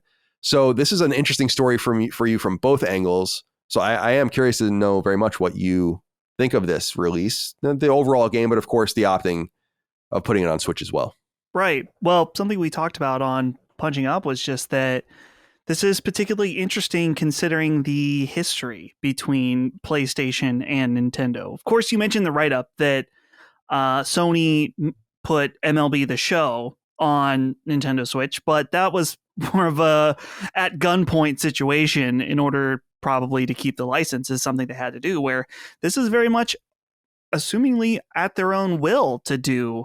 And it's interesting just because of the bad blood between Nintendo and Sony, ranging back years from when Sony was originally partnered with Nintendo to make the Nintendo PlayStation, the CD-based Super Nintendo. And then of course, embarrassed them, decided to work with Philips instead. It's a whole thing that there are many YouTube videos about that you can go see. But yeah, so to see them release a game, and not just any game, but a game that features a character, a spin-off game of one of their biggest IP, is pretty interesting. And I think that a lot of it has to do with the fit of it being a Lego game coming to the console that has the biggest share of younger children that would appreciate a game like this. But I think that makes sense in a lot of ways, that Sony doesn't do a lot to get younger kids into the ecosystem. Not to say that games like God of War or Horizon don't appeal to kids on their own. I think that they do naturally, but it's not very specific kid stuff. Like right now, the fact that they're doing Astrobot, it's kind of different for them. And then it's, as far as this generation, it's like Astrobot and Ratchet and Clank are the only more kid-focused products. And they're not even kid-focused. They're just more appealing, I guess, to a younger audience. My biggest question that I wanted to pose to you, because I posed this to the crew on Punching Up, Colin, is we see Sony and, we see them say, we want to use PC as a way to get people in on our IPs, that they eventually, once they're invested, come to PlayStation 5. And that's where they want to play the sequel. Basically, get them in. They'll have FOMO for the sequel. If they have a PC, they'll buy a PS5 in order to play the sequel. Could that also apply to Nintendo Switch in the future? Why not? Could we see other Sony, games that have used up their potential on both PS4, PS5, and PC? Especially with Switch 2 coming out, that's more powerful. Could we see a Horizon Zero Dawn Complete Edition on Switch 2? Or other games, for that matter? Could Switch, with its insane install base, and we'll see how Switch 2 does, be another way for them to put some of these games in current IPs, their older games, and get maybe younger kids or just overall Switch owners in to maybe want to play a game on PS5? Sorry, the dog's barking in the background. Yeah, all right. So lots of threads to pull out there. I want to talk about a few of the things that you talked about, but we'll let Chris get on the record first with his high-level thoughts. What do you have to say about Horizon Lego Adventures? I mean, I think it's an interesting choice. I think it's an interesting direction. It looks a lot better than I thought it would. I don't know. There's something about Horizon Lego on paper and as words just didn't read to me as interesting until I saw it. I was like, okay, I kind of see what they're doing here. It makes sense to me that they would want to appeal, or they would want to maybe extend their reach towards a younger demographic that seems to be somewhat ambivalent, or like not really that interested in PlayStation in comparison to Nintendo. But I guess the point of curiosity for me is, like, if you want, they're clearly doing Astrobot, right? And they're clearly going down a road that they haven't gone down in a long time. Like, even with Ratchet and Clank, there's an argument to be made there that it is for kids, but it's still more, there's something more traditional still about that than there is about Astrobot, which is a straight up, just a beat 'em up kind of platformer type deal in the way that they used to do, like in the way that they used to make stuff. I wonder why put that on Switch when it's kind of the stuff that you need. I guess it's the stuff that would bring people. It's the kind of thing that would bring kids to your platform, and it's just a very Xbox approach to something that I didn't. That was the biggest surprise about it, really, was that it was coming to Nintendo Switch, presumably day and date, right? Like, I don't think there's like a delay between them. No, it's day and date, PS5, PC, and Switch. Yeah, it's just, I'm fascinated by that more than anything. Yeah, go ahead, Dustin. You were going to say something? I was thinking about it because I think that is confusing, but in some way too, I think about, and again, this is just personal experience, but some of my cousins, they don't have a PS5. They just have a Switch. So they would have, and they have no interest in a PS5, but they would have an interest in a new Lego game. And I think that's kind of how Sony sees it. It's like, well, maybe they play this game and they're like, whoa, Horizon is really cool. I love this Lego game that had Horizon. I want to know more about Horizon. And maybe they're 10 years old. And then in a year and a half, 2 years from now, they're a new Horizon game is coming. Like, damn. The 12-year-old says, damn, I got to play that. And then they ask for a PS5 or something like that. It's like kind of the throughput there. Yeah, no, I think I get that logic. I just think it's like, it's fascinating to see that from PlayStation because they just typically don't do that. They've really only dabbled in. Has there ever? I mean, maybe there has, but like, has there ever been a game like this on Nintendo day and date from PlayStation? Like, I can't. No, because I don't think it's been day and date because I believe the stuff that Liverpool was doing on Saturn and Saturn and N64 were ports of things that already existed on PS1 because Sony bought Psygnosis before PlayStation launched, and that was like their first party studio. And those guys, it was almost natural for them to like Wipeout. You guys will remember were on other consoles. Like Sony owned that, and that really is the last time that it ever happened. And I think that was partially because Psygnosis didn't really want to be with Sony after a while. Like they thought that I think that they were going to be able to do what they wanted, and it didn't really turn out that way. That's when they were turned into Liverpool Studio or Studio Liverpool, depending on who you ask, and no longer were Psygnosis. So yeah, it's other than the show.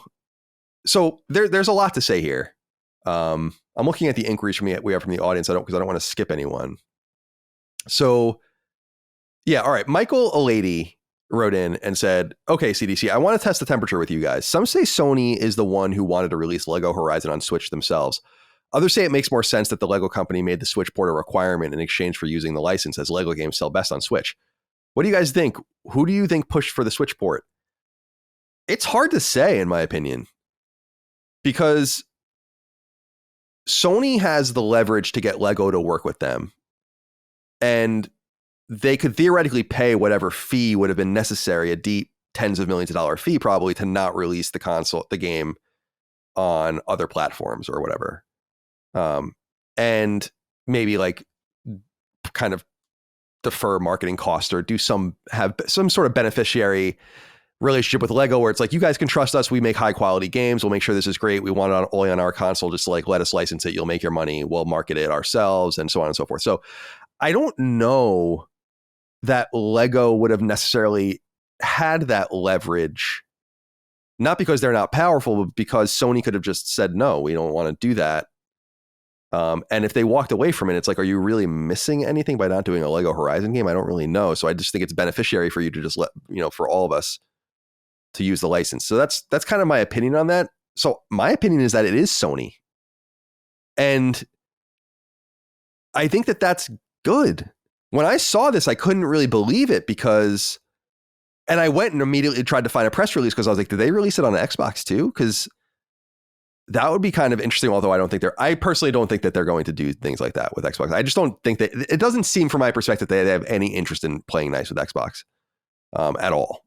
And that it's probably pretty heated behind the scenes. It just seems that way. So I went and looked and it's on Switch only. And I'm like, okay, so what are we learning from this? And my situation here with the way I'm looking at the data is, or the way I would assume, let's say Sony would look at the data, is to say, well, we do have games on other platforms now, specifically with the show. We can't learn too much about MLB The Show on Xbox because it's on Game Pass, which our competitor does partially to screw us, right? And so the game probably does, and I'm sure it does very well there with player base, but we don't really know what we can learn because we can't really get an a la carte game going there without risking more. So we'll leave that going. We'll leave that for now. But Switch, it's entirely possible that they've learned from the show that they're like, there are some people over here that are buying our games. And why don't we test it a little more and see what happens? Let's do something very PlayStation and not agnostic like MLB, where most people buying it on Switch don't give a fuck who makes it and aren't thinking twice about it, even though there's a PlayStation logo when you turn it on. So I guess it will remind you. So my personal opinion, having no inside information at all about it, but just kind of analyzing the situation is that I would bet Sony is the one that chose to put the game on Switch, that there would be no gun to their head to put it on Switch otherwise, because they could pay whatever they would need to not put it there. And that they're probably curious, based on the performance of MLB The Show on the console and on the handheld, if they can extract more value out of games that make sense there. And I kind of like it. I mean, that's what I said earlier. Like, I like it. Cool, man. Like, put something in the field and learn something from it. Very similar to what I think Xbox did when they brought Ori over back in the day, and probably saw pretty good results on that. And that, you know, we just want to experiment. We just want to see. And I can't really get mad about that. If there's like a further trend towards the erosion of exclusivity, then I expect that people are going to start getting upset. But I don't know that this is it. And I don't know that you're going to see like The Last of Us Part 2 on Switch. I do think that Switch 2 is probably going to be a pretty tantalizing thing for Sony. And maybe they can start playing nice with the Nintendo. It's been, since the CES disaster in 91? 33 years? Maybe it's time to like move on. Everyone that was involved in all of that, because again, we all know Japanese companies are very traditional behind the scenes, especially the major corporations and all of the rest, but those guys are all gone. So maybe it's time to like bury the hatchet. And I don't think they're doing it towards that end. I really just think they're doing it towards just to see what happens. It's very similar to putting, and I think they're willing to experiment with Horizon for some reason, because it reminds me a lot of the PlayStation Plus. We know that they experimented putting Forbidden West on PlayStation Plus as a free game for the Essential tier, because it was in the Insomniac leak. And that was a major like intentional experiment that they ran on the game. And this could be another example of that. Like, let's just do it. And maybe we'll find out that no one gives a fuck. We'll sell 50,000 copies on Switch, but maybe we sell like 1.5 million on Switch. And what does that really mean for us? It's a Lego game. So I think people are being a little too cute by half with like, it's not Sony. Lego is forcing them to do it. I'm like, I don't think so. I don't think it's a bad move, because I just think that they need to know more. They need data. They need to understand if it's really going to be this more third party, like we're going to be a little more looser. Everyone's just going to be a little loosey goosey with each other now. And Xbox is kind of starting down that road and on that road. And then everyone else inevitably follows them inevitably. Then Sony might just be like, well, we need more information on how this all works. And so I feel like it all begins with that Switch, the show port, maybe prodding them to be like, oh, we are actually making some money over here. So that's my theory on that. I don't know if that resonates. Do you guys, either of you, have anything to say about that particular subject before we get into another inquiry from the audience? No, I think we're ready. Okay. Gus Giannopoulos wrote in and said, hello, gents. I think Dustin has mentioned this before, but what do you think the chances are that the rumored Horizon remake is actually just this Lego Horizon game? Dustin, I'm curious what you think of this. I think that that's actually probably true. That I would say 80% certain that this actually is the game, because it just makes so much more sense. By the way, if that game's still, that hypothetical Horizon Zero Dawn remake or some whatever, how they're ever going to position it, actually does exist, then it's even worse, because this is another Horizon game. So it is my deep and sincere hope that behind the scenes there was a conflation, since this is a retelling of Zero Dawn, that this is where wires got crossed and this is the game. What do you think? Yeah, I could see someone at Guerrilla that's like wherever an origin of that leaks being cheeky and be like, oh yeah, we're remaking Horizon. And in the back of their mind, they're like, oh, well, we're remaking it in Lego. Because that is an important distinction, is that in the thing you read, the write-up, that this is a retelling of Horizon Zero Dawn specifically, but in the Lego style. So I would agree that, sure, I'm not saying 100% this is the remake, but I'm leaning that it probably is. Maybe in the future, at some point, we get a Horizon Zero Dawn Complete Edition PS5 SKU, kind of like they did with Days Gone, where here's a new set of trophies. We included a few enhancements. It's a free update. I could see something like that happening at some point. But as far as a full-blown remake, I think this is what the leak was probably talking about. But we'll see. What do you think, Chris? Do you think it's one and the same? Yeah. I would. My gut is telling me that it has to be, just because I really don't know what you would do. I don't know what you would do to Horizon Zero Dawn to make it look so different or make it play so differently than it already looks. It would be so egregious. But they're remaking Until Dawn. I was about to say. I'm sorry, I stole your thunder. No, you're fine. That's totally that's exactly. I was gonna say they did do that, basically that exact thing with Until Dawn.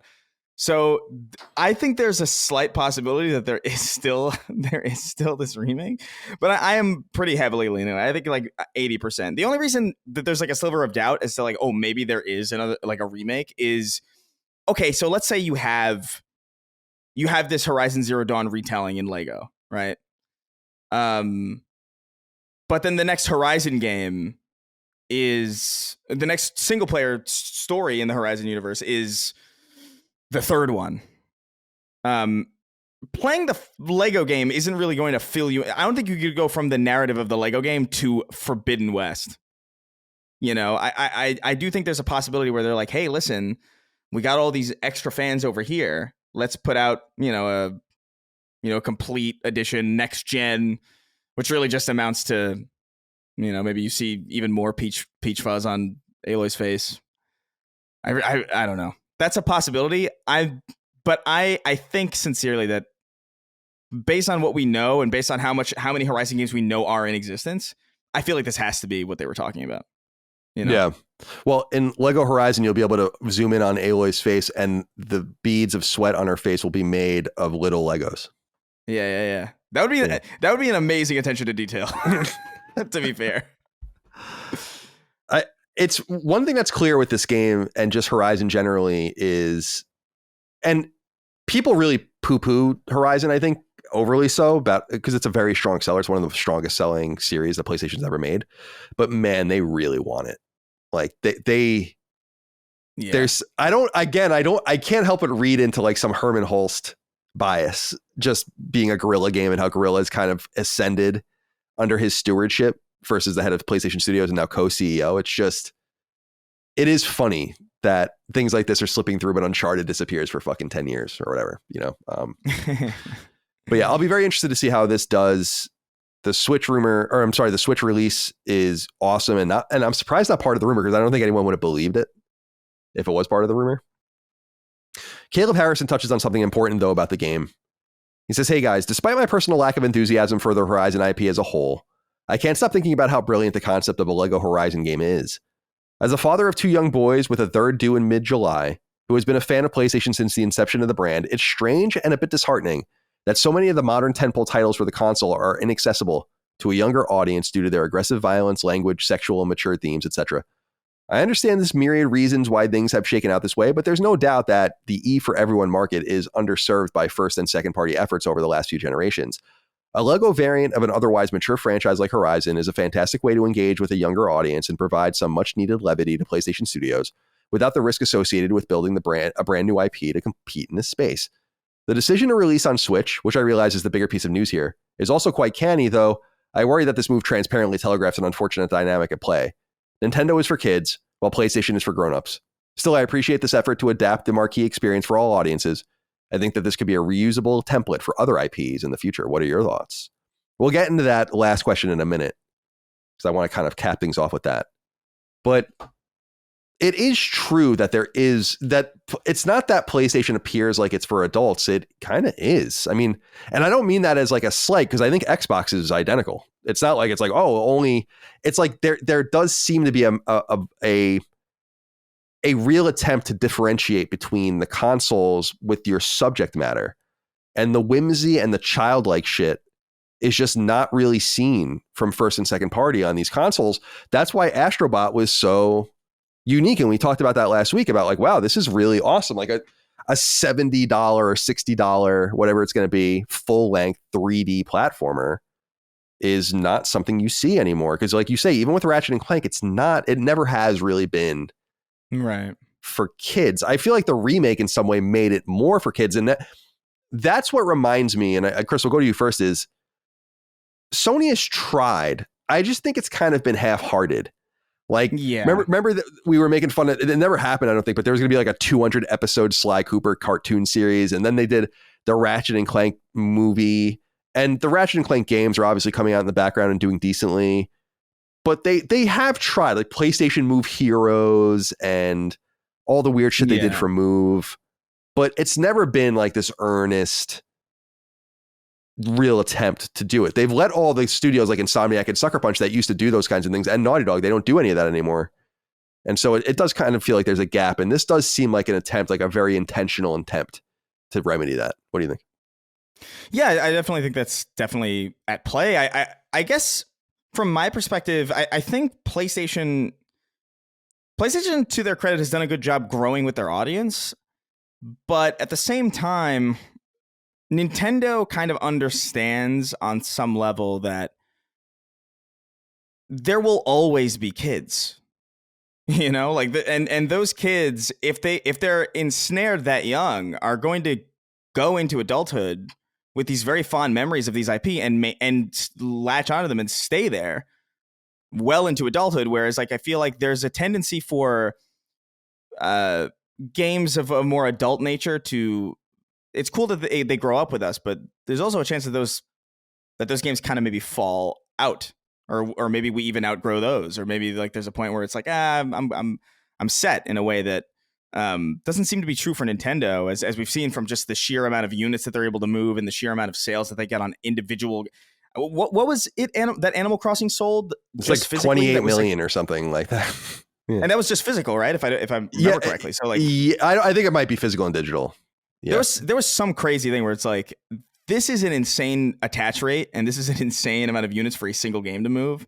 Given that they are so kid friendly, and I guarantee you, most of those players are adults because they've been with Nintendo for a long time. And I guess what I'm saying is, it's important for PlayStation to grow up with their audience, but it's also important for them to establish an inflection point by which younger people can also be in a position where they can also grow up with them. They need to offer those more youthful experiences, so that way kids on that platform can have something that they can, oh, this is great, and then they also grow up with the stuff. Like, they didn't just stop being kids in like the 90s, you know? And it's kind of like, that's kind of how PlayStation feels, where it's like everybody who plays our games is 30, 40 now, and it's like, no, there's still a lot of people after us. And so I think it's very wise. It's very wise of them. I think it's just a very smart move, I think, to invest in this type of game, and to see that they're putting so much genuine effort into it. I mean, like, both this and Astrobot don't look like slouches to me. Like, they look like probably like the first time that a kid friend, like, it's not, there's a difference between these two games from what we've seen and, you know, Sackboy's Big Adventure. That is, I think, obvious just from looking at them from a quality standpoint. Like, I can't speak to them as like, I can't speak to that game as like having played it, because I haven't, but even just looking at it, you can just kind of tell there's something about it. Well, yeah, I guess it's funny. I didn't even think of Sackboy's Big Adventure or Little Big Planet 3, like more recent games where, of course not. Again, kind of a little half-assed, you know? Right. In fact, you let your kind of Little Big Planet studio fuck off for 10 years and do nothing. So yeah, very, very weird. Yeah, I think I would love to know all the data and all the things they study and the user sessions that they use and all the NDA stuff as they talk to people and figure out, because there are marketers at PlayStation that obsess over this shit. And it's good. I mean, you have to worry about, like, wonder about how people get access. And I think Caleb makes a really great point that it's like, what do you really show your child? You can show them like a lot of games that run on PlayStation, but not PlayStation. But then you do have like these little examples, but they're half-hearted. And so, yeah. Astrobot I'm especially excited about, but I'll obviously play Lego Horizon as well when that comes. Dustin, do you have anything you want to say about this topic? No, I think Chris said it best, so I'm good. All right. Finally, as we exit, James Hill wrote in, kind of reiterating the last part of Caleb's question. He says, "Hey, Fat Colin, you talk about a lot about what is Xbox's Game 5, but what will be PlayStation's someday Astrobot making it over, or maybe the next Switch? What about that?" He says, "I love Astro, but it's clear to me that it won't get game. But it's clear to me it won't get Game 2. Astrobot, God of War, Lego Adventures, The Last of Us. Pour one out for the console war. It's over." I don't know that there'll be a Game 2 anytime soon, but I would think it would be dope to get Astrobot on Switch 2. I mean, it's not going to work on Switch, but maybe Switch 2 would be able to run it if you give it a few, couple of years between. I don't think again, I find it, I know some people want me to like be very invested in like the console war and stuff. But I'm really not. Like, it's all business and I care about the output of PlayStation, but not necessarily where the games live in a permanent way. So I don't give a shit if they have more games. And I do wonder if maybe the way they'll do it is specifically with these Lego games. I mean, it's kind of a clever thing to think that this Studio Gobo or whatever can like jump from team to team and kind of work with them on their own Lego interpretation of their games. And frankly, I honestly don't think Lego would let this happen, but it would be funny as hell to get the Lego The Last of Us. Do you have any idea how fucking cool that would be? First of all, that would be like it would probably be a huge hit. People would be like, what are you talking? And like, let it be violent and crazy, or do the traditional Lego thing of making Last of Us lighthearted somehow, like lighthearted clickers and lighthearted human ending plagues and all that. Like that. Yeah. There actually is something to it that's very cool, so maybe it's a way for them to kind of hedge their bets in some sense too. So maybe it's going to be all Lego games moving forward. What do you guys think we'll see next? Dustin, Lego God of War? Astrobot is out. I think it hinges too much on the DualSense for it to work, even on That's true. That's whatever Switch 2 is. So I would say Astrobot is out, but I could see, particularly for Switch 2, not Switch 1, I could see them putting a Ratchet and Clank game on there. Maybe Rift Apart. Ratchet 2016? Or either one. I could see them doing either one, really, and seeing how it does on there. I could see a Horizon Zero Dawn Complete Edition on Switch 2. I don't know. I'm really curious about this idea of them having that PC approach, just applying it somewhere else, where it's like, yeah, we're not going to give them our best stuff day one that we want people to come to PS5 for, but we'll try to tease you with something and get you interested, so that way you'll come over here. I just don't understand why that logic wouldn't apply on Switch, that logic that they apply to PC. It seems like the same mindset would apply. So yeah, I think that maybe some games, like, I don't know, like could there be a Last of Us port for Switch? Maybe not quite that hardcore, but I could see some of these games where, like, a game like Uncharted, or we brought up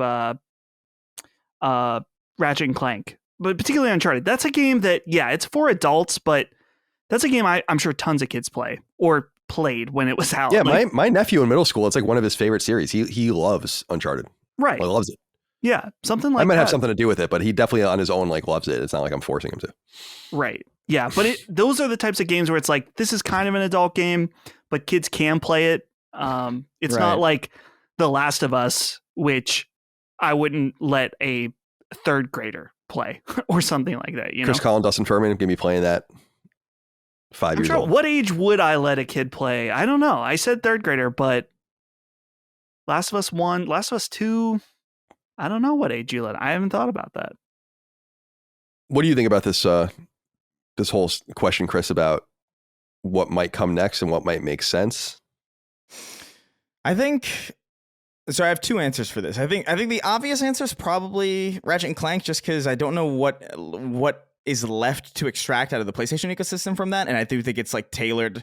It's the type of game that I do think is very, very would be really at home on Nintendo, but I can't help but also feel like, dude, I don't know if this will ever happen, but Spider-Man on Switch would break records probably, because that is a character that kids adore.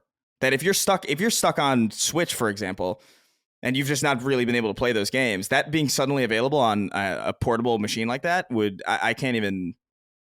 I really can't even imagine how well that would sell. Specifically the first one, because maybe the second one's probably impossible. Yeah, that's what I was saying with Ratchet.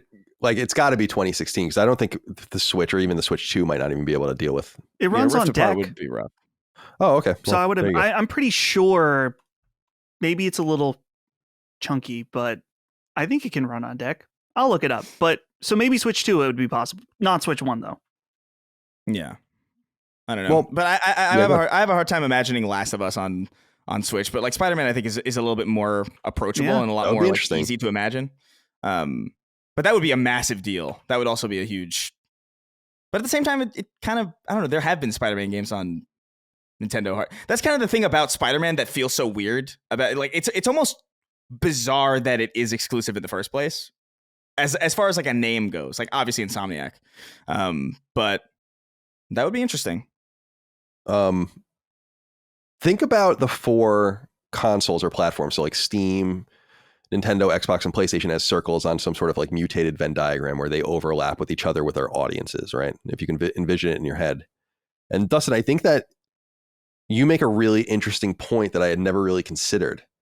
That actually bringing games to Switch is more sensible than bringing games to Steam, because the overlap between those two platforms is probably in some sense lowest. I mean, a lot of people own both, but you're talking about very different ecosystems where Steam is more like a PS5 like ecosystem where you're going to compete more for those dollars. And so in some sense, you would think that they would see Steam as more of a threat than Switch.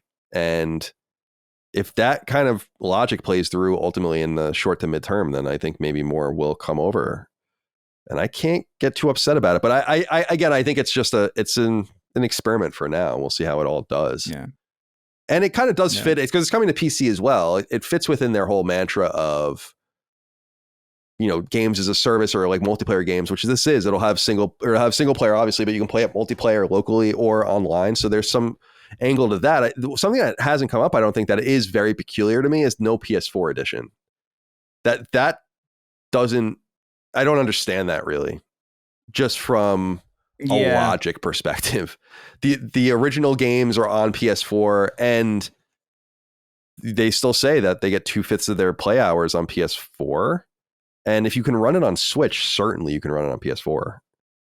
So that is a little confusing. It is weird. I actually don't get it.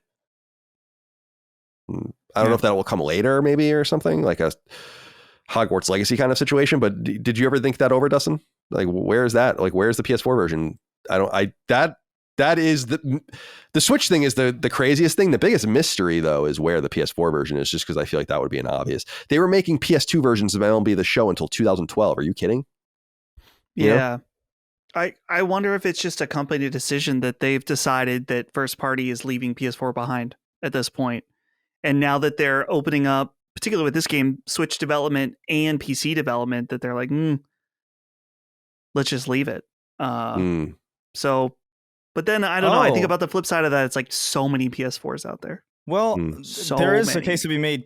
There is a case to be made too about like the PS4 or the PS5 Pro being kind of on the horizon, and maybe they just want to push people towards that machine generally. Like you said, like we are probably at that point, right? Like from first party where it's like, we're not going to see, my God, are we going to see more PS4 games? I don't like many more. I hope not, just from this. Well, I think that you'll like Call of Duty, right? Mm-hmm. People are still annoyed, and Xbox One. These consoles are still activated. I think Sony realizes that the math must suggest like you have people on PS4 and they're staying there, but you don't want to acclimate people to PS4. So you slowly want to peel them off to PS5. And so there maybe the risk certainly lessens the more you ignore it and maybe you push people over.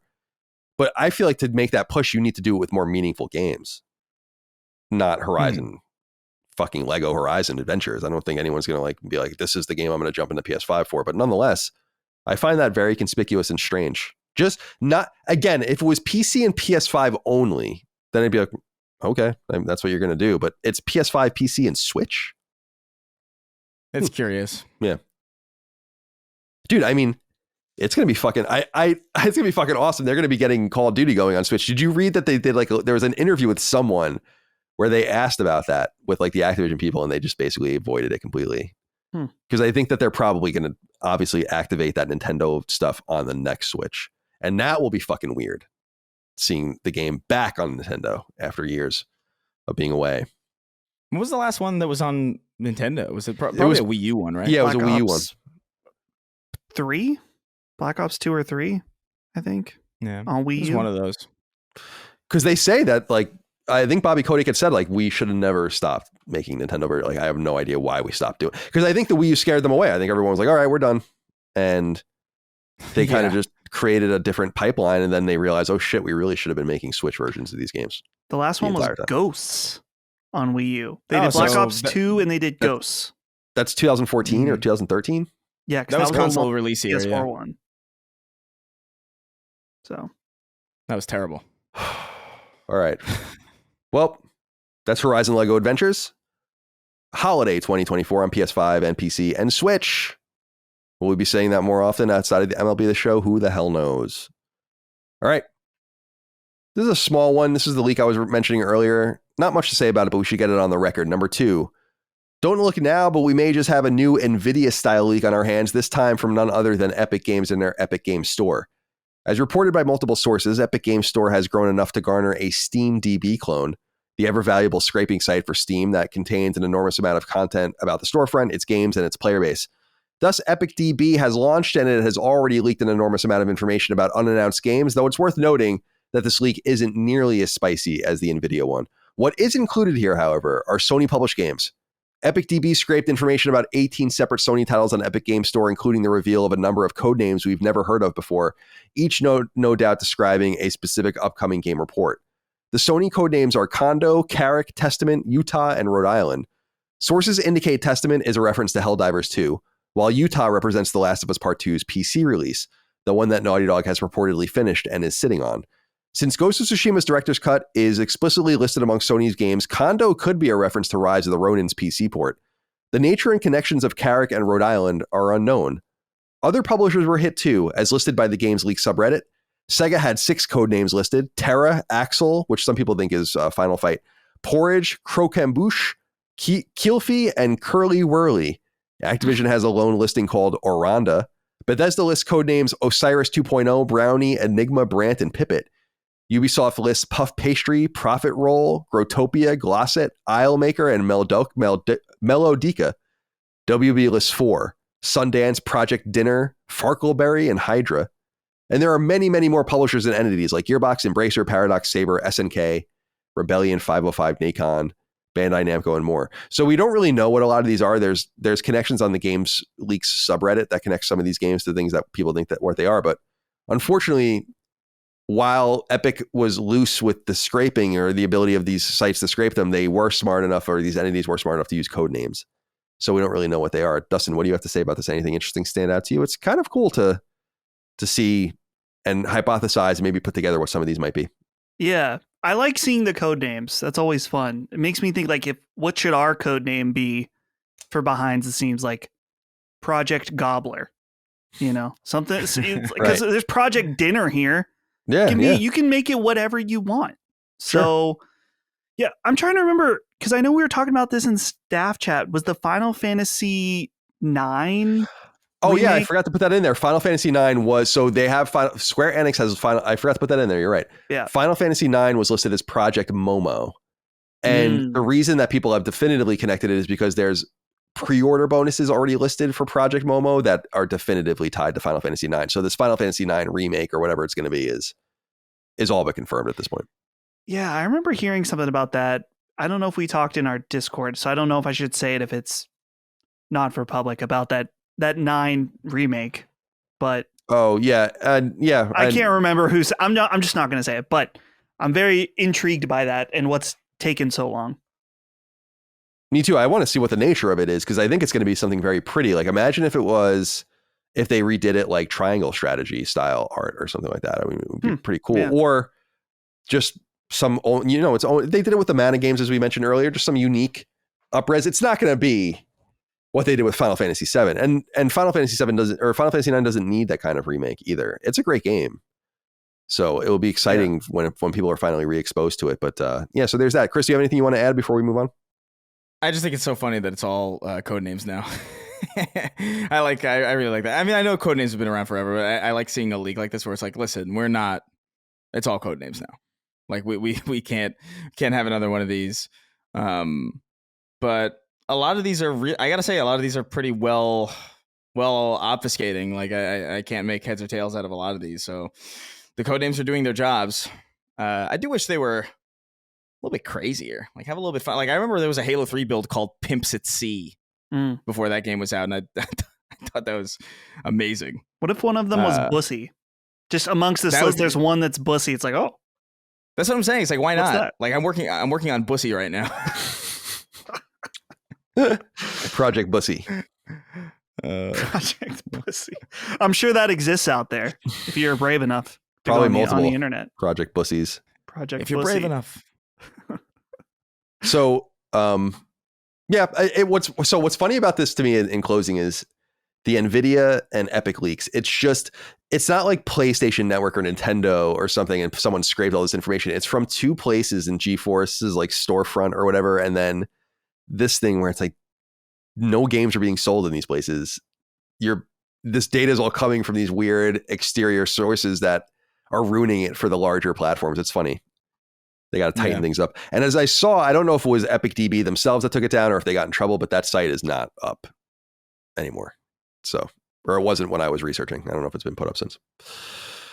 All right. Number 3 is a little long, but I wanted to just get some of this stuff on the record. This is good shit because Sony almost never talks to anyone. And so let's get into this. Number 3. As he approaches his 60th birthday, Mark Cerny, longtime game developer, designer, and engineer, a man who has been in the trenches with Sony since the beginning of PlayStation, gave a candid and frankly interesting interview with website GamesIndustry.biz in which he speaks a great deal about console gaming and the ecosystem that is developed around it. Today, we know Cerny as the lead system architect of not only PlayStation 4 and PlayStation 5, but PS Vita too, and there's a little doubt he'll be leading the charge on PS6, which we expect in or around 2028. But Cerny was once a child prodigy, a man who literally designed and programmed the smash hit arcade game Marble Madness when he was only 18, and who ultimately led the charge as executive producer on iconic PlayStation-aligned franchises from the PS1 and PS2 days, including Crash Bandicoot, Spyro the Dragon, and Jak and Daxter. So what are his reflections now that PlayStation 5 is about to enter the back half of its life cycle? Here's what he had to say in part, after noting how much he still plays and how he likes to platinum difficult games, end quote. Or I'm sorry, beginning of the quote. I have been very surprised by the degree to which developers are using ray tracing. Putting that in, that was a big decision and actually a rather late one. I thought this is not going to get much use initially, but if we look at generations, and a generation is 7 or so years, software has created it for 10 years. And so later in the life cycle, we will start seeing people using that technology. But instead, we had launch titles that were taking advantage of it.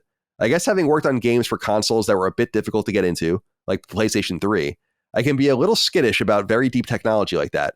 But in this case, my guess as to how things would go was totally wrong.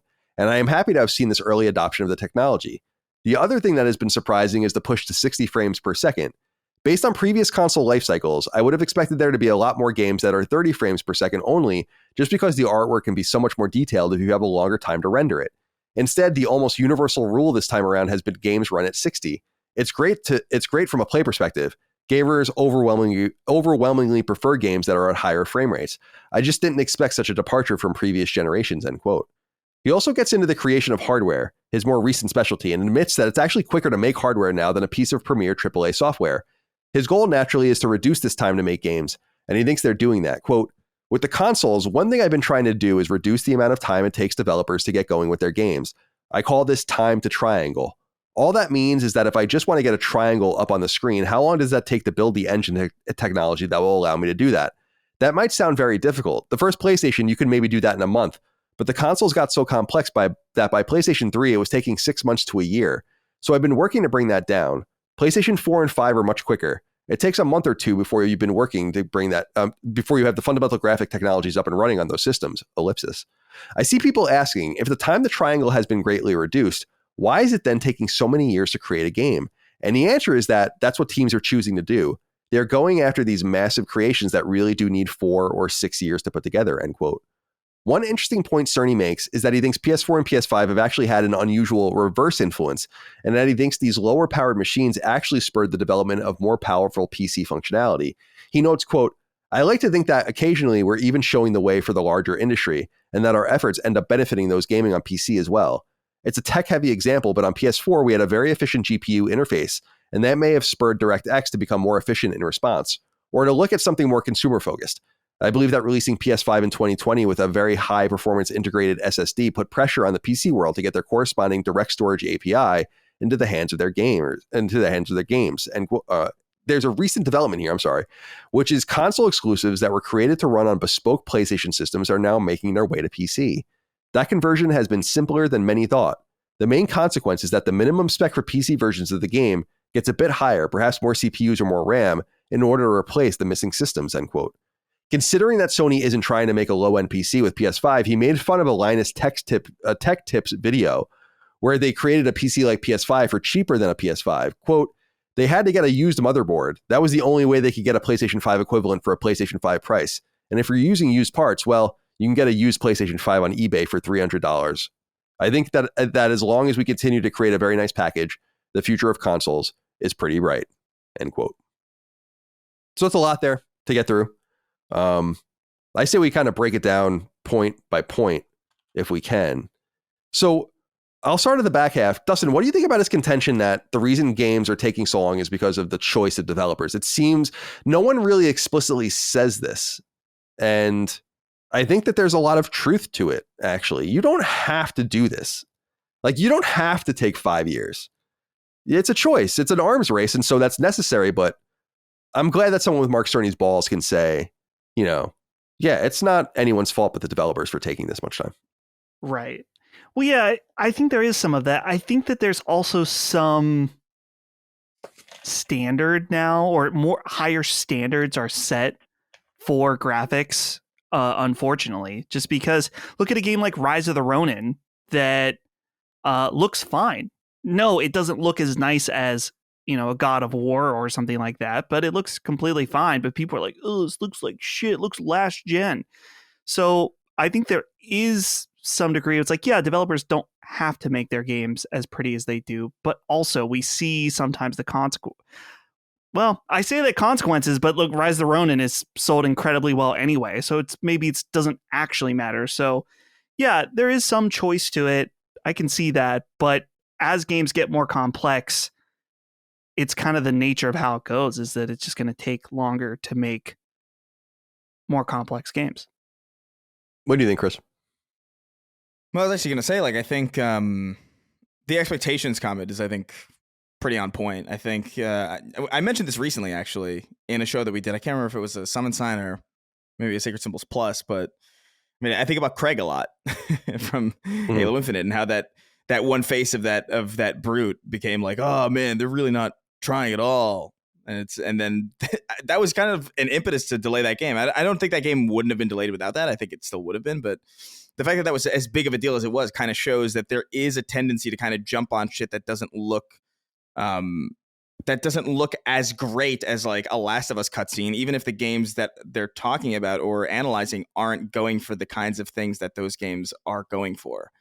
And so does it take less time to, you know, make a game than it used to? Like, maybe. I think that's probably true. I do think there are studios out there who are, you know, their output's crazy and their games still look pretty good, but they still definitely don't reach that level of like excess quality that, you know, or excess fidelity that Last of Us and some of these other first parties bring that spend 6 years incubating.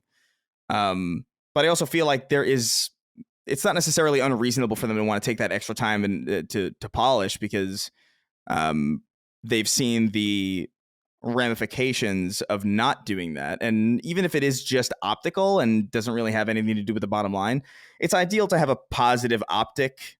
It's ideal to have positive optics and positive sales if you can manage it. And so I think that's what most people are choosing to do, as opposed to having to fight an uphill battle before the game releases, even if that battle doesn't necessarily matter when it comes to, you know, people making their financial decisions on whether or not to buy things. What do we make, Chris, let's stick with you, about his contention that he's observed an overuse towards his expectations of ray tracing and that 60 frames gaming has completely taken off. Much to his surprise, what do you make of those points? I mean, it doesn't, I guess it doesn't surprise me that this is all happening because like I'm just such a frame rate person that like I'm kind of surprised that he was surprised by that. But I guess, is he talking about like just the widespread adoption from the industry, or is he talking about just like what people want? Like, is he surprised that people want that? You know? No, Like, I don't think he's surprised that people want it. I think he's surprised that it was instituted so fast and so well, considering if not to say his instincts are always right, but it says to me that people always say like games are stagnant, but this guy's kind of saying actually they're doing more than I had expected at this point. yeah. I mean, I think ultimately that's, I think it's a good thing that this is happening. And I think it actually is on some level, it might be contributing to a remedy to the expectations that I think we've kind of grown used to, in the sense that we're kind of a lot more okay with games that don't look as finished as they could today than we used to. I feel like generally, even things that are coming out in early access, things like Hades, it's like, yeah, it's like, okay, cool, yeah. I mean, we're kind of here at this place where games don't necessarily need to look that amazing anymore. Like they could look they could look completely serviceable, and they might get some flack for that, but ultimately people are still going to show up to play them. And I think that has a lot to do with just how good it feels to play those games, because the trade-off is so high. Like I would rather play a 60 frames game than a 4K 20 or something. And yeah, I'm surprised that he's surprised by that. I think it's pretty clear that was where the industry was trending, and I think it's clear that they really had to do that. I think the PS5 really needed to show that it could do that, if it, at the very least, that there was an option, and that performance modes were going to be kind of a huge necessity for huge AAA projects, and even AA in some cases. What do you make of that, Dustin? Do you have anything you want to add about what he was saying about ray tracing, about 60 frames gaming, and kind of the acceleration? Because again, I just want to reiterate that, yeah, like I'm not saying Mark Cerny has like the most incredible instincts, but he obviously has very good instincts. He, especially as the creator of the PlayStation 4 and the architect of the PlayStation 4. So to see adoption of things that were happening quicker than he expected, I think is actually a fairly meaningful piece of data. Yeah, well, we had 60 FPS games on consoles before PS5, obviously, but I think they were kind of relegated to the most part for a lot of people in the broad market to Call of Duty. And I think a lot of people played Call of Duty and were like, "Ooh, this is smooth. I like this better than other shooters," but I don't know why, right? And then when PS5 comes out, because it was so heavily dependent on cross-gen, you feed people a bunch of 60 FPS games at the same time. And I think it was an ignorance is bliss situation. Much like Colin. I think, Colin, you're like the poster boy for this, that it's like you got fed a lot of 60 FPS games, and then when it switched, when you played a 30 FPS game, you went, "Oh, brother, no." Yeah, it's None dirty. It's disgusting. Yeah. I don't want to play. It's like, I can't believe how that was a paradigm shift for me. Yeah. Not in that, like you said, that these games didn't pop up. Like, wasn't Shadowfall 60 frames on PS4? I'm pretty sure. I think so. Multiplayer only was 60. And so like, it's interesting that you get exposed to these things and then you kind of just go back to the standard. But once the standard reverses, like you said, then the exception to the rule becomes much more of an outlier. And before you knew it, it's like, oh God, I would like never. And that was, remember Final Fantasy 16. I was like, damn, dude, this game is chugging. Like I kept turning the camera around and looking at it. I was like, Jesus God, I would have never cared about this just 2 years ago, probably, you know? Yeah. Very interesting. The only other thing to say, I guess, is, as we exit this inquiry, is just I appreciate the honesty and candor. I mean, he obviously has a long rope at Sony. He's not, I understand, technically an employee of Sony. He's like an advisor or whatever, like a 1099 or whatever. And so he has probably a little bit more leeway, and he's obviously incredibly successful, and he's getting older too. He talks a little bit in this interview, if people want to go check it out, about how he's turning 60 and how he's thinking about retiring soon, but I think says a little bit more in him. And he was talking about some of the games he's playing, very similar to Phil Spencer, who really does play games. Like Mark Cerny really does play games, just like Shuhei, like serious games, not like the shit, not like I'm looking forward to playing the latest Ratchet and Clank game from Insomniac Games or whatever kind of shit that Jim Ryan used to pull. Like, I don't believe Jim Ryan ever played games, and I don't really care either. I don't think it's necessarily important. It's just an interesting point of view that he brings to bear. I think that gives PlayStation a lot of credibility. And so to let him speak about things, I think was really cool. So I appreciated the candor about how bad things got for the PlayStation 3. And I think it goes to show you why it's so difficult for them to get those games out.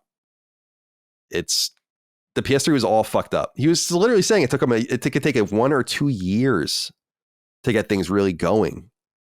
Like, that's insane, dude.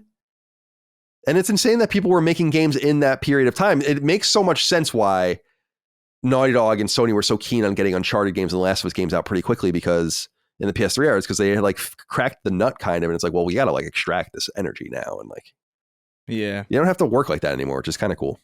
So anyway, go check out the interview if you want. Number 4, the long-awaited third game in id's revitalized Doom franchise has been revealed as rumored. It's called Doom: The Dark Ages. It's coming to PlayStation 5 and it will arrive on the console in 2025. Announced during Xbox's very strong E3-esque press conference, The Dark Ages is a prequel to 2016's Doom on PS4, the game that got the revitalized franchise running again after a long dormancy. And the game's press release says that players can, quote, wage war as one man matched against Hell's legions in a dark fantasy setting, expanding the Doom universe. Witness the origin of the Slayer's rage and his ride from a kingdom's last hope to Hell's greatest fear. Go medieval on battalions of demons made up of all new threats as well as familiar foes forged from Doom's classic bestiary. Bring their malicious forces to heel with heavy-duty shooter combat in a heroic story of epic proportion powered by the latest id Tech engine, end quote. When Doom launched in 2016, it was the very first core Doom game in a staggering 12 years since Doom 3 graced PC and the original Xbox. Obviously, the original Doom launched on PC in 1993, followed by a sequel in 1994 called Hell on Earth, and then some spin-offs, including PC's and PS1's Final Doom in 1996 and Doom 64 on Nintendo 64 in 1997. Little else is known about this project at present, though there's a gameplay to be seen in the introductory trailer, as well as plenty of high-res screenshots to peruse. I especially recommend the gun that used the shaved-up skull fragments as ammunition. That gun was dope. Chris, we're eager to hear from you. Yeah, dude, metal as hell. That gun made me smile ear to ear. It was upsetting.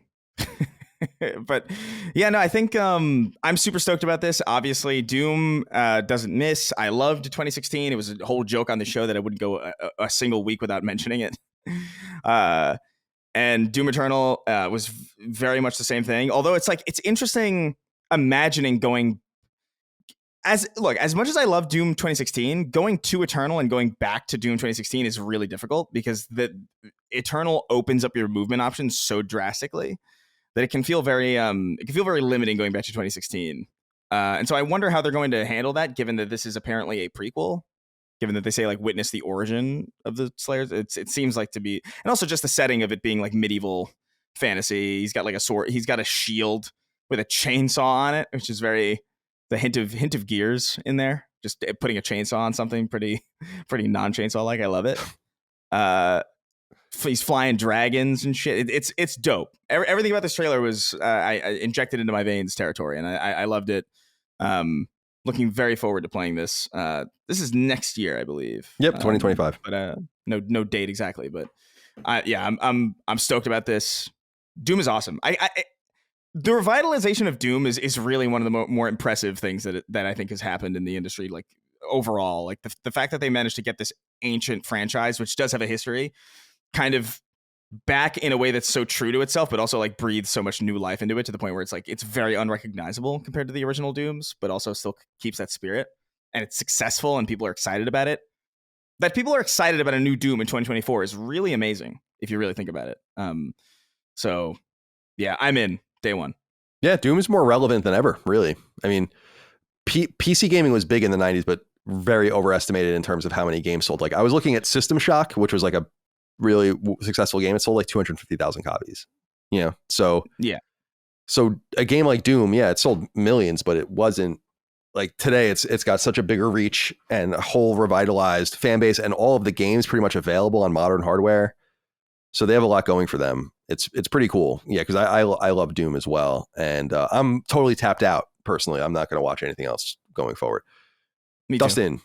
Doom: The Dark Ages. Are you pleased that Phil Spencer said we deserve to play this game on PlayStation 5? Yeah, we deserve this game, unlike Gears. Don't deserve Gears, don't deserve Avowed. I was like, what a backhanded compliment, or I don't know what, like that. I know what he's saying, but it's a weird way to put it. It's a Rorschach. It's a Rorschach statement, really. We were talking about it on one of the shows that we were doing. It'll come out. That's the one that comes out tomorrow for Sacred Symbols Plus. So right, yeah. Won't repeat it. But yeah, I thought this was great. I love to see the shield was particularly cool. The mech at the end flying around on a dragon. They went hard with it, and I appreciate that. They're definitely cooking up something special. I will definitely be playing this. Of course, a Doom game. This is a PC game for me with mouse and keyboard through and through. My only nitpick, Chris, I'm curious what you think about this, is that I know it's called the Dark Ages. I get it. But Doom Eternal went a little too crazy with the rainbow colors. This game, in my personal preference, a little too muted from what I've seen in this trailer. So I'm kind of annoyed that it's like, I understand people didn't like how bright and colorful Doom Eternal was, but this is a little... But you like the piss era of gaming, so I guess this makes sense that you'd be more into this. I like both. Like I just, the issue is like I just know I really liked how Doom Eternal looked. I liked the vibrant colors. That's like a very staple Halo thing. Is like to have like very color rich environments and you're just shooting aliens through it. I think it's dope. This is it looks a lot less vibrant than I would like it to, but I just know that that game's going to play so well that I can't. Right. I can't care. Like they've earned my trust in a way that very, very few FPS studios have. And so even though like, yeah, would I prefer more color? Yeah, I just like that. Most games, if you have a colorful game, like chances are it's going to catch my attention way more than something muted. But at the same time, there's a lot of colorful games out now to the point where it's like, this is it's kind of cool to see something like maybe a little bit more subdued and a little bit more gritty and a little bit more dark. I think it's interesting, and I'm in day one regardless. But I will say I forgot to bring this up, but there's with the shield, there's a parry system in this now, which is crazy. And I'm really excited to they keep shaking up the mechanics of these games in really interesting ways, and I'm so sold. It's insane. Cool, man. Yeah, I think it looks great. I'm excited for you. I thought of you, obviously. We knew it was coming. It kind of had leaked a little bit earlier. I mean, we knew another Doom game was coming, obviously, but then, because remember, it was called Year Zero. Year One. Or Year One, something like that, right? In the FTC leak. So, yeah. Which is actually kind of a cooler name than the Dark Ages. But yeah. That's fine. It's fine. Yeah, Year Zero is... I think if it was called Doom Dark Ages, I feel like there's something about the... I feel the same way about Dragon Age, where it's like Dragon Age Veilguard sounds so much cooler than Dragon Age The Veilguard. Like, yeah. I don't know. Drop the. It's cleaner. Well, let's get into it. Number 5. Last week, we noted that BioWare's long in development fourth Dragon Age game, previously called Dreadwolf, was toting a new name. It's now known as Dragon Age The Veilguard. And as seen during a recent press conference, the game has been revealed to be what I would describe as a mixed reception, perhaps mired down in an ill-designed cinematic trailer that didn't more immediately show the core game. So here's what you need to know about Veilguard according to the game's website and some press releases. Quote, enter the world of Thedas, a vibrant land of rugged wilderness, treacherous labyrinths, and glittering cities, steeped in savage combat and secret magics. Now a pair of corrupt ancient gods have broken free from centuries of darkness, hellbent on destroying the world, ellipsis. Rise as Rook, Dragon Age's newest hero. Be who you want to be and play how you want to play as you fight back and lead your team of 7 companions, each with their own rich story. Together, you will become the Veilguard, end quote. The new Dragon Age title will tote 3 character classes, Warrior, Mage, and Rogue, and revolve around 6 factions, some of them from previous Dragon Age games. Grey Wardens, Veil Jumpers, Shadow Dragons, Lords of Fortune, the Morn Watch, and Antivan Crows. There will be 4 races to choose from, Human, Dwarf, Elf, and Kunari. Intended for release later in 2024, the Veilguard doesn't yet have a specific release date. Dragon Age The Veilguard has seemingly been in development forever, and by the time it launches, it would have been more than 12 years since the previous Dragon Age game, the third in the series, 2014's Dragon Age Inquisition on both PS4 and PS3. That's how old that is. Dragon Age began on PS3 with Dragon Age Origins in 2009 and was followed quickly by a sequel also on PS3 in 2011. Why the game took so long remains to be seen, as is whether the long delay and extreme amount of resources put into the project will ultimately pan out. By most accounts, the game entered production in 2015, was heavily interrupted when BioWare's subsequent games, 2017's Mass Effect Andromeda and 2018's Anthem, both failed, and was ultimately restarted from the ground up with a different mission statement and intention by 2018, though by this point, BioWare had already shed many of its most experienced employees. Indeed, BioWare is widely considered a shell of its former self at this point, and it's likely this game will make or break the team, even as it has a new Mass Effect game in development as well. Founded in 1995 and purchased by publisher EA in 2007 in the wake of the original Mass Effect's smash success, the team was once known for the original Baldur's Gate on PC, released in 1998, 2002's PC game Neverwinter Nights, the popular 2003 Xbox Star Wars game Knights of the Old Republic, 2005's Jade Empire, also on Xbox, and the popular and interconnected Mass Effect trilogy, which ran from 2007 to 2012. Stephen Mulvey wrote into us on Patreon and says, "Hey, Sacred Crew, I was wondering if you guys saw the 15 minutes of Dragon Age The Veilguard gameplay. If so, how do you guys feel about it? Personally, I felt it looked like a good game, just not a Dragon Age game. I feel this is the furthest away from what made Origins great as it's possible to be. To this day, Origins is the most loved of the Dragon Age series. Why do they keep going in the wrong direction?" Okay, so Dustin, let's go to you first. The trailer that was that at the Xbox showcase was a joke, in my opinion, like horrible. And I was like, this is what you're working on? This is what it looks like? Like fucking Fortnite?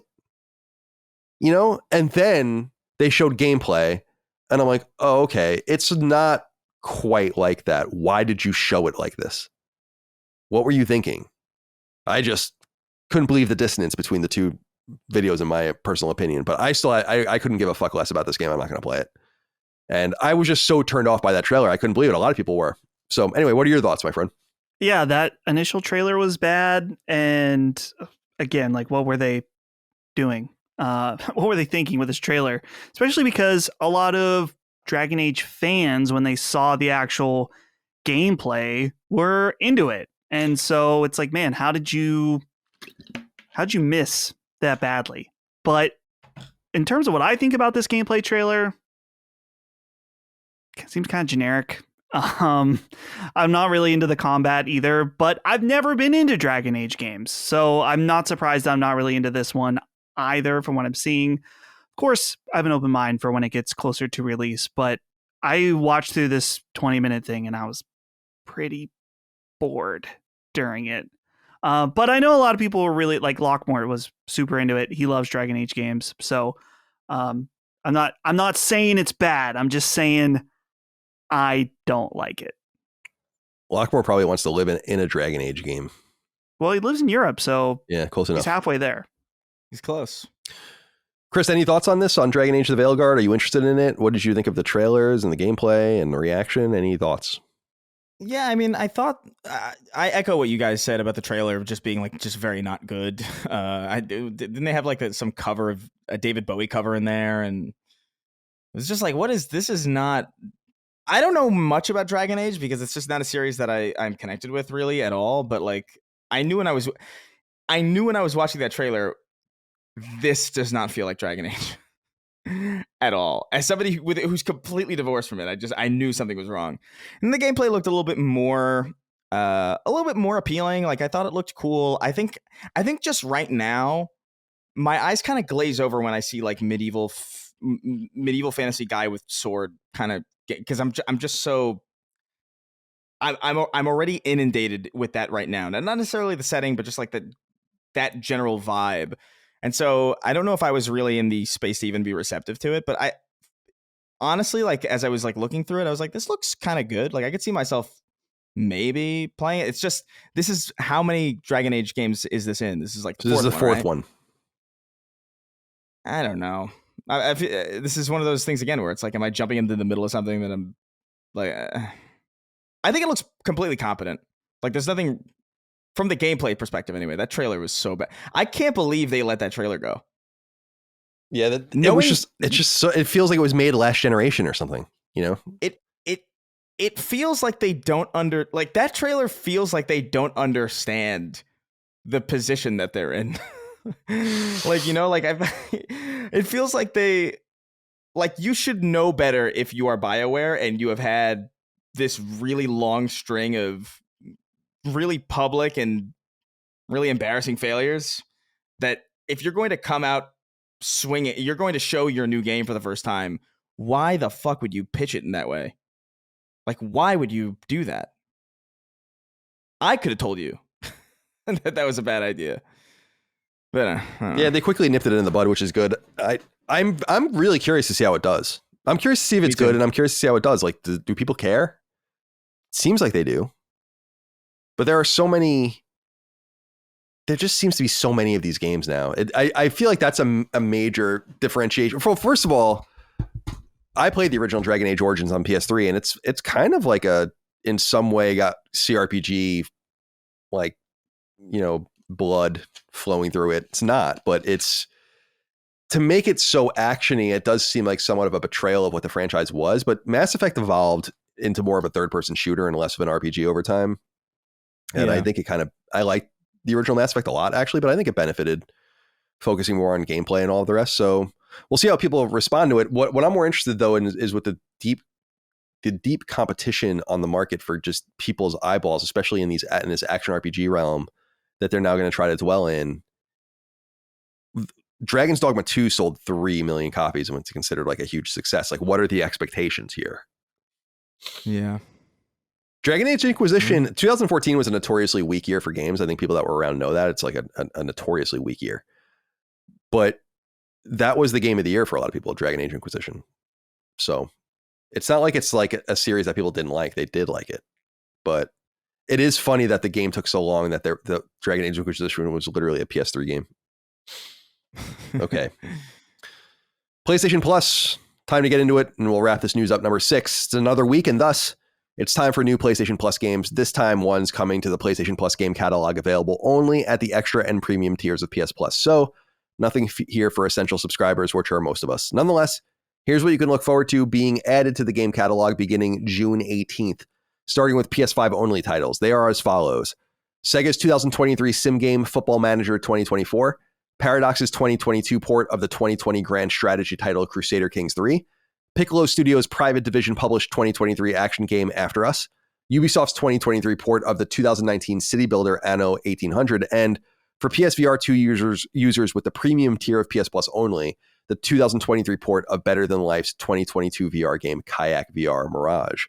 For PS4 only are a trio of games: Ubisoft's exceptional 2014 open world shooter Far Cry 4, Traveler's Tales 2014 Lego game Lego The Hobbit, and TT Fusion's 2018 title Lego The Incredibles. Across both PS4 and PS5, you will find the following added to the PlayStation Plus game catalog: Capcom's 2023 port of the 2021 Switch-centric Monster Hunter game Monster Hunter Rise, Milestone's annualized Monster Energy Supercross game, this time 2023's Supercross 6, and finally, Acer Interactive's 2022 release Police Simulator Patrol Officers. If you have PlayStation Plus Premium, the highest tier, you'll also have some older games added to the Classics catalog, and naturally, these games will also be available a la carte. First up is the PSP port of 2006's Lego game Lego Star Wars The Original Trilogy. The other two releases are far more notable, however. First up is obscure first-party PlayStation 2 third-person shooter Ghost Hunter, which came from now-defunct team Studio Cambridge in 2003, and in Europe, and 2004 elsewhere in the world. The other release will really have some folks excited, though, and that's because the third game is Daxter, the second-party PSP game from 2006 developed by Ready at Dawn, and the fourth of 5 core entries in the Jak and Daxter franchise that began with Naughty Dog during the PS2 era. According to website True Trophies, the following games will leave the PlayStation Plus games catalog on June 18th, the same day all of the aforementioned games become available.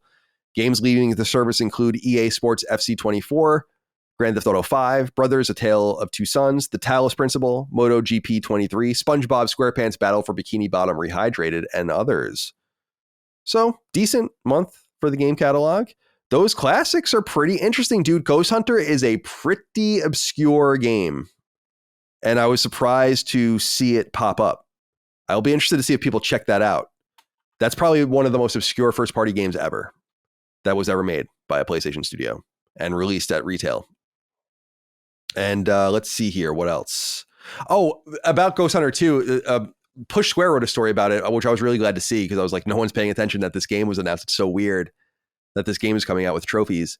And they wrote about it, and they wrote something that I didn't know, which was Ghost Hunter was a European game. It was made in Britain. So it, back in the day, games would come out in different territories at different times.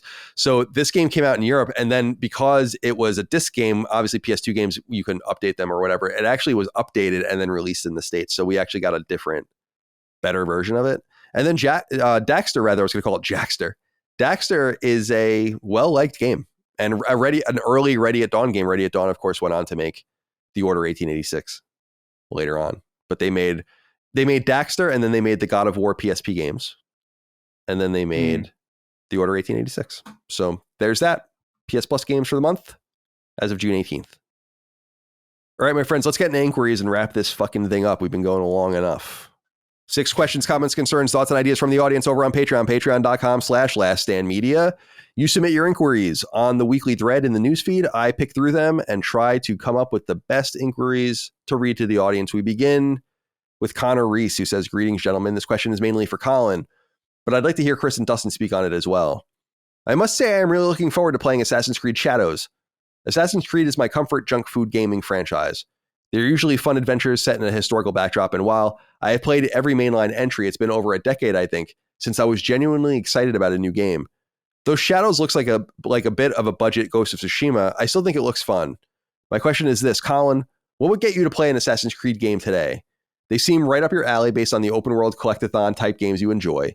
You don't need to know anything about previous entries or the modern day storyline, which basically doesn't even exist much these days beyond the references in each game. Chris and Dustin, do you have any interest in AC Shadows? Thanks for reading my question, and I hope you guys have a great weekend." I've written Assassin's Creed off. I'm just done with it. I don't have time. Like, we talk about this all the time. You have to make choices. Like, that's an easy choice for me to say, like, just no, I'm not playing Assassin's Creed. Not because I might not like it, because I get my Ubisoft junk food from Far Cry personally, but because I just realize I just don't care about Assassin's Creed. I just don't want to play it. So I've just kind of accepted that I've had to let it go, and I have let it go. But I am curious, Dustin, are you excited about Assassin's Creed Shadows? No, not at all. Chris, are you excited about it? Yeah. I wouldn't say excited, but this is kind of another one of these years where this is a rare instance where both Call of Duty and Assassin's Creed, the franchises that I typically ignore because I know I won't like them, have something to them that has my attention in a way that they don't normally. And the fact that this one seems to be taking a lot more of they seem to be committing a little bit more to stealth this time. Like, you can actually like take out like lanterns and lights and like use darkness and obscure yourself in a way that I'm kind of astonished it hasn't really been all that common in Assassin's Creed, especially as they've become more action oriented. And obviously there is the samurai path, which is a lot more, up in your face and more action oriented. I do like that because I feel like stealth is a very underserved genre. And of course, my stupid ass was watching this Ubisoft conference thinking like, oh, well, they got to talk. Do you remember when we first started this show about like, well, they got to mention Splinter Cell at some point? Yeah. How many years has it been? Turned into a joke at this. Yeah, it's still nothing. Jesus. So I don't know. I thought maybe this is the year. And of course not. But there was a hint of it in that Assassin's Creed trailer that there's more of it in that Assassin's Creed trailer than I anticipated to see. I still, though, if I'm going to make an exception for these franchises that I have written off, it's probably going to be Call of Duty. I'll wait to hear like what people say about Assassin's Creed Shadows, and if it does deliver on that stealth kind of angle, then maybe I will check it out. It's been long enough for me since I've even really attempted an Assassin's Creed game that I think I probably would find something to like about it. But I can't just do that based off of a promise. I gotta know. And the stealth stuff looks awesome, and I'm totally into it. But I gotta know if they land that plane. And if not, then I'm totally happy and comfortable skipping it entirely. They're just so late to this. How are you only getting around to Assassin's Creed in Japan now? I don't know. It's like what people have been asking for since almost the very beginning. I know that just because I Assassin's Creed 3 was awesome because I was like, I can't believe they're making something in the Revolutionary War. Like, that's fucking dope. But nothing else ever spoke to me like that again. Right. Yeah. So I wasn't as interested. Dustin, I don't want to put you on the spot because I know you said you're not interested in it, but do you have anything else you want to elaborate on, or should we move on? What do you guys think about, have you seen this? Is it a controversy? There's like the clips, the gameplay clips that has the Black Samurai, and they have like kind of a modern like Japanese music with a beat to it as he kills Japanese It's so people. ridiculous. People are so ridiculous about this because this hip hop beat. I'm like, is it really a hip hop beat? Like, yeah, it sounds like it's electronic and a little fast, a little dancey or whatever. That's one of those things where it's like, who's the racist? Right. Right. Someone's the racist. Oh. Yeah. Who is he? Is it Ubisoft, or are it the people that observe a black guy in the game, which we went into last week or 2 weeks ago? We don't have to get into it again. But then are like, well, is that hip hop? Yeah, I don't know. What if they're feels both like racist in different ways? Yeah, they could both be racist. Sure. Yeah. Everybody's racist. Yeah. Everyone's racist in their way. Like I've said before, I'm a robot racist. Like, I can't wait to start killing these robots. Like, it's going to be awesome. You know, like I said earlier, I threw out both of my my Roombas because they ran over poop. They were eating the shit. I actually still laugh because on my watch, I still get pop-ups. I named the last Roomba Dustman, which is a Mega Man 4 Robot Master. And every like month, it still comes up and says like, it might be time to change Dustman's parts. And I'm like, Dustman has been crushed into a million pieces and is in a landfill somewhere. But maybe I should shut this off. Thank you. All right. Connor, thank you for writing in. DJ Housecat wrote in, said, greetings, gentlemen. This is a question for Colin. On the last episode of Sacred Symbols Plus, you mentioned something you've stated previously, that pixel art is more expensive and harder to make now than it was during the classic era. Can you explain why this is? It seems counterintuitive, as most of the beloved classics were made on short schedules with relatively small teams, often comprised of rookies. Why is Meat of the Hollower taking so much longer and costing way more to make than the games that inspired it? Thanks for the great content. LSM is absolutely crushing it. This is a great question. Thank you for writing in. This is a really great question, because it's not that it's challenging. I was trying to think, though, it is challenging, but it's not only because of that. I was trying to think of a good reference point. And though I'm not a driver of cars or a carer of cars at all, I don't give a shit about them. I think about my dad. My dad loves cars, and he knows how to tinker with all sorts of cars. But what he likes to do is he likes to buy older cars. He bids on them online, and then like he'll buy like one at a time and like work on it and either kind of keep it and set it aside or flip it or whatever. And he really knows what he's doing with those older, like pre-technology or chip silicon, none of that stuff. He knows what he's doing. But I imagine if you gave him a diagnostic station at a Mercedes dealer for his, like the Mercedes he drives or whatever, and then asked him to work on that car, he might be able to do it, but he wouldn't really know how to go about it. And he wouldn't know how to connect the car to the computer, and he wouldn't know like what it's telling him and all that kind of stuff. And I was thinking that there's always going to be people that are required to work on those older cars. But if you walk into a modern mechanic, while they might be really interested in new cars and stuff, they're kind of centralized towards this like one kind of car or this one brand or these one things. And their skills become more and more common and more commonplace and easy to access, while the people that work on the older cars become more and more rare. And then you have to go to like classic car garages and specialized mechanics and stuff. And that's kind of what has happened, because there really is no money to be made in pixel art unless you are at very specific studios or in very specific games. So why would you dedicate yourself to it? Unless like you wanted to do that and you wanted to kind of exist on a project by project basis in the indie space. So it's not only that it's difficult to do, but it's that a lot of people just don't know how to do it because it's not what they do. Like, right. Dagan can't, like, actually it came up recently. My brother Dagan, who everyone knows, who does some of our shows with us, he's an animator, and he's a classical animator. And then he became more of a computer animator over time. But he went to school like when you would like film things like reel by, like shot by shot under like a camera and shit like that.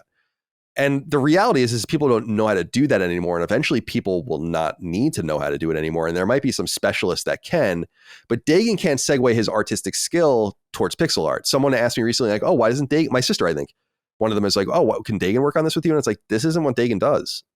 Like, he could, I'm sure, make pixel art, but it's not what he does. And I don't know if he would naturally be able to do it, whilst the people that do it are a little more rare, their skills a little more bespoke. And so it goes on like that. So I think it's a fairly good reference. There's always going to be people that work on old cars. You're just going to have to go seek them out and pay for them. Right. And there's always going to be people that can make games, like we say at Lilymo, the old way. But it's specialized and you got to find the right partners. And the reality is that when you're working on games in 2.5D and especially in 3D, it's very difficult to get those games up and running and to make beautiful assets and stuff. But once the asset exists, you animate it. Right? Like you move it around and it exists. But in pixel art, it's a little different. Right? And so you have to, I don't want to get into all the things, but like the major thing that's holding up the role-playing game at Lilymo is the art. Because it's time consuming, and you have to get it just right. So it's not that one's better than the other. Pixel art's clearly better than any other kind of art style in video games, but in my opinion anyway. But it's more about what the counterintuitive nature of it, DJ Housecat, comes from the supply of workers, in my opinion. All right. Yeah. Let's touch on something a little deeper that we talked about earlier. Cam the Visionary wrote in and said, "Oi, sacred Tetris blocks. The new the new Series X and S models are launching this fall with new pricing.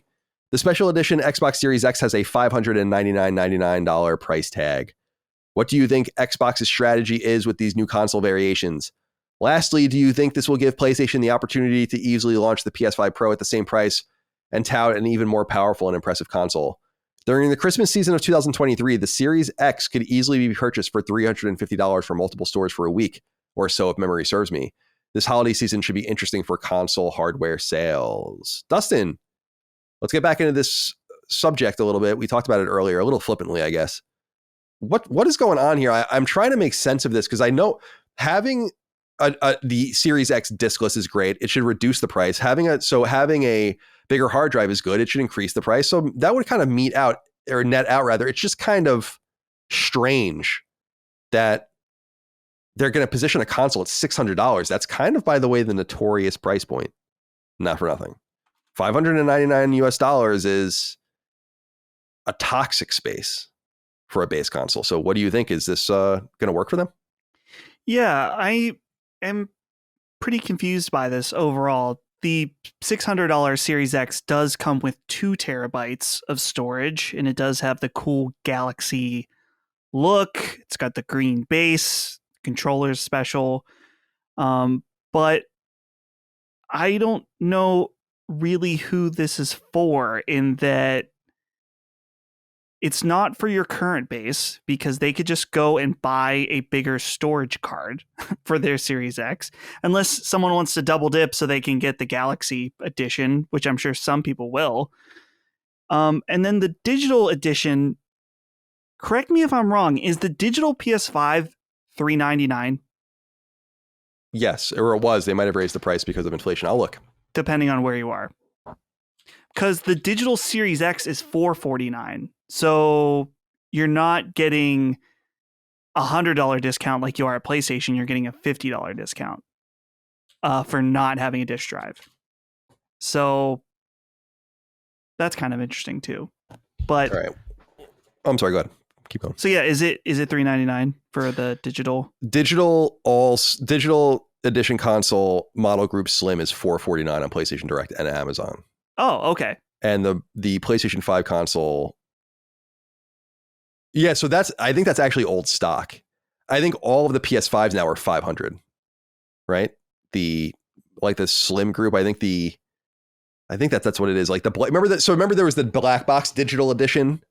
I think Sony is still selling through those, and those exist on the PlayStation Direct store for $449. And then they have the standard, like, kind of shitty PlayStation Slim that looks like the Temu PS5. Oh, yeah, the Temu one. And that is listed at $499. So comparable, I think.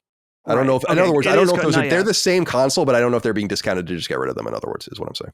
Yeah. So maybe not. Maybe they are comparable, and I was wrong about that. But yeah, I don't really understand, especially because they just weren't selling the cheaper ones and massively discounted.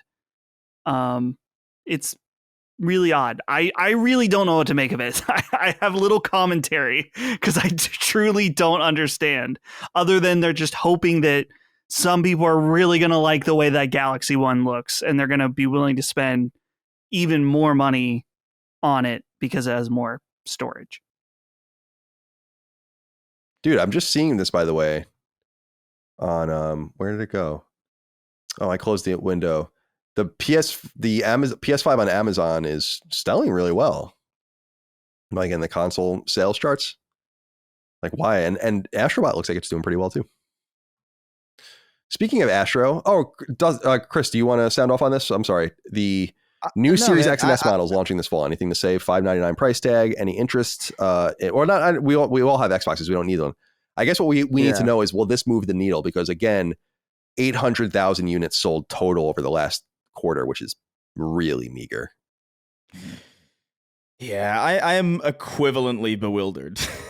as Dustin is. Like, I just I've said before that Xbox kind of strikes me as like a very schizophrenic company, and this is kind of one of those things where like I really don't understand the impetus or the rationale or the reason why you would do this in a situation where you are facing what, like Sega Dreamcast levels of, you know what I mean? Like I don't get it. But I'm sure there's some reason that maybe we're just us peons are just not privy to. But from the outside looking in, doesn't make a whole lot of sense. Obviously, inflation's pretty bad. You don't want to sell your console at a loss, but you want your console to be as accessible as possible. I really do think Microsoft is in a bit of a pincer. Like, they're going to ultimately embrace being a publisher. I think that they will have hardware, of course, but I think it's going to become this more niche thing as time goes on, just because I don't know that you can have it both ways. How do you feel out there if you're a new Xbox consumer or a potential new Xbox consumer buying hardware where all of this kind of shit's going on? And people would say like, oh, a lot of people wouldn't know about that shit. But I'm like, that's even worse, because you're going to be bitten in the ass by something unexpected probably in the future. Like, you should definitely do your research no matter what you're going to buy. You know, I genuinely think I kind of feel like this kind of comes across as them kind of playing the part to some extent. And what I mean by that is like, they don't want to just cancel making hardware, because that would make it very clear that the ecosystem that they're trying to build is dying, which technically isn't true, because Xbox Live or Xbox as a service will continue to exist. Mm-hmm. I actually don't think Xbox has to worry about its future. I just think the hardware does on some level, sometime in the near future. And so maybe this kind of strikes me as like, well, we can't pull away just yet, but we are in a position where we can afford to just keep making these until it makes sense universally for us to just not. And maybe we'll just do that and just build our library and build our accounts, pull people towards Game Pass, whether that's on the hardware or off the hardware, until we have a big enough base to be like, that's it. I don't know. I really have no. That's the only thing that makes sense to me, and even that's like a really far-fetched premise, you know. I don't think that's what's happening, but I don't understand any other reason why you would do this. Pocket Knife Bill wrote in and said, hey boys, Astro's Playroom has a set of achievements with only one possible right now. The goal is to rescue a special bot from each area. The first and currently only one is located in the GPU jungle, and the special bot is the Hunter. After a quick search on the solution, I didn't want to figure it out on my own. One assumption is that there's one per month leading up to the release of Astrobot. However, my hypothesis is that this could be a tease of what's to come if the rumored game showcase is happening in September. Ultimately, we'll have to wait and see what the next special bot is, but it's a fun thought to have and perhaps an egregious amount of wishful thinking on my part. What say you? Love you guys. Thanks for being here for us in the good and bad times of our lives. You give us consistency and a sense of friendship, even if it is parasocial. You are all appreciated. Thank you, Pocket Knife Bill, for writing in. I love the idea of doing something like this, but I just don't know if it really is happening or not. I do think it's peculiar that Astrobot and in Playroom both have kind of acknowledged the Hunter recently, and which is, of course, a Bloodborne reference for people that don't know. And I just refuse to believe that it's not happening in some sense, like that there's not some Bloodborne something happening. I just don't understand how this can possibly go on for this long, especially with the revival of Until Dawn, which came out the same year, and just ignoring the furor behind this game. And I don't know if you saw, Dustin, earlier today, I think Miyazaki had said that he wants the game on PC and that like he's going to get in trouble or something for saying it, but that he wants it to be there. What do you think about the idea of them teasing future announcements and stuff within Astro, or just doing it in a game generally? I really love that idea. You can't do it often because like you can do it with one game over a series, like a period of time, but you can never really do it again because then people will start to expect it. But I do like the idea of them. I would love if we went back and looked and said like, oh, that is the PS5 Pro. Oh, these games are all in Astro and we didn't realize. Right. Yeah, I think it's a cool idea, but I think it's in this case, it would be too obvious. And so I think it is indeed just wishful thinking. And I think that's the one thing with Astro that people have to keep in mind is that they've had the Bloodborne stuff in there, but it's like they've also had every other PlayStation character ever. and they've gone through and highlighted them in different ways. It doesn't mean there's going to be a new Parappa the Rapper game either. They're just celebrating all the different IP that they can get their hands on, or that they're able to, that they own, and apparently some third-party stuff that's directly linked with PlayStation. So yeah, I think it's a cute idea. I'd love to see something like that, but I think it's ultimately wishful thinking for the time being. Do you concur, Chris? Yeah, I don't think that's happening, man. I'm sorry to put the kibosh on your day there, but the fact that he said I would get in trouble for saying I want it on PC kind of indicates that there's really, I don't know. I don't see this happening anytime soon. It should. It's the obvious thing to do, but like I don't think it's happening. I would love to know more about the mystery behind this, because it's just so conspicuous. Every day that goes by, it's more and more conspicuous, to the point where I just wouldn't be surprised if it just appears one day. Yeah. Anyway, Pocket Knife Bill, keep up the hopium. Matthew Miller wrote in and said, Summer Game Fest has come and gone. The thing that struck me was the sheer amount of games that ended their trailers with fall 2024, late 2024, or just 2024. We are already halfway through the year. What goes into the decision to withhold a game's release date so late?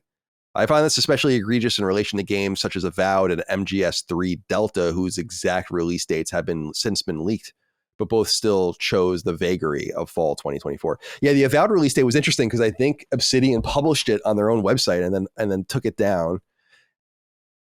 They obviously want to hit their marketing beats, but these might still be loose dates that they just don't really know about. My personal conspiracy theory about this kind of stuff is just that everyone's like, it's like the I always bring up memes and GIFs, and it's like the Office when they're all holding the guns up to each other, and then they put them down and then they like pick them back up.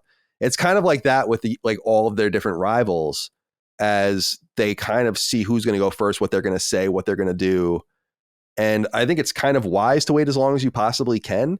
Here's the big thing that I think is important, is that release dates don't really matter the way they used to. And what I mean by that is knowing the release date, being locked into it, whether or not you have a release date in November and you say it now or you say it in August doesn't really matter, because now people can wishlist games. They follow them online. They can get all sorts of automatic notifications about when things are available and so on and so forth. So really waiting until the last minute to extract either a competitive advantage over your rivals or because a game might not be ready in time, I think is kind of smart. It is a little frustrating, but I think narrowing down the timeframes is the way things are going to go from now on. So you're going to get, coming soon, 2025, fall 2025, October 2025, October 3rd, 2025, or whatever the case might be. And so I don't feel like it's such a big deal. I think they all want to see what each other is going to do first. And you don't want to go, for instance, none of them knew Call of Duty's date. Obviously, Microsoft would know with Avowed and all of this, but generally speaking, no one would be privy to that. You definitely don't want to release on that day. So what if you came out and said like, oh, Metal Gear Solid Delta, October 25th? It's like, oh, great. So I really do think there's a lot to do with that. That's my thought. Do you guys have anything you want to share on this? No. I was gonna say I just think it's I just think it was obviously called, because I was trying to figure out, it's like, was Call of Duty's release date known before this whole thing or no? No, not it leaked, but it was not confirmed. And that's the thing, is that it's unclear, like,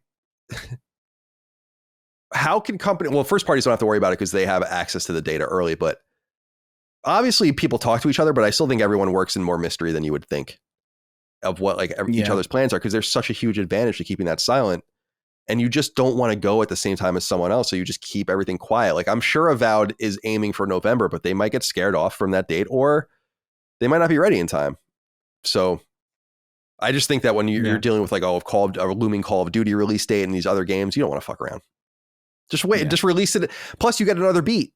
You had your whole marketing beat of like, oh, we're at the Games Fest, we're at the Xbox Showcase. Why waste all of that and use all of your information? Edge a little bit, right? And then come back in July or August with another video with a release date. There you go. Adam Belgarby wrote in with the final inquiry. He says, hey, Slippy Sloppy Slitties. Oh, man, that's what I'm talking about. Stand down. What's with the stolen valor? The whole damn lot of you, or even the majority of LSM, refer to themselves as hardcore gamers. Do any of you really think you're in the same category as speedrunners, esports competitors, and challenge run aficionados? You follow games closely and spend more time playing than your average Joe, but that doesn't mean you are part of the hardcore. There needs to be something that differentiates you from the freaks that beat Souls games on pencil sharpeners. Am I tripping, or is your taxonomy really just a lobotomy? A little bit of a weird thing, but that's fine to say that way, I guess. No, I think your lexicon is off, in my opinion. Like, those... A speedrunner is not a speedrunner can be a hardcore gamer, but that's not what hardcore gaming is, in my opinion. I don't use the term hardcore either. I use the term typically core gaming, and that to me simply means like console centric single player gaming. That whether or not that means that for other people is beyond me, but that's what I mean when I say it. So no, I don't think I'm the esports competitors and the challenge run guys and the speedrunners. Am I as hardcore as any of them? Not about the games they play, no. But I am also a student of the industry. I'm interested in the industry. I follow the industry, and I think that I am part of the core of it. But so are hundreds of millions of people. It's nothing unique to me or to the show or to us. So I have no problem with that. I don't like it's the term gamer kind of sucks. It's just we use it because there's no such thing as like the music listener. Right. I'm a movie watcher. So I don't like the way we talk about ourselves, generally speaking, anyway. But this is like the least of my worries. Adam, please, stand down. I read it as for hardcore gaming. When I think of someone, if they're described as a hardcore gamer, it just means that they're really into video games. It's probably their primary hobby. He's hardcore into games, you know. So that's how I see it. I don't know. Adam, sounds like you got a little bit of a chip on your shoulder with this one. Stolen Valor. Relax. Take it easy. Stand down. Another stand down back to back. Well, I'm kind of just interested too. It's like so someone I watch this guy on YouTube sometimes, and he like speedruns games. Argus is his name, I think, or Arcus, and he's really good. And he just did his 80,000th run of Ninja Gaiden on NES. You know how like the module counts as you go. And I was like, so you're suggesting that makes him more of a hardcore gamer than me, who has beaten like 10 games this year? I just don't really know that I believe that. That's like an obsessiveness and like a breaking down and deconstruction of games, which is awesome, but that's not really gaming in some sense. At that point, like there comes a point, a lot of chess people feel this way. Like there comes a point when you really stop playing chess. Like you get so good at it that it becomes like more than a game. It becomes like something you break down and try to defeat the person on the other side of the board, and it's a mind game and all that kind of stuff. I don't get to that level with video games, but I play a lot of video games. So it's like, it's weird.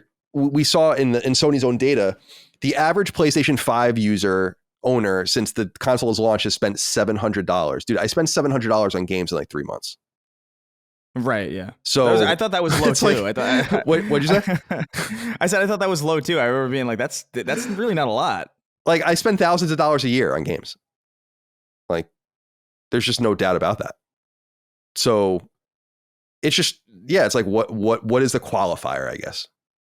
And that's why I like the term core, like close to the center. You know? Yeah.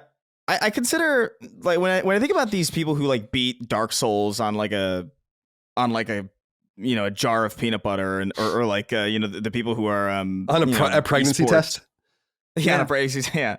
When I think about those people, I almost put them in the lens of like specialists, where they specialize in a very specific way of engaging with games. You know what I mean? Like, okay, Definitely. You're a hardcore. You are an esports player. You are like somebody like Ninja, who's like you're really really good at like Halo 3 and Fortnite. And as far as I know, those are his specialties, right?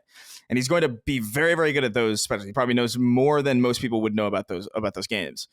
But I don't think Ninja is checking out like Nobody Saves the World. You know what I mean? Or Final Fantasy 16 or any of the things like in between in that breadth from like indie to AAA. I think it's very key, like, okay, multiplayer, this game, that's it. Whereas I feel like a core gamer, and I do feel like, again, I hate that word. I think it's just so lame sounding. But I do think core I identify as like you take a very specific interest in video games as an industry and as a medium. and you probably play a wide array of things. And it doesn't even necessarily mean that you play them particularly deeply. Most people don't finish most of their games, but to be able to play and indulge and kind of analyze and see and seek things out, I think, it's one thing to have your preferences. Like I will probably always play like Bungie first party or like Bungie shooters, AAA shooters, right? Like that's always going to be something that I'm going to be very, very in depth and very interested in. But I'm also going to be checking out like, these Expedition 33 thing, and Doom and things like Nobody Saves the World and Chasm and like Ninja has not played Chasm. You know what I mean? Like these are. And I think it's really just an amount of interest as you have in the medium versus individualized kind of aspects of them. I think that's really it. Yeah, that's well said. I consider it more well-rounded, I guess. Yeah, that's well said. Adam, you're in the penalty box. Don't write in again for 2 months. Don't give him his jacket. All right, let's get the hell out of here. It's time to go. Guys, thank you for sitting with me today. Let's go around the horn and see you off. Chris, be well. I will. I'm really hungry. Yeah, me too. Me too. Oh God. Still have to work out. I'm gonna down myself a burrito or two. Oh, nice. Yeah. That sounds good. Dustin, goodbye to you. I have to pee desperately. But I wanted to on air, even though I can't show you guys, the Kingdom Hearts Integrum Masterpiece Collection, $75 on Steam and purchased. Kingdom Hearts getting another $75 out of me today. Great. But yeah, my parents are coming in tonight because it's Holly's baby shower this weekend. So good. They'll be here in a little bit and we're going to eat tacos. White people taco night. So nice. Good shit. Yeah. Love white people tacos. Oh, I shouldn't say that. That sounds wrong. It can be misinterpreted. All right. Let's get the hell out of here. Certainly. All right. That was Sacred Symbols, a PlayStation podcast. We appreciate your support. Patreon.com/LastDayMedia for early ad-free access. LastDayMedia.store for merch. Until next time. Goodbye. See ya. Take care, guys. Sacred Symbols, a PlayStation podcast, is a product and trademark of Last Stand Media and Collins Last Stand LLC, and is proudly recorded in the USA. The show is conceived by, is written by, and is directed by me, Colin Moriarty. My co-hosts are Chris Raygun Maldonado and Dustin Furman. The show is produced by executive producer Dustin Furman. It's edited by associate producer Ben Smith. All of Last Stand's theme music is by my best friend, Ramon Narvaez. As you know, all of Last Stand's shows, including Sacred Symbols, are fan-funded on Patreon at patreon.com/laststandmedia. The following names are at the producer level on Patreon, our highest tier, and we're grateful for your thoughtful and kind contributions to our independent endeavor. Thank you.